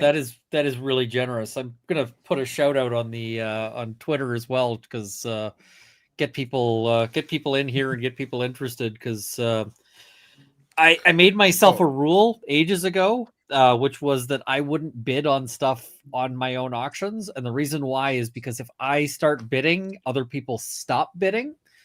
And I'm like, I end up suppressing things, but I'm like, I would bid on that.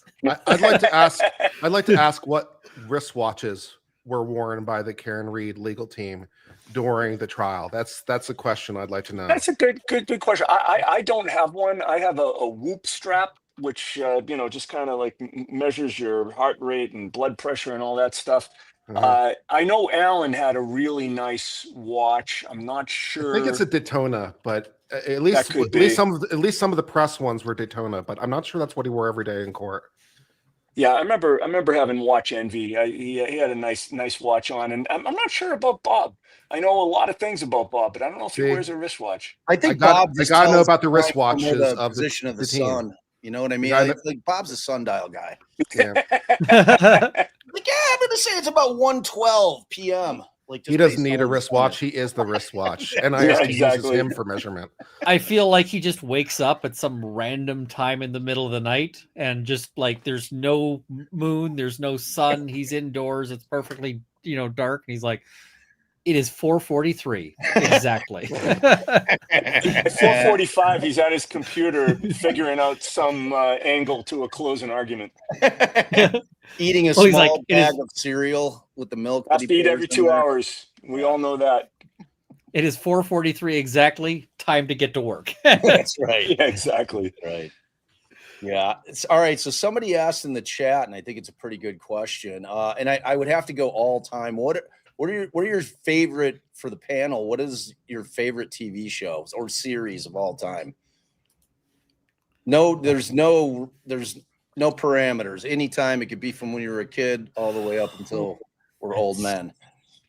Breaking Bad and Better Call Saul, no question. Yeah, you're easy. Me too. Me too. Those are 1 and 2. Actually, 1 and 1A. They're both awesome. Okay, but which one's first? I'm a Better Call guy. I'm going to go with Better Call Saul, just because. So there's a moment in it that I was just like pointing at the screen and going, "I did that." The moment where he's writing a filing out on like a tissue paper, a tissue paper, violation notice, right. Yeah. Because I had a had a very obstinate judge who was like, we cannot deal with this without a written filing. And I went back and I was like, okay, I'm going to file something. And he had probably, I can't say for certain, told the clerk not to give me a sheet of paper because I just had a laptop. And I was like, can I have a sheet of paper? And they're like, no. No. Friendly. Interestingly enough, about Better Call Saul, none of these lawyer shows are realistic in that sense, but in terms of like law firm life in the early years, not that Albuquerque is like New York or Boston, Chicago, big city firms, but when he's kind of just grinding it out at that Albuquerque firm, and even the one in Santa Fe. That's as close to kind of, if you ever worked at a large law firm, as you get. And then when you saw him kind of hanging out his shingle and trying to make the phone ring with his forced lightning, not the nail salon. That's in the not back of the nail salon. Yeah, that was awesome. Chow Chi, ladies, Chow Chi, right? I mean, that's not realistic in that sense, but there's a lot of elements of that, early law firm grunt life. Just, how do I keep the lights on and stay 3 steps ahead of the creditors when you're starting out? That I actually found kind of realistic as far as I did too. Like, especially when he was like out kind of hustling in the courthouse. Like when Allie and I first started our business in Philadelphia, that was us, man. Like trying to hustle business in the the halls of the courtrooms. And, I mean, that you got to do what you got to do, especially because we had hung our own shingle right out of law school, which, as you can imagine, was terrifying. I do have a hot take on this issue, which is I don't think Breaking Bad season 1 is particularly good. Oh. I think it drags, and I really don't buy the early denial of Walter White when they have the Deus Ex Machina of gray matter in like episode 4, basically like gives him a complete out, and he doesn't take it. I don't really feel like that choice was justified by his character at that point. Yeah. And the season 1 also kind of drags a little bit and doesn't have great development. So there's a hot take for you. You don't like seen people that arrogant and that.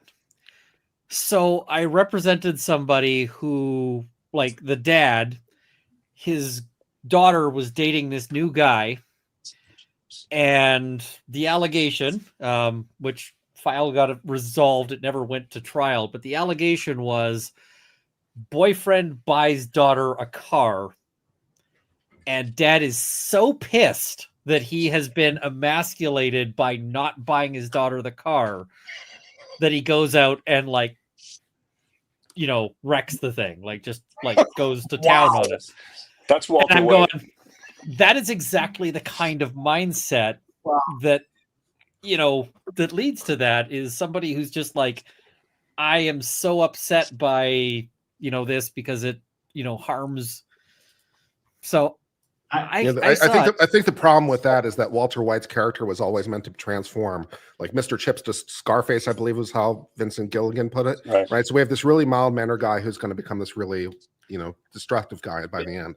So like Start Zero, Walter White is a by the numbers chemistry teacher who's let life pass him by and like everyone walk over him, and he is just plays everything completely safe.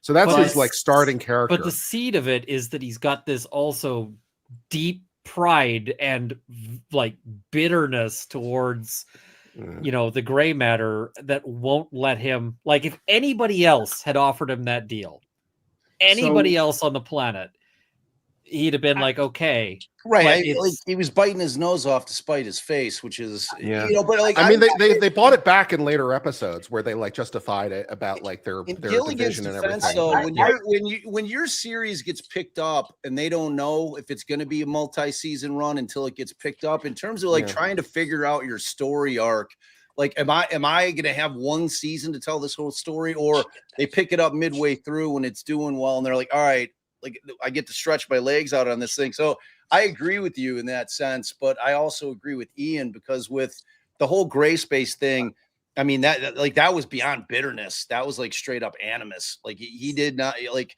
he felt like they stole his shit, and it seemed like they did, basically. So your best TV shows, I'm going to go Taskmaster UK, do something completely different.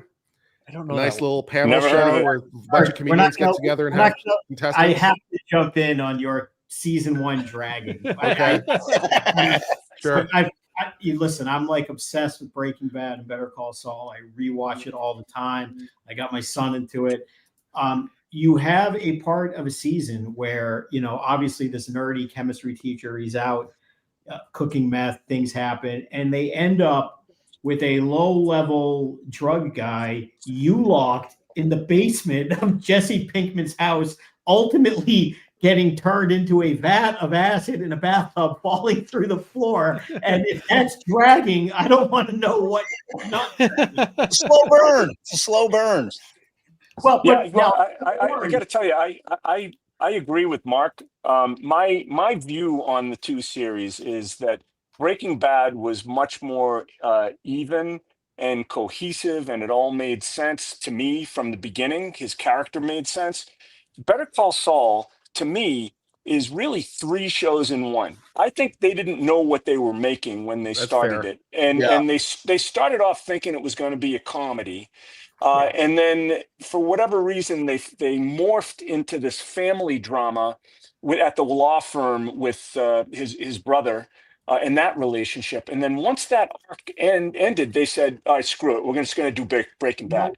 And so, like the last 3 or 4 seasons was like just a continuation of Breaking Bad. So I've talked to a lot of people who were like, you know what, I love Breaking Bad, but Better Call Saul, I don't know, it didn't grab me. I couldn't get into it. I was like, you didn't stick around You long got to enough stick because around. you're missing the last 4 seasons of Breaking Yeah. Bad. I mean, I almost gave up on season 1 because I couldn't make it through it. I had to power through Better season Call 1. Saul has to be the best written series of all time. For a reason.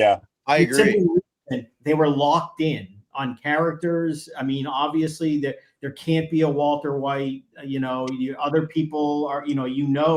For example, Gus Fring, who I think was probably the single best character in Breaking Bad, bar none.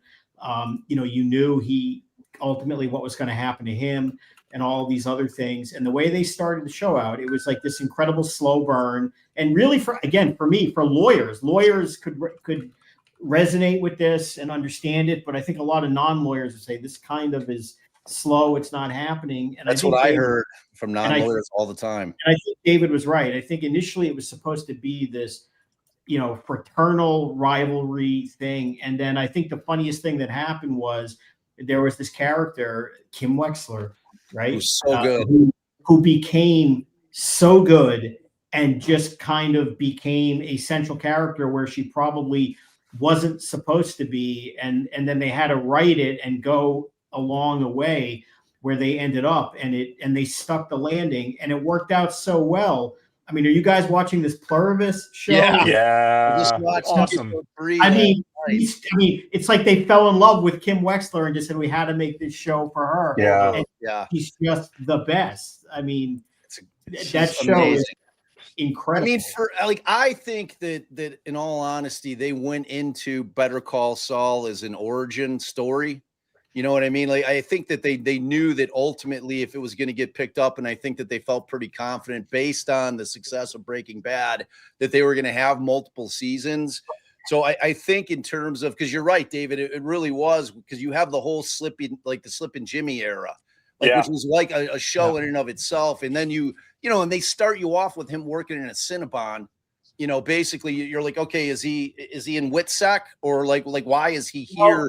And they don't feed it to you, so by the end of it they're going to get to the meeting of Walter White and Jesse. So Bob, on that though, other thing is Better Call Saul has so many Breaking Bad Easter eggs in it. I mean, there's the thing in Breaking Bad at the end where it's all going to shit, where Saul says, best case scenario, I'm managing a Cinnabon in Nebraska, and boom, he did it. Or if you remember in Breaking Bad, where they're talking about Ice Station Zebra, and you're like, what the hell is that? And it turns out to be their Fakakta scam that him and Kim had. That's the name of the company.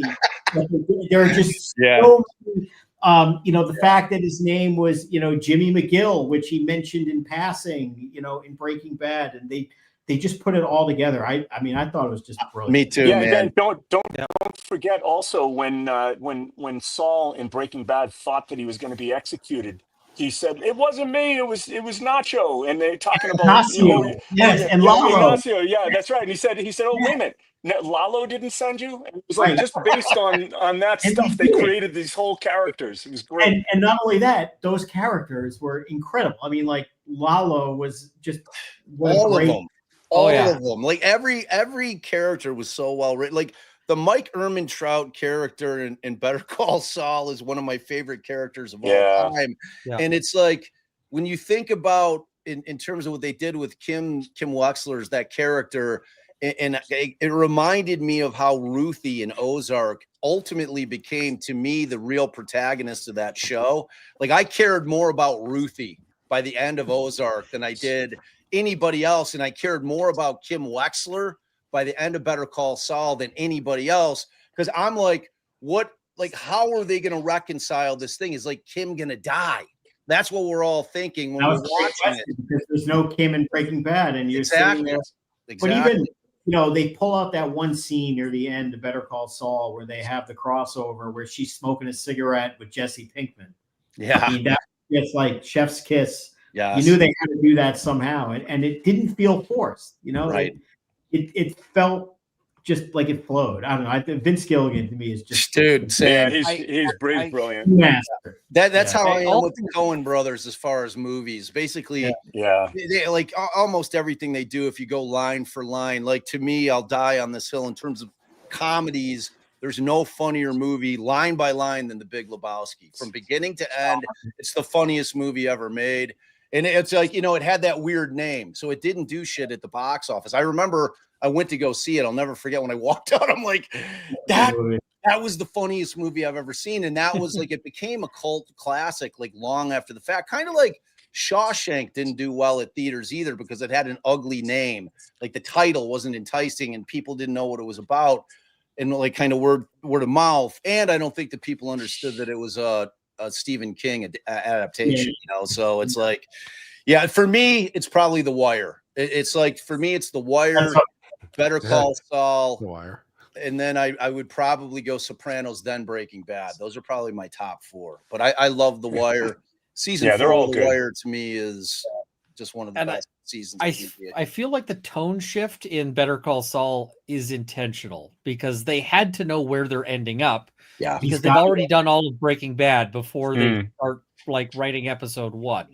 So part of his plot arc, and I feel like it's very much intended, is that he goes from this like goofy guy who is like trying his best to function and is actually trying his best to do so within the confines of of the system. And part of his arc is he's trying his best to like just eke it out and show his brother that he can do it. And his brother pushes him so hard that he's like, all right, now like if I can't do it legitimately, I have to like make this work. You should, like, that's kind of the tragedy is his brother is so keen on making him on insisting that he's an honest, ethical lawyer that he actually causes the ethical. Well, that's what does it. No, that's the ethical arch too. Is when he destroys Chuck. I mean, he kills him. Not literally. Absolutely. Chuck had it coming. Switching the documents, that bar hearing about his illness and all of that. I mean, and is losing his insurance, losing his partnership. But Ian, to your point, it's really funny. If people go back and watch the original episode of Better Call Saul, when he's just kind of that goofy but kind of clownish but yet charismatic lawyer, watch his first summation in that first trial where he's representing those 3 knuckleheads who are like going around with a dead body, and they're playing the video, and the jury is dying, and he's just like, don't worry about it. Don't worry about it. So good. Watch that so good. I mean, they knew the Slip and Jimmy con man aspect was his background, right? So it was like, and they could have gone, and they knew that he was going to be kind of like a hustling bottom level type criminal defense guy that would be kind of like operating in that world. But Michael McKean, Chuck's character was just so amazing, because it's like you never knew if what he was dealing with was like psychosomatic or if it was like a real thing. I mean, to Chuck it was real, but I never understood if it was an actual, like, if he was having an actual physiological reaction to her, if it was all stemming from, it was just psychosomatic, and it was like that thing where, he was creating his own, through his mind, was creating his own symptoms of whatever. It was such a bizarre. I think they answered that question, Bob, when he was on the stand. Remember Saul, Yes, or Saul. maybe Huel had put a he Huel. was the master of Fingers like pickpocket. Yeah, he put a cell phone in his pocket, and it was next to his body. And I think the scene was he picked it out and he says, "Oh, well, there's no battery in here." But he goes, "No, check your other pocket." And that's when the brother, I think what was Chuck. That's when Chuck realized that actually he screwed up. He thought it was real, but it wasn't. Yeah, it was crazy. Huel who did that. If you recall, he said he's got fingers like hot dogs. Yeah. Yeah. I really like Better Call Saul. I really like and a lot of the stuff that seems accidental to me feels planned because of, especially with Better Call Saul, they know where it ends before they start, right? They know that it ends with him going from like silly, clownish, whatever, all the way to, master villain, all the way to downfall. Like they already have that down. It's tragic. Yeah, well, they don't know the very end when they write it, because they're still like what is the ultimate fate of him? It's still undecided. And Kim Wexler. Right? Yeah. So that's undecided.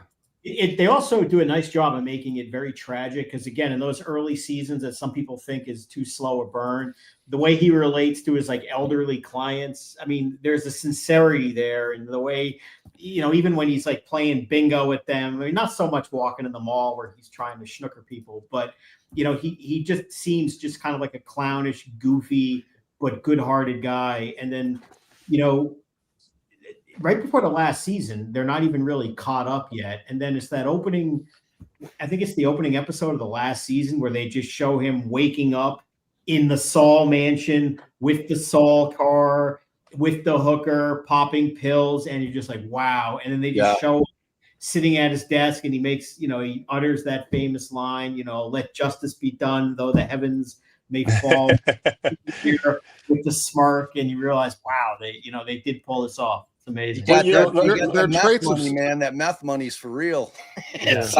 Low key, one of my favorite scenes is at the beginning when those two skateboarders get caught by Tuco, and he's negotiating as to how badly he goes, look, don't kill him, just break their legs. Yeah, it's like you talked him down from a death sentence before a psychotic judge into to probation. Best lawyer ever, right? That was probably his best closing argument there. There you go. Well, and the first episode, that moment, where you're mentioning he's got the schmucks and he's got the video, I'm like, it's exaggerated all to hell, but we've all had the moment where you've got a client where you're like, you cannot win this. You are done. And the client says, I want to run a trial. And you're like, there is no hope. And, you end up arguing something like, sure, there's a guy on this crystal clear video with my client's exact face tattoo, but how do you know how many of those face tattoos this tattoo artist gave out? Like, it could be, it could be Flash. He's putting this on all sorts of people's faces. And you watch either the judge or the jury going, like, really? This is your argument? And, we've all been in that position. Well, these these days, walks out. It's AI. Like I'm just waiting for the first AI defense. Right. Until they're able to basically create a software that can like unequivocally, without having to take context clues to try to figure out if it's AI, man. Like AI scares the shit out of me for a million reasons. But in terms of the criminal justice world, man, it's a scary proposition. I don't mean to segue into something else, but man. I mean, right now AI is great because AI is this tool that crappy lawyers use to blow up their careers. Oh, it's so good. So good. You might want to check your citations. Yeah, I mean, it's prudent. It's prudent. Yeah. It really is. Allison had a case. It was a civil case, a small civil case that she was handling for, which you're never supposed to do for a friend. But at any rate, the insurance company, it had gone to mandatory arbitration, and it was like a relatively, it was like a $50,000 award, and the the defendant, the insurance company, denied it, which meant that they didn't have to accept the award. So that meant we were going to go to trial unless they kind of caved. So the lawyer for the defense, for the insurance defense firm, he ends up writing a motion to dismiss based on timeliness, and he cites these cases. And Allison's like looking at it, she's like getting nervous initially. It's like, what is going on with this? I've never seen a motion like this. So of course she always checks her citations. She always shepherdizes cases. My wife never messes with that. And she immediately sees that the first case is complete fiction. And the second case is a case that actually exists. And but all the propositions and all the rules that came out of that particular case are miscited completely. Like it has nothing to do with what the AI said. And the guy hadn't proofed it at all. So she sends the lawyer as a courtesy. She's like, hey, I just want to give you a heads up. You might want to double check this pleading that you just filed, because it seems that there's some issues with the cases that you're citing. He doesn't do shit. It gets in front of the judge, and this is in DuPage County, which is in between where I'm at in Chicago, Cook County. And this judge loses his mind because he went in to cite the cases. He was going to pull the cases in order to give his ruling, and he just hammered this lawyer. I mean, dude, and like we had all heard that story about the first guy who did that. It made national news with the first guy who filed something written by AI in the early days of chat, and it was like all the cases were complete fiction. Yeah, I mean, dude, it's a thing. It is a thing. And that lawyer was not from the Norfolk County DA's office, Bob. I can't speak to that, man. Maybe I shouldn't be coming on and taking cheap shots. Hey, I mean, the thing is that there's a level of incompetence that can only be achieved by actual humans. Guys, I have to jump. My family's waiting for me. I got to go put beer in a red Solo cup. Believe it or not, at a day party. So hey, you're not supposed to put beer in those evidence containers. Great to see you guys, Ian. Thanks for having me on, and let me know what you need to do in terms of the fundraiser. Happy to help out. We'll run the auction. It just like the winner puts the money into the Extra Life charity, and I'll let you know. Like I'll collect the details from them, okay. And I can shoot you an address for like where to send it, and that'll be fantastic. All right, that's awesome. Well, listen, God bless. Thanks for what you're doing, and great to see you, gentlemen. Good to see you, David. Thank you so much. Yep. Bye-bye. Bye. You know, as long as we're on the subject, 2 federal judges got busted for releasing opinions or other legal documents themselves that were written by ChatGPT. Now, of course, they blamed it on their clerks. Their clerks, they said, like, clerks did it. But yeah, we have federal judges now issuing documents. I hadn't heard that. AI. So if a clerk didn't get fired over that, then it wasn't the clerk.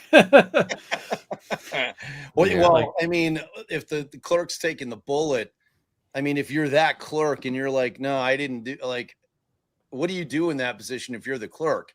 Because understand, if you're like law clerks for federal court judges are all attorneys, like typically young attorneys that have just gotten licensed, and it's a very prestigious clerkship that you're getting. So like how do you handle, like, say for instance, it wasn't the clerk and you got your judge throwing you under the bus, in terms of your career. That's lawsuit time. What do you do? You gotta because you can't eat that, because if you eat that, that's your career. Yeah. You'd have to file the suit, and you'd have to like send a letter to the judge saying, I have seen your communications. There will be a defamation suit. Do you want to walk stuff back? Yeah. Do you want to, because like I don't see how you otherwise have a career. Yeah. I mean, I agree. You don't. It's a tough move. It's a tough move with the federal court judge, man, but you got to do it. You got to do it. And I mean, if you're sure, it might not look good for future employers that you sued your last employer, but on the other side of it, I won a case against a federal court judge might be the thing to put on your resume. Yeah. It's a double-edged sword. It's the proverbial double-edged sword for sure. For sure. So what's going on this weekend, boys? To the guys that aren't like stuck on a stream for 24 hours. Kurt, what do you got going on? Mark, what do you got going on? I'm just preparing mentally for tomorrow's Bears game. I'm very much as Mark as I'm sure you're excited about, Drake May, and you guys are back. I mean, for us, like we're kind of in, even though we're winning these games in a kind of a unorthodox fashion. And clearly we're not the best team in the league, but in terms of where we've been and being able to see the light at the end of the tunnel to where we're going to be like an actual NFL offense, it's really, really exciting in my neck of the woods.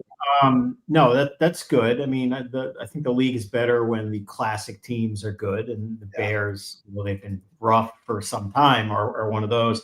I'm glad. Sunday is a perfect Sunday. It's a full red zone day. No Pats game. They're, get the little extended break. 9-2, haven't lost in 2 months. Yep. Drake May, I got to tell you, at this point, thank God the Patriots a few years ago won a meaningless game and fell to third.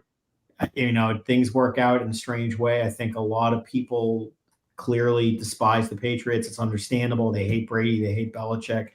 They were enjoying the kind of post-Brady decline, which was natural. It had to happen, but it's pretty small decline. I mean, I don't think 9-2 aside, best record in the league right now. They're the best necessarily team in the league. The record says otherwise, but the schedule, let's be fair, has been pretty weak. But they have a 23-year-old stud quarterback. They've got young players around him. They've got a young, great head coach, and they have more cap space than any team in the NFL. And they've got their quarterback playing 2 more years on his rookie contract. And Henderson has looked amazing the last 2 years.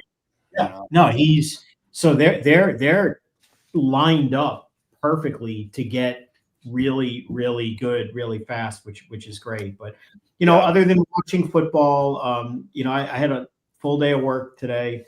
Do some more tomorrow. We've got some stuff coming up that we're going to be taking care of. But like other lawyers, that's what you do, right? There's no 9 to 5, as we all do, unfortunately. What about you, Kurt? What do you got going on for the rest of the weekend? Well, I just got discovery or partial discovery in a case that I'm running, so I need to start working through the discovery to see what's there, and then I'm going to continue my powerlifting efforts as I referred to. So I try to go to the gym 6 days a week these days. Nice, man. And I was at the gym 25 days last month, and like 24 days the month before that. So that's awesome, man. I try to hit the gym a lot, and I've set up a gym rats. You and Runkle are both gym rats. Yeah, I'm working on it. Well, I'm not exactly a gym rat, but I'm a gym experimenter.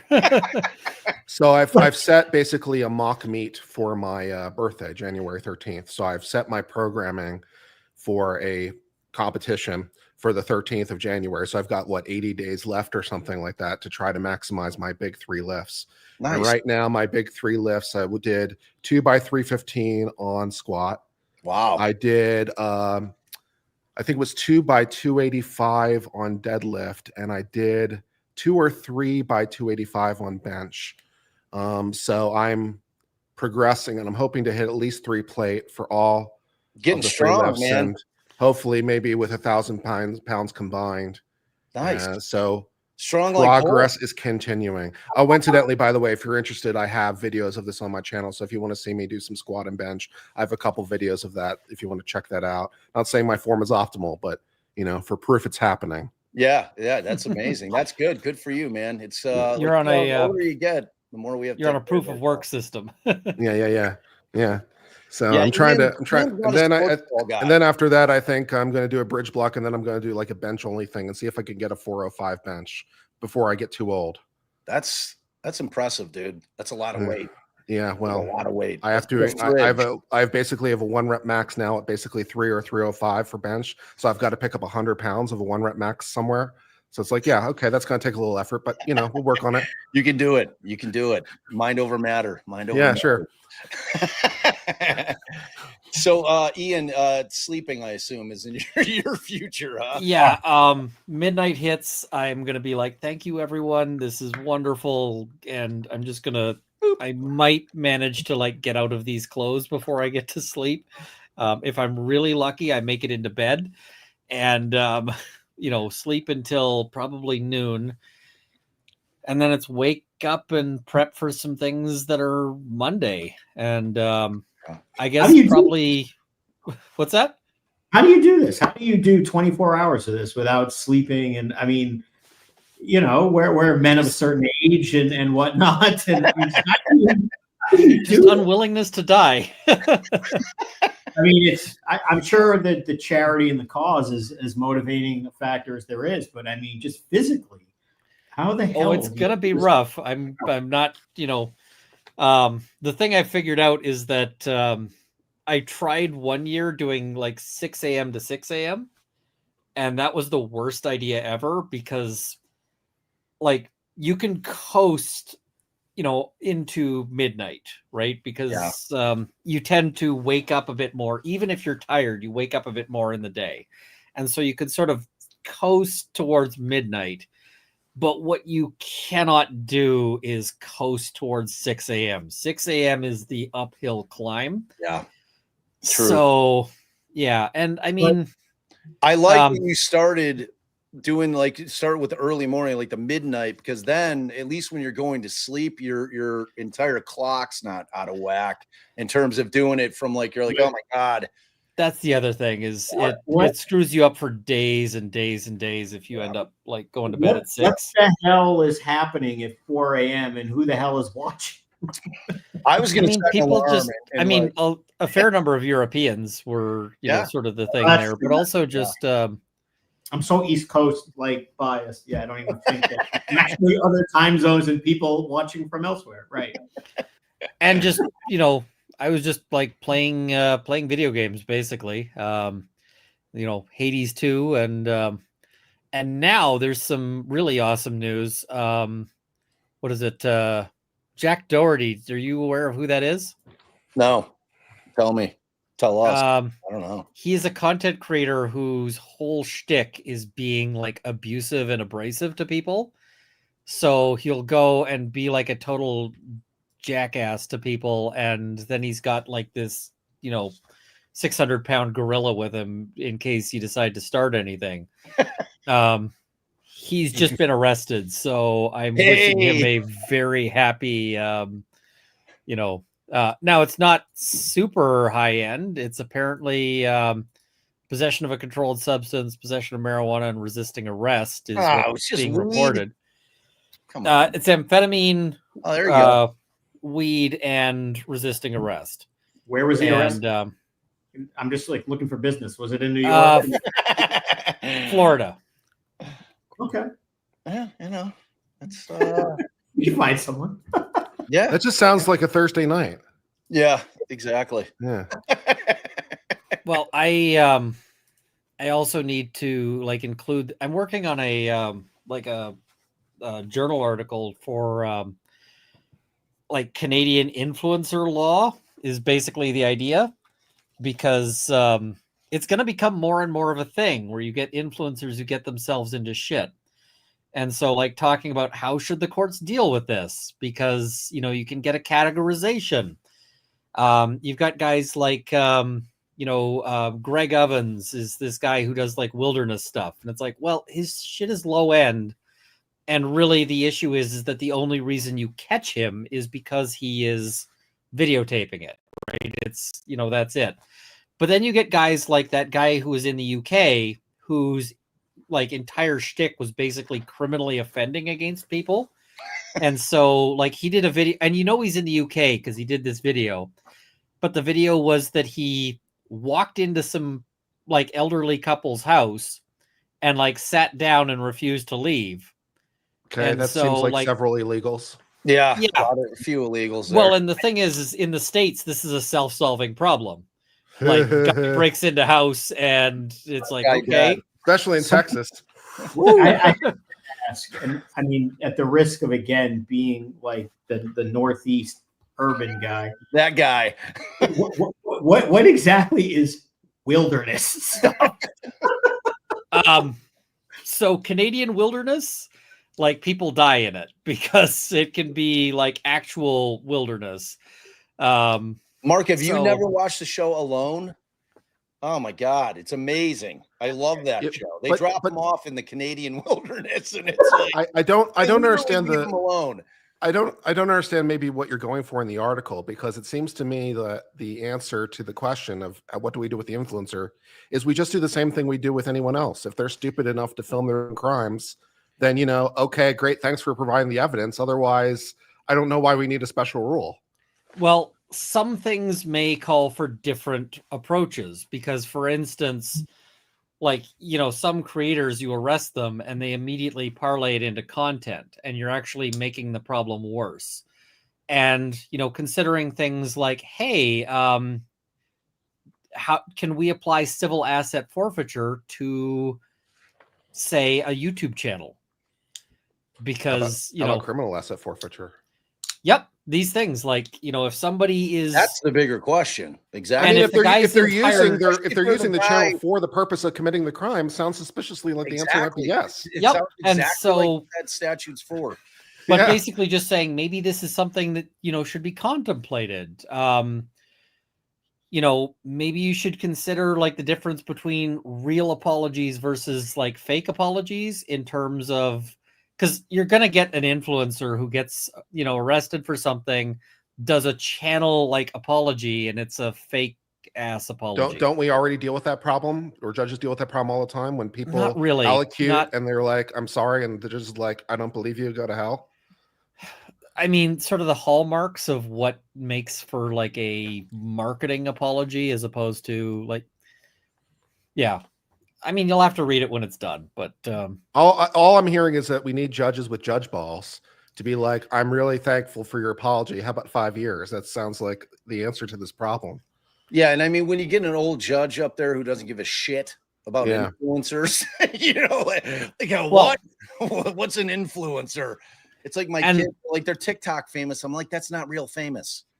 That's like I have no problem with you being an it influencer. can Obviously, be. I have a problem with you committing crimes and thinking somehow being an influencer somehow immunizes you or allows you license to do something. Yeah. Like I'm pulling a funny prank.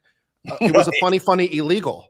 Yeah, exactly. Yeah, and that's the Funny thing is, if crime. you are a prank channel, then maybe the court should consider that to be like a seriously aggravating factor versus like, you know, whatever else, right? Yeah, see, it proves deliberation, pre-planning, all the intent. Yeah, that's great. I'm happy to add that to your sentence. That's fine.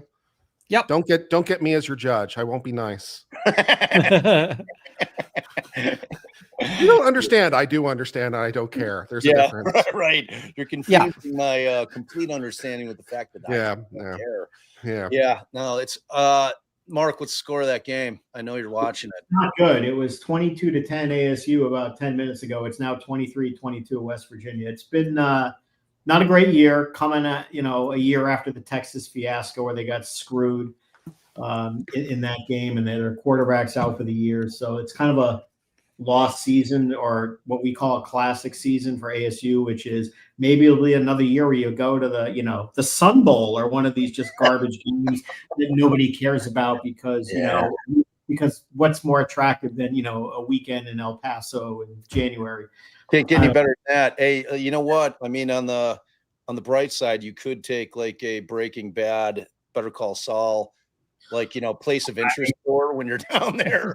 We have said for years that, and I actually talked to somebody about this, I will definitely be taking a Albuquerque Breaking Bad, Better Call Saul.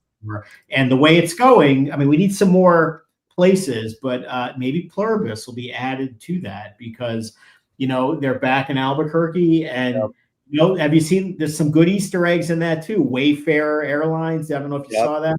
That's the airline from Breaking Bad. You know, a few other things. I mean, the fact that her name is Carol. You know, everybody knows Vince Gilligan obsessed with Carol Burnett. Brought her in the show. Walter White's neighbor was named Carol. I mean, there's a few other interesting ones, but and I'm sure there's more to come. Yeah, no, I definitely need to go on the tour. I want to go to the doghouse and get a greasy, sloppy hot dog at this doghouse. Yeah, it's like I was reading an article as to kind of like why they decided they wanted to land in that particular area. And it's like, because Albuquerque and just New Mexico in general, like the first time I drove through, I think on the way to California, like I could not believe, especially when you get to the western portion of the state. I mean, it literally looks like you're in Mars, you know, like the red rocks. It's just, it's a really beautiful state, and it's really, really unusual. But it's like I couldn't have imagined that show taking place in any other location other than down in that particular area of the Southwest, man. Because it's like it was just a perfect fit. Like everything about those shows was so well thought out, you know, like that's the thing that you just have to, like, I just admire the hell. That's why I was so excited about this Pluribus, man. I was like, yeah, and it's insane. Like the plot of it is incredible. Like I was fascinated. Like my father was watching with us, and he's 80, and he's like, what? He's like, what the hell is going on? And I had my father, because he ended up moving in with us. For my first order of business is I'm like, you're watching Breaking Bad and you're watching Better Call Saul in that order. And so he did, and he watched them all and he loved them both. And I'm like, I think this is going to be different. But the one thing that we know is that Vince Gilligan can just write his ass off, you know, and in terms of creativity, it's like, I just love it. Like there's just not enough stuff out there where you see that kind of creativity anymore. Like everything is Marvel movies and, you know, TV shows. So it's like anytime somebody's kind of like thinking outside of the box, like I'm a so original. The premise is like, who the hell even thinks of this stuff? Yeah. You know, I mean, I think again, Ray Seahorn is perfectly cast as the just, you know, last miserable person on earth, I guess. I mean, to be fair, she'd be perfectly cast as just about anything. She's actually amazing. Really amazing. She's great. But I mean, just this whole idea of, you know, she is miserable and it's impacting these, I don't know what you call them. I guess what did she call them? Pods? Not really zombies, but they're like pod people. Yeah. And you know, it's I love it. I love everything he does. Dude, like, and so we were having the conversation in terms of, so what it sounds like is that the concept is that you literally have, in the way that they best like kind of made an analogy or an example of it is that when they were asking the kid when they're on Air Force One about spoilers, if you haven't watched it yet, and they're asking him, and she asked him the question about, you know, if he's a practicing gynecologist, like what, you know, and asks him some detail oriented questions in terms of that particular profession, and the kid can answer. So I like, so we were thinking like, do you now have knowledge of everything that every single person on the planet has, no matter what level of education, like you just understand everything. They have this collective hive mind, and it's free flowing. And that's why, you know, when her girlfriend, you know, died in the first episode and she kind of smiled, sorry for the spoilers if you're not watching, turn it off for a minute, donate money before you turn it off and then come back. I'm going to watch it later, but I will put up with spoilers. But, you know, the whole idea where she smiles before she dies, and then, you know, when her kind of like personal zombie, if you will, is like, do you remember in 1998 when you went to this place? Because like she had Helen's memories, download. Yeah, no, it's crazy. And that's why you could have like the TGIF Fridays girl driving or flying the airplane. Yes, exactly. Yeah, it's brilliant. I'm really looking forward to it. I don't know how long the series run is on the first season, but I hope it's 10. I don't know, but I know it got renewed for a second year already. And there was an interview with Gilligan. He said, I look at this as like a 4-year, beautiful, perfect show, assuming they want it back. And yeah, I mean, anything he does, even if it wasn't Apple TV, somebody would pick it up in 2 minutes. Heartbeat. I mean, at this point, if I was a movie or TV studio and like Vince Gilligan walked in drunk with something written on a napkin, I'd be like, we're gonna run this. Like, yeah, because he'll make it work. Because famously, he wrote himself into things he didn't know how to solve. Like, for example, when they revealed the machine gun at the start of the last season of Breaking Bad, he didn't know how to use it. He didn't know what it was for when he wrote that in. And it's like, so he figured that out later. Or when they first wrote the part where it was Walter White and Jesse inside the RV and Hank Schrader shows up. They didn't, when they wrote that, know how to solve the problem that they had created for themselves. And so they were very, so if you wrote in with a drunken napkin, you know that he'll fix it later because he's that good. Yeah, so. This is sort of a common writing thing. Like if you don't know what else to do, cause a new problem for your characters. And, you know, I did a roll of law video, which is basically if you don't know what else to do, spin another plate, which is like start another thing that is an issue and just keep doing that. It'll work itself out. They do it to themselves though, which is funny, not to their characters. They're amazing though. I mean, if you've seen some of the interviews about how they did it with Breaking Bad, and like you said, they just kind of were making it up as they went along. You know, there wasn't supposed to be a Mike Ehrmantraut. The guy, it was supposed to be Saul Goodman, who went and cleaned up the mess with Jesse's girlfriend when she OD'd. But I guess Bob Odenkirk was busy doing something else, and they just couldn't do it. So they created this role of the fixer.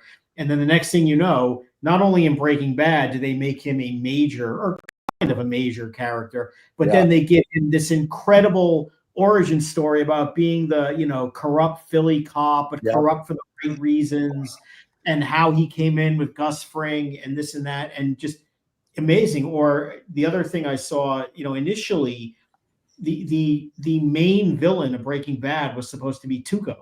He was supposed to be the antagonist throughout the series, and then I guess the actor just was like, I don't really want to do this. Big mistake, obviously. Wow. Well, they did bring him back for Saul for a little bit, but that's when they came up with, you know, Gus Fring and the cartel. And Gus Fring was a one-off character. This is a pretty interesting. It's a pretty interesting story because he basically hustled himself into being a series regular. So when they first brought him in, they didn't bring him under a contract. They brought him in as a one-off. So they just brought him in, you know, as a day rate or whatever. And so he did it, and he decided to play the role with this quiet menace, you know, like he has a secret, on the hope that the audience would pick up on it and wonder who this character really was. But he wasn't really anyone. He was just a man who sold chicken. That was how he was written, but that wasn't how the guy played it. He played it as though he had a secret, on the hope the audience would think he had a secret, in the hope that that would then turn into something. So then they brought him in again. He Boba Fetted himself. For a second one-off. They brought him in for a second one-off, and he did that. And then, like, they were writing this whole thing about him, and the story was that they went to him and they're like, okay, we're offering you like 4 guest spots. And he said no. And then they went to him and said, okay, we're going to offer you something like 10 guest spots. And he turned it down because he was so confident in himself that he knew the creators would have to come to him and be like, okay, what do you want? And he's like, I want to be a series regular. So basically, because he had no contractual obligation, he had no obligation to come back. So he had all the leverage. And so basically, they then rewrote major parts of Breaking Bad to be about him because he basically strong-armed them. What a badass. Yeah, well, they were smart enough to realize that he was solid gold. You know what I mean? Yeah, like, I don't know if they'll ever go back to, and they're probably done with Breaking Bad after El Camino and all that. But if they ever did come up with another one, just, you know, maybe it's Vince Gilligan's final act. The obvious choice of the origin story is Gus Fring. This whole dark Chilean, and if they put out Easter eggs, you know, and every time they're always like talking about his past, and nobody knows where he came from or how, and this and that, and how he ended up being who he is. He is the obvious choice for them 100%. To do another show about who the hell is Gustavo Fring. Yeah, and how did he become such a badass? It's like I've been watching Giancarlo Esposito since Do the Right Thing in 1989, man. Like that was the first time I remember him. You want to go back? Classic movie, small role, Trading Places. Eddie Murphy. Trading Places, great. Wait, the scene in Trading Places when Eddie Murphy is in the jail cell and he's like, you know, I am a karate man, and he, you know, that guy's like, when you came in here, you was crying. No, and the other guy, yeah, man, like sitting in the jail. That is a young. Go back and watch. No shit. Oh my god, that's him hanging out amazing. in the jail cell. Yeah, I did not know that. probably 20 years old or even less. He's just like the guy hanging out in the jail cell. I love that. I did not know that. That's amazing. I love that. Yeah, that's wild. That is amazing. Yeah, I agree. I think Fring is without question. That's the dude. That's the guy who I want to know his whole story. Well, it's pretty clear that he had some very direct relationships with the government of Chile under Pinochet. It's pretty clear that he was was a war criminal for Pinochet, who then kept him off all the books. And so people know who he is, except there's no record of him. Yeah, that's pretty clear his background. Well, he starts out as this kind of nervous guy who basically gets overlooked because you're going to kill everyone important except him, and then he comes back as, and it's like, what happened? He was guiding the helicopter tours. I'm pretty sure is his background, famously. For anyone who knows anything about they that. probably. Well, I don't know. I don't know if they'd go with the helicopter tours as his background because it might be political. But maybe. Well, no, I think his role clearly was political. It's the only thing that makes sense. He was clearly. I mean, that's everything that's set up. He had some sort of strong relationship with the Pinochet government. That's why there's no record of him, because he was doing some real dirty shit for Pinochet. That's basically what his background is. Ian, it looks like you just broke 45K, man. It looks like that's wow. There you go. There you go. It's not updated on the system yet, or on I don't know why, but the this widget doesn't seem to match the extra life page sometimes. Because you guys, one of your mods had thrown up, you were at 44.9 and some change, and that's like you were $6 away whenever I saw that comment. So I'm assuming that you've surpassed 45,000. Yeah, I just saw it 45,114. That's what I just saw on the screen. 45,114, perfect. That's what I just saw. It's just weird that it's not showing up on the extra life pages. So I'm not yet on the lead. I'm still on the leaderboard at 10, as opposed to moving up. So I don't know what's going on there, because the extra life page has me at 44,174. So I just got to figure all that out. So we have a rounding error of $60. I think it's okay. I'll give it to him. Yeah. All right, Bob. ASU's going to win. They just got an interception at the end of the game. They're going to win after kicking a field goal with a couple minutes left. There you go. There you go. Everything's coming up better today. You know what I mean? I mean, I don't know. West Virginia, it's not exactly, but win's a win. Take what you can get. That's right. That's right. I mean, shit. I've been, I'm an Illinois guy. Donate money. Do you think? Let me ask you this: do you think the University of Indiana is for real? That's a thorny question in my house. We have an IU graduate in this house, and we have a young man who, for reasons I don't know why, is obsessed with Ohio State and always has been. Oh, what? We have a 1 versus 2, and it's the collision course is coming. Probably, when the Big Ten has its final moments. But I don't know. I mean, part of you just wants to say it's Indiana, so it's Indiana and football don't really go hand in hand. But I will tell you, if you watch that Penn State game last weekend, that to me was one of the most insane catches. And in real time, it looked like a touchdown. I didn't know what all the controversy was. Yeah. I don't know how the physics of that guy, how he caught the ball at that angle, facing the way he was, getting pushed, got his feet to come down straight. Me either. I still don't understand it. And I've watched it in slow motion a million times. It was incredible. An incredible catch. Yeah, I mean, that quarterback, I mean, he seems to be legit. Poor bastard will probably be a Jet next year, and then it's all south from there. Oh, yeah. I keep forgetting Ian's not a sports ball guy. I do not know sports ball at all. I'm vaguely aware, but if you decided to slip in a fake team, the Newark Robots or something, I'd just be like, okay, that they sound good. They sound futuristic. You are, of course, you're familiar with the Edmonton Oilers. Yes. I'm aware that they exist.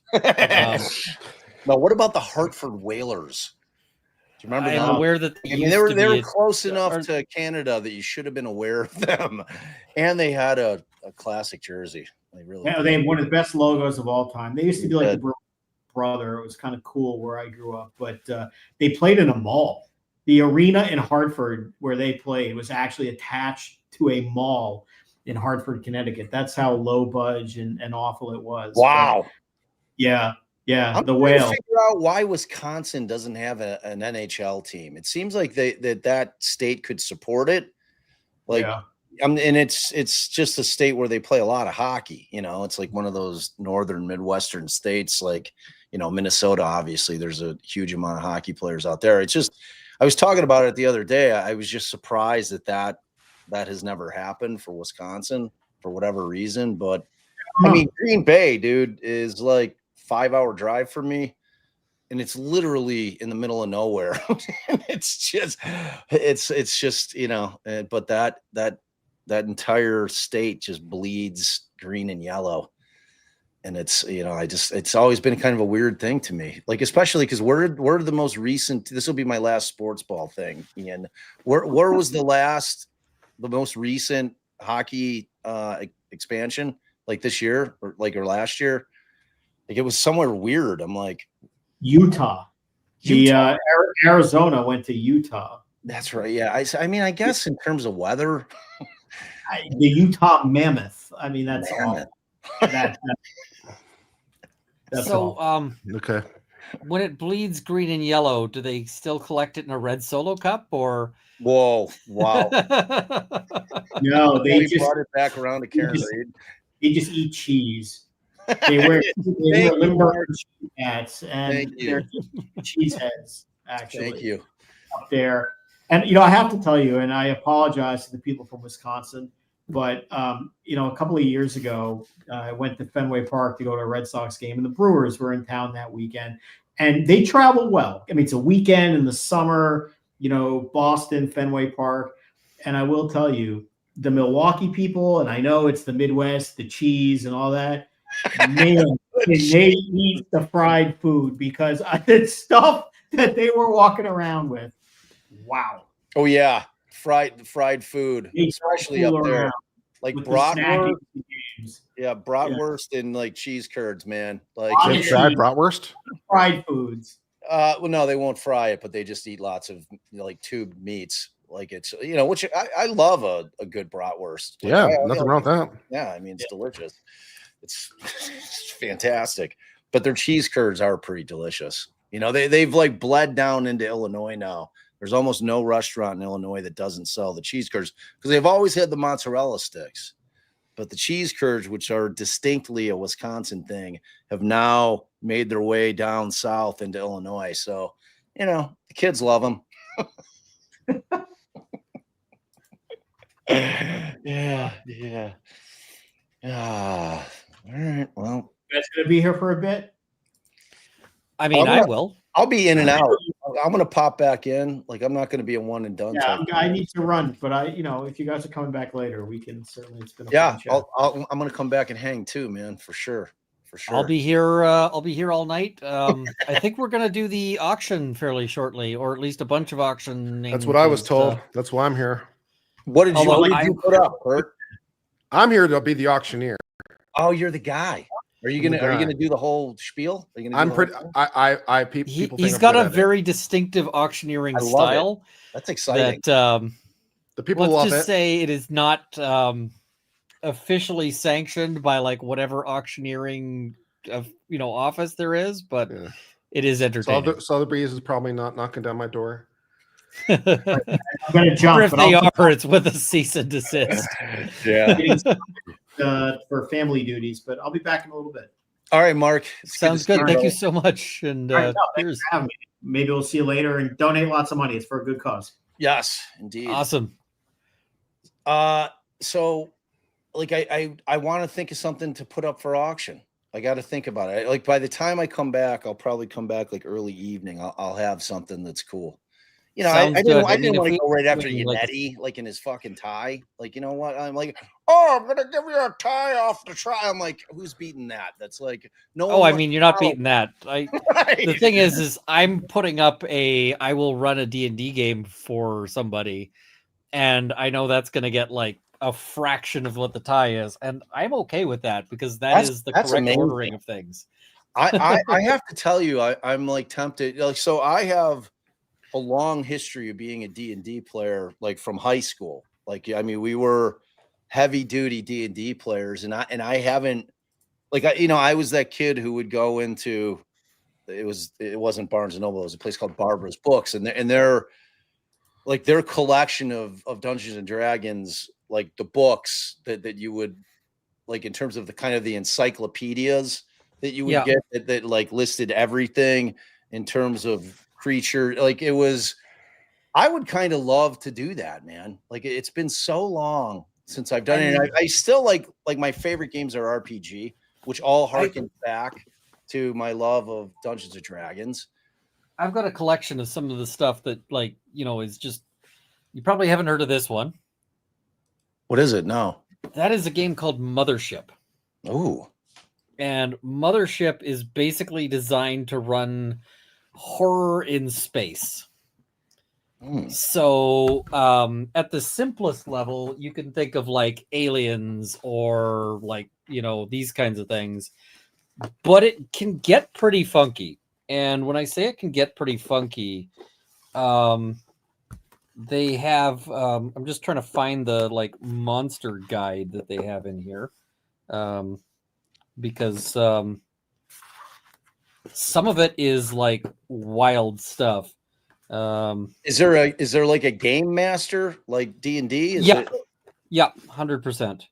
Because a lot of the games that have, like, we've been getting that are collaborative, where it's not necessarily like somebody, you're not playing to win against one another. It's a collaborative thing where you're trying to beat the game,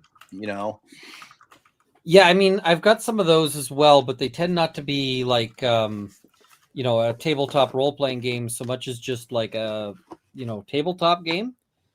But, sort of things you might end up like dealing with, according to this, range from anything to like, from like space zombies to like, this family meal number 5. It's a videotape. Really? So you might end up getting like annihilated by a videotape. You've got like a thing that is a weird alternate reality, like people who are stuck between dimensions. And you've also got like a killer room, like cabin 102B. So what is the setup time on that? Like some of the games that like I've been wanting to play with my kids that are kind of the long form types, like some of those. I would not play this one with your kids, but I've got old kids. You forget, I'm an old man. I'm an old. Fair enough. Man. Fair enough. What is it? What is it? I mean, this one has a very quick setup time because you can roll a character in like 5 minutes. That is super easy. Yeah, that's good. Hold on, I'm listening. I got to let my guy out of my room. My dog's, he's ready to make moves. Fair enough. There are also, but like, there's a variety of games out there, so I wouldn't say just confine yourself to D&D. D&D is a perfectly good game, and it's a great game for all sorts of things. But depending on what you want to play, you've got all sorts of crazy options. And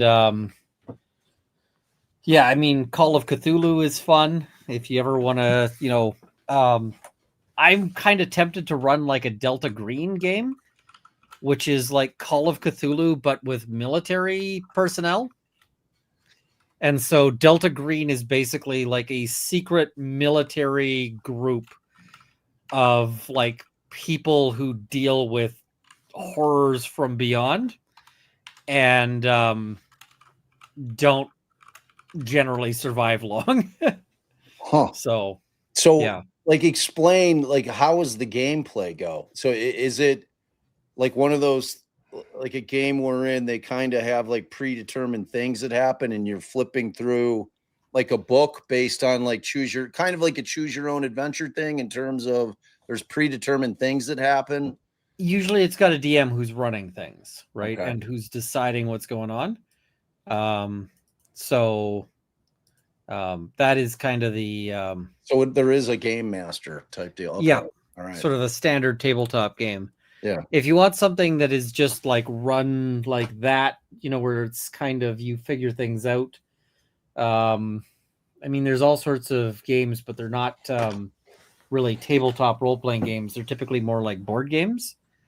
But those, I mean, those exist and those can be, you know, yeah, those can be a lot of fun. Yeah, because I am a huge board game, like we're a board game family still, you know. So like I love board games. I always have, you know, and they're so next level these days, you know, because we have kind of the specialty board game places like intermittently placed around the Chicagoland area, like where you'll drive 45 minutes and they just have like every game known to man. I'm super tired, but I'm like, I forgot you are in Chicago. Yeah.